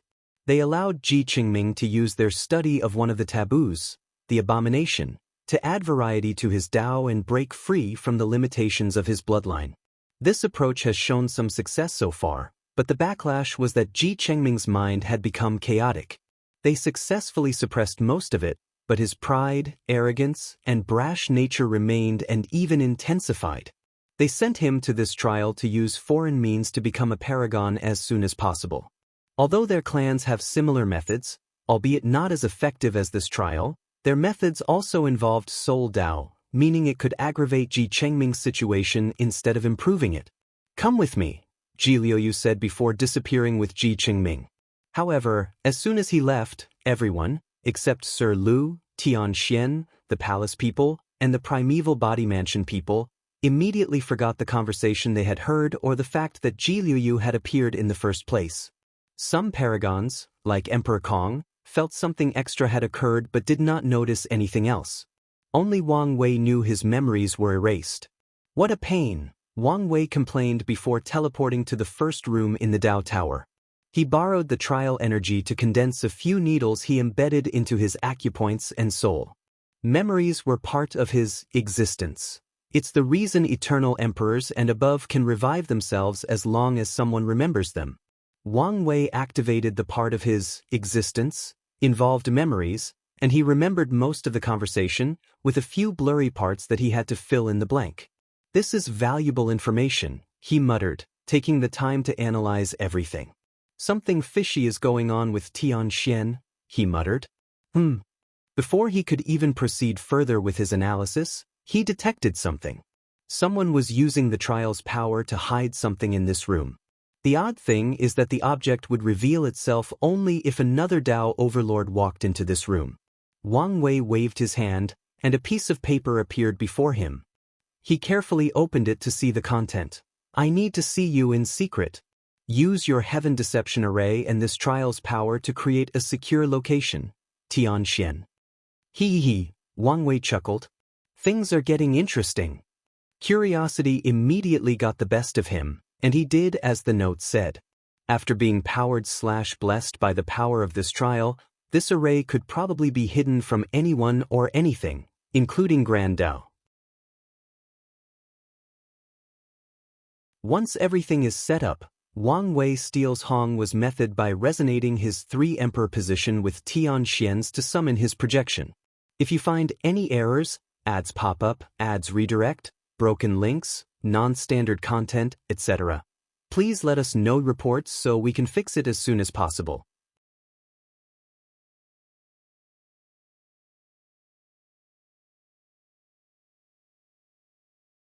Chapter 1452 alike. Author's note. Today is my birthday, meaning I'm 1 year closer to death. Hee, sorry about the bad joke. Someone close to me used to make this joke, and I thought I would try it once. Anyway, please shower me with birthday wishes and words of prosperity. I live in the US and am a person of color, so the past 3 months have been a nightmare. I've been trying to keep a positive mindset, but it's hard to do so when your country is descending into fascism, and you are part of the group that will suffer the most. I'm trying to remain positive, and having a great birthday today is the first step. I consider you guys part of my community, so I will include you in the celebration. That was quick, Tianxian said. Before we get started, sign this karma-binding promissory note that you'll repay all the points I used for this meeting, Wang Wei said as he sent a red note to him. The information said you were cheap and refused to take a loss. I didn't expect it to be this extreme, Tianxian mocked. Regardless of his words, he reviewed the note before signing it without any bargaining. You must be desperate that you didn't even bargain, Wang Wei said. I'm just showing you my sincerity. Wang Wei put the contract away and summoned a scholarly fan to fan himself, acting all pretentious. So, what do you want to talk about? Tianxian looked at him and shook his head. The information he knew said this man's personality was as weird, pretentious, and ever-changing as a woman's mood or a man's volatile anger. You didn't you? You removed the shackles on you, Tianxian asked. What are you talking about? Wang Wei asked in confusion, his facial expression displaying genuine puzzlement and unawareness. No need to act, Xianxia continued. The aura during your immeasurable tribulation was more than enough proof. Unlike the lower cultivation realm, there is no benefit to antagonizing Grand Dao during tribulation, unless you want to borrow its power. But what would you want to borrow its power for? Only one thing would make you risk your life to such an extent: your pursuit of freedom. Once I analyzed things from this perspective, many things started to connect. For example, what would you use your immeasurable emperor achievement for? You don't trust Grand Dao, so you wouldn't ask it to directly remove your shackle or trust any methods that he offered. So, the next best thing is to ask for a safe way to detect the shackles, then use the tribulation to eliminate it yourself. Am I wrong?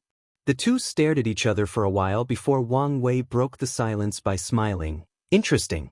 Now, everything makes sense. Xianxia frowned. I was wondering why your hostility toward me suddenly diminished after my tribulation, he continued. Chengming wasn't an accident, was it? Even if he didn't challenge you, you would have antagonized and fought him. You plan to put him in enough danger to lure the transcendent behind him so you can contact your teacher. No, he's not just your teacher, he is your watcher. You wanted to distract him long enough to leave the contact note. The great part about your plan is that if you're caught, you could use the excuse that the note was an attempt at secretly spying on my secrets since you knew I would use the first room. Wang Wei smirked. You want your freedom, don't you? It makes sense, after all, how can someone as intelligent as you accept being someone else's puppet? Wang Wei chuckled. I didn't expect you and I were alike in our pursuit of freedom. I never expected to hide the truth from you, Xianxia admitted.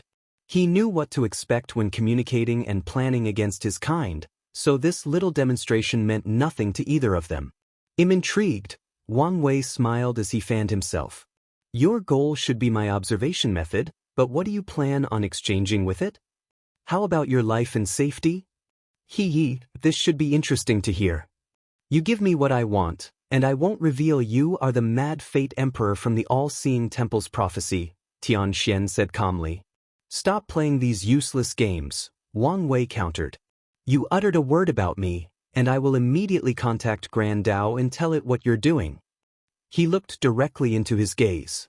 I reckon Grand Dao won't kill you after so many investments, but it shouldn't be an issue to change your personality by giving you a new set of memories and experiences. A glint flashed deep in Xianxia's eyes. No one would want their personality to be twisted into someone else. Not to mention the person deep in his mind he refused to forget. All right, but you should understand that I had to try, he said, shrugging. My offer is an alliance between us. That's it. I know many secrets that may be helpful to you. Like? Wang Wei asked, and Xianxia stared at him. He knew this bastard was using the situation to get one free, valuable piece of information from him. He mulled it over briefly. How about something related to Ji Dingxiang? If you're going to mention how he's trying to revive himself, don't bother. You know. Is it hard to deduce? Wang Wei sneered. He probably knew he might not survive and Grand Dao would completely erase him, so he tried the only way that could give him a way of surviving, the power of obsession. The Heart Desire Palace has spent so long studying obsession and desires in the hopes of reviving their ancestors. Xianxia sighed deeply, not hiding his frustration. Is this the first time you've confronted someone of equal intelligence? No wonder you're inferior to me, your cultivation experience is too curated, Wang Wei said. A wave of profound anger and hatred flashed deep in Xianxia's eyes, but his facial expression and aura remained unchanged. Regardless, Wang Wei still detected it. He has great control over his emotions, Wang Wei thought. How about I tell you a secret about this trial? Xianxia asked calmly. I'm listening, Wang Wei replied. Do you know what this place is? Probably a heaven and earth wonder. Exactly, Xianxia nodded, already expecting he would have figured this much out. Do you know how heaven and earth wonders are created? I only know they were created by either heavenly or Grand Dao, Wang Wei admitted. True, but the crux of the matter is how they are created, Xianxia added, and after seeing his expression of ignorance, he continued. They are created from the dead bodies of Genesis creatures. Genesis creatures? As in creatures from the Genesis age? Wang Wei asked for clarification. That's right. That would explain why they have abilities that break the rules and limitations, Wang Wei suddenly realized. Grand Dao was all about waste utilization and not being wasteful, so it made sense to recycle the carcasses of these ancient and powerful creatures to create something that would benefit the chaos universe. But is that it? That's the information you want to exchange? Xianxia stared at him. Your blood-sucking nature is quite unpleasant. My wife likes it very much, Wang Wei rebutted as he fanned himself even more, thus turning the pretentious level to a higher level. An anomaly has occurred, Xianxia added. The dead creatures made from this trial have regained consciousness. To be precise, a new consciousness has been reborn from the remains and memories of the previous one. I'm sure you've noticed the other transcendent factions. Their objective is to control or swallow that new creature/consciousness. Is that why these trial spirits have encouraged people to use their points? Wang Wei asked. That's right, Xianxia nodded. The consciousness is still under Grand Daoist restrictions, so it cannot harm the participants. However, the more people that participate in this trial, the more of this trial's unique power can be condensed and utilized, thus accelerating his revival. Interesting, Wang Wei uttered as he caressed his beardless chin. What about Grand Daoist's role in this? It should know, so why hasn't it done anything? What do you think? It's probably responsible for the birth of this consciousness, Wang Wei analyzed. And even if it's not, it won't care. The age of transcendence is coming, so it's about time to start manufacturing transcendent-level resources. This creature might be the beginning. Exactly, Xianxia nodded.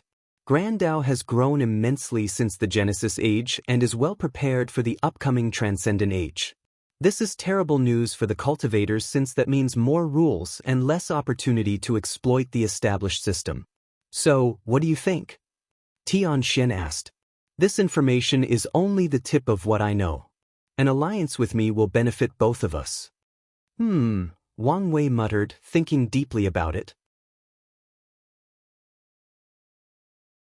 I still expect my birthday wishes. If you find any errors, ads pop up, ads redirect, broken links, non-standard content, etc., please let us know reports so we can fix it as soon as possible.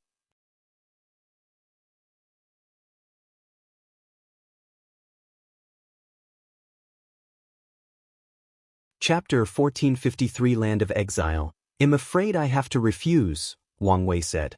Why? Xianxia asked while frowning. Is it because of the value of your technique? Who said it was a technique? Or come on. You wouldn't ask for an item since it's a foreign object and can be taken away.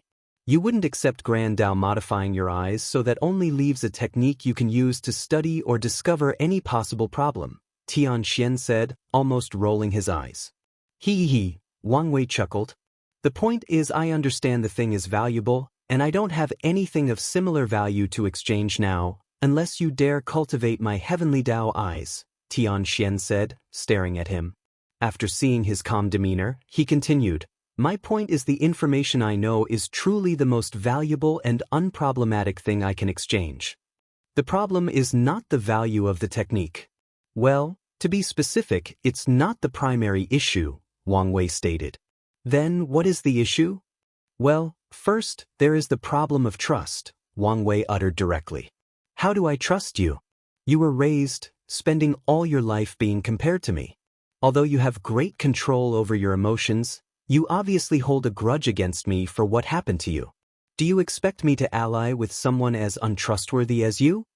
That's fair, Xianxia nodded, which is why I'm willing to sign an existence-binding contract. What? Wang Wei asked despite the name being self-explanatory. People above the Paragon realm do not trust heavenly or Grand Dao contracts, and regular soul contracts or Dao oaths have little use on them. So, they created existence-binding contracts. The thing is hard to break, and even if someone tries, the other signer will know and can generate a backlash with terrifying repercussions. How do you have such a thing? Wang Wei asked, slightly curious. Tian pondered briefly. I guess there is no point in hiding it now. The teacher, enunciating intensely, sent me to a fortunate encounter to get the book of contract left from an ancient age. This thing is a pseudo-transcendent item with this ability.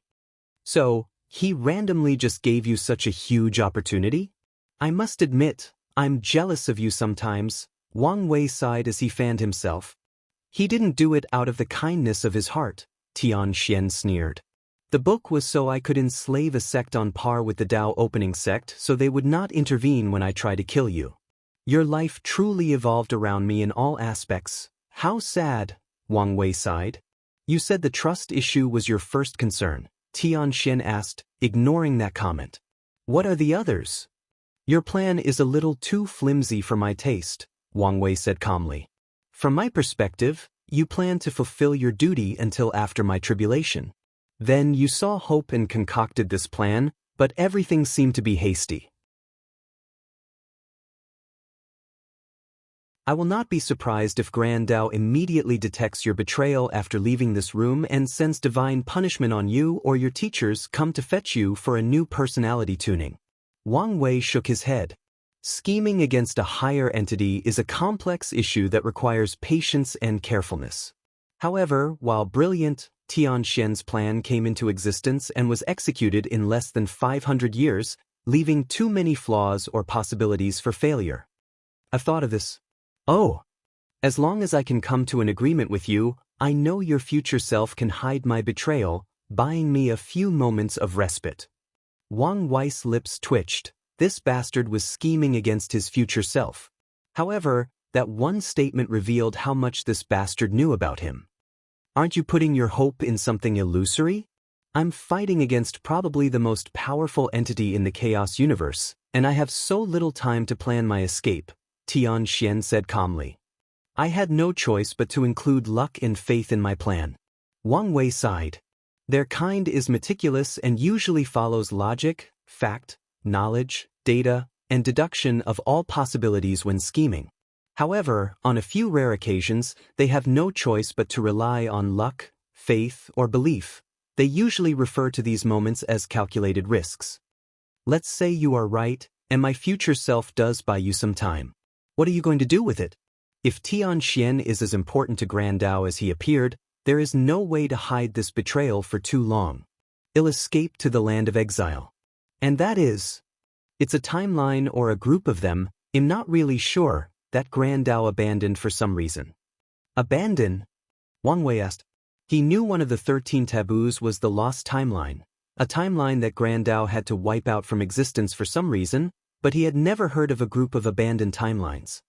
If something went wrong with these timelines, wouldn't it make better sense to erase them than to abandon them since that could lead to instability, Wang Wei analyzed. Unless it cannot erase them, Tian finished. Things are getting more interesting, Wang Wei smiled as he fanned himself. What power or horror lay in these timelines for Grand Dao to have no choice but to separate them from the infinite trichiliocosm and grant them their independence? If I agree to this proposition, how will we exchange information? And please don't say nonsense like wait until you've already taken a step into the transcendent path to start our exchange. Tian's lips twitched. We will choose a designated timeline to communicate. However, you must wait until I remove some of the shackles on myself first. That's fair. So, you agree? Yes, but I have a condition. By all means. I want directly give you the technique, Wang Wei uttered before raising his hand to stop Tian from getting excited. I'll refine an artifact with the same effect, and you can have the technique after you've exchanged enough information that equals its overall value. Tian groaned as he remembered this vampire would not suffer a loss under any circumstances. That's fine by me, but we must design a system to determine the technique's value. Of course. Is that it? Tian asked. One more thing, but it's not a condition, but more of a question. Tian motioned for him to continue. Why do I smell desperation in your actions? The way you move is not like I, who truly wants freedom because that is my obsession. No, It's more like you're running from something. No, trying to prevent something. Xianxia remained quiet for a solid 30 seconds before replying. I'm trying to save her. What do you mean? My teacher, and maybe even Grand Dao, has already noticed my hesitation. Xianxia sighed deeply. According to calculations, their next training plan is to manipulate you into killing her. Once that is done, my hatred will be cemented, and I will accept my fate no matter what, just for the chance to avenge her. Aren't you? Please don't say some stupid and arrogant thing about not being manipulated, Xianxia cut him off. Grand Dao's intelligence is above you. It has more information and knowledge than you, and you're an ant compared to it regarding power. You can't stop it if it genuinely wants to manipulate you into something. Don't forget you still have 2 fate nexus attached to you, and those are the detectable ones. Fair point, Wang Wei nodded. He might be on par with Grand Dao in the future, but his current self was as insignificant as a bug on the street. His victories over Grand Dao so far have only been because it's a program that primarily acts within the confound of specific rules and limitations. Even his future self playing chess with Grand Dao using the Chaos Universe as a board may not be helpful. After all, chess is a 2-player game, meaning each person will take turns making a move. If Grand Dao is determined to make such a move, future Wang Wei may not be able to stop it. In fact, the latter might not even try since it appeared he wanted to accelerate his past self's growth through adversity. I can sympathize with doing everything for the love of your life, Wang Wei sighed. Do we have a deal? Yes, but let me see the contract first to check if nothing is wrong. No problem. The two then started their work, beginning with checking and signing the contract, organizing a system for the value of information, and a system for exchanging said information through timeline traveling. Xianxia had a gentle smile hidden on the corner of his mouth after everything was done. They'll give you 2 pieces of information at no cost, Xianxia said. You probably know this already, but be careful of the heavenly book Paragon. If I guess correctly, he is the true enemy Grand Dao has prepared to eliminate you. Do you have information about him? Xianxia shook his head. I felt danger whenever I asked the teacher too many questions about him. I see. The second information is that there is a recruiting token for the Impermanence Society in the pure Inferno Chaos world. You might want to take it. Impermanence Society? A group of crazy scholars dedicated to studying and uncovering all kinds of secrets and mysteries of the Chaos Universe, Xianxia explained. You've met Madman Chu, right? Yeah. He's one of their members. I see. If you find any errors, ads pop up, ads redirect, broken links, non-standard content, etc., please let us know reports so we can fix it as soon as possible.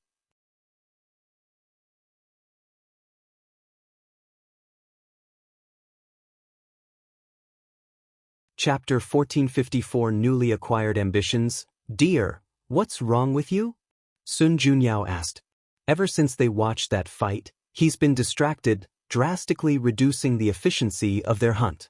That man called Xianxia, something about him is odd. Well, that's obvious. No, I mean something about him has attracted me, Xiaotiandi explained. What do you mean? Sun Junyao still did not understand what he was getting at. His physique, Xiaotiandi explained. Every time he used any Daoist besides destruction, I sensed a familiar aura. Are you saying he also has the innate Grand Dao source physique? No, that's the issue. His aura was purer. Are you sure? All I sensed was the overwhelming power of destruction. That's also why I'm questioning my senses, Xiaotiandi admitted, making his master frown. So, why did you bring this up? Do you have something planned? I was thinking if I could get my hands on his blood and strip the other powers, maybe I can push my physique to a higher level. I sensed an urgency in your voice, she stated, and Xiaotiandi sighed. After watching this battle, I realized it may not be a good thing to rush into the Paragon realm, he commented. His cultivation was already 79% in such a short period, meaning it wouldn't take long for him to become a peak Empyrean. However, after seeing how powerful Xianxia and Chengming were, Xiaotiandi realized that rushing might not be the best choice. Sun Junyao uttered. Do you want me to fight him?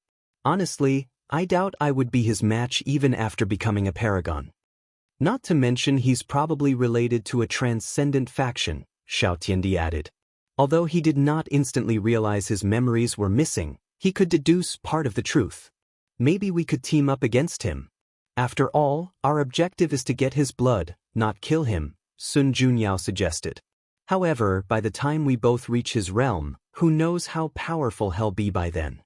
In that case, we need to use our head instead of our might.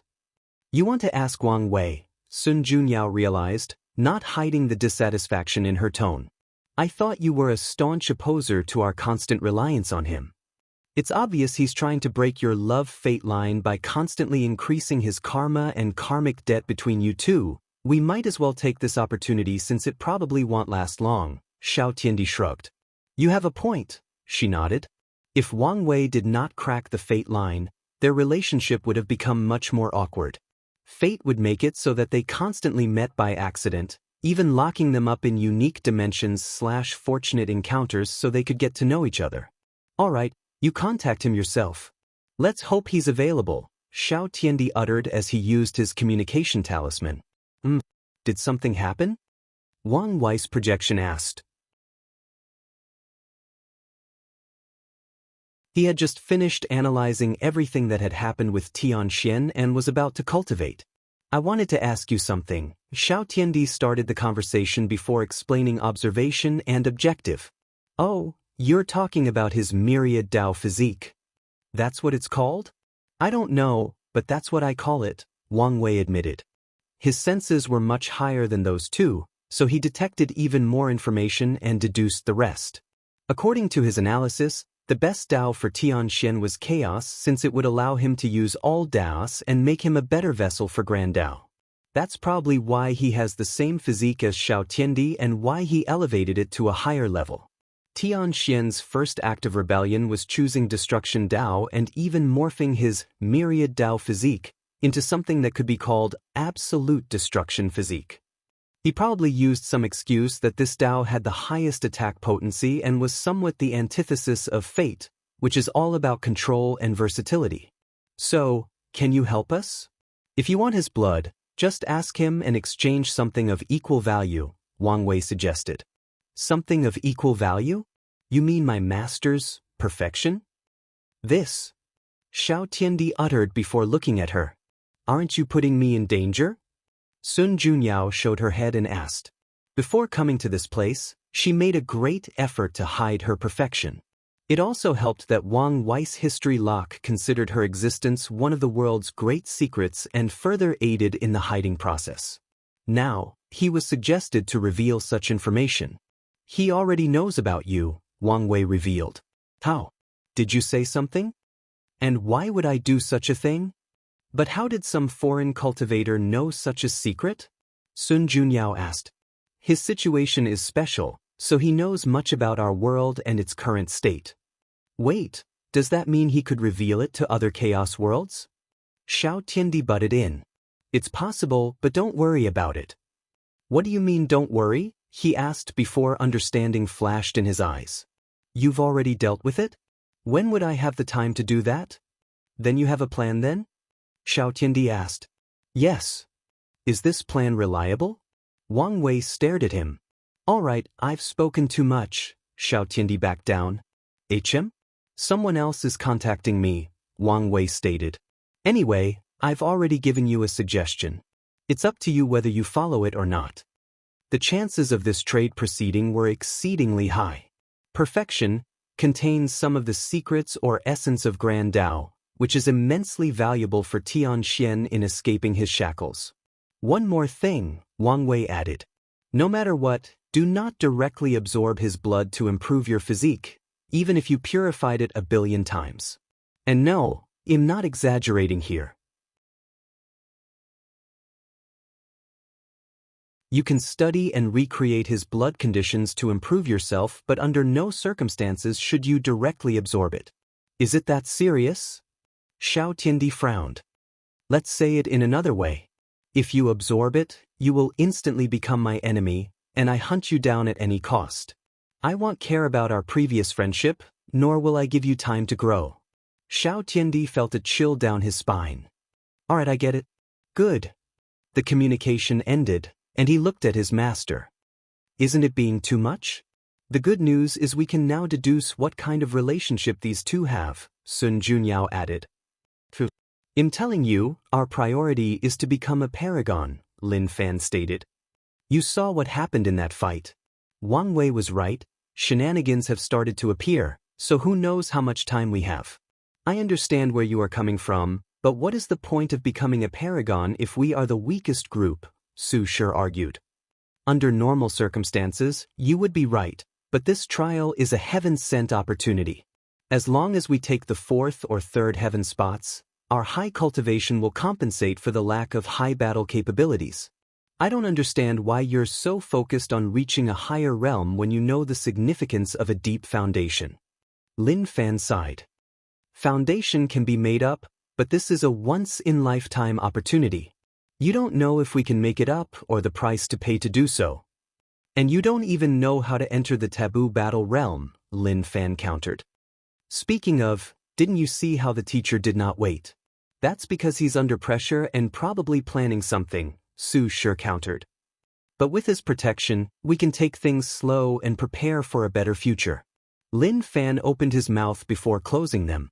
He exhaled to calm down. How about we talk to him and get his opinion? All right. Soon, they immediately contacted Emperor Kong and explained the situation. I understand where both of you are coming from, Kong nodded. So, who do you think is right? You're both right. Do you know why the taboo realm is not common knowledge? Is it because the top lineages hide all information about it? Lin Fan replied. No, that's only a small part, Kong explained. It's because many people feel it's useless. How does that make sense? Su Shi asked. It does, Lin Fan added. The time it takes to research and create a method to enter that stage might be longer than the time needed to reach the next realm. Exactly, Kong agreed. And there are no tangible benefits. The ability to fight above your realm is not as valuable as reaching that realm and acquiring that level of strength. But Wang Wei has insinuated many times to me that the taboo battle realm will have great benefit in the realm of the two suns, Su Shi added. That may be true, but you have to remember that before they appeared, 99%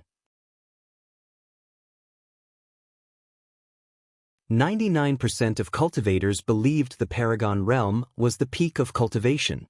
And from what I gathered, even during the Second Origin War, many people did not participate or take the opposing side because they believed Qiyuan was messing around and his plan was nothing but nonsense.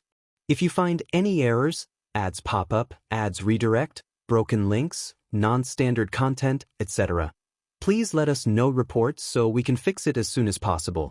You're tuning into the Wang Lin's Journey YouTube channel. Don't forget to subscribe and join us on this journey to catch the most captivating stories.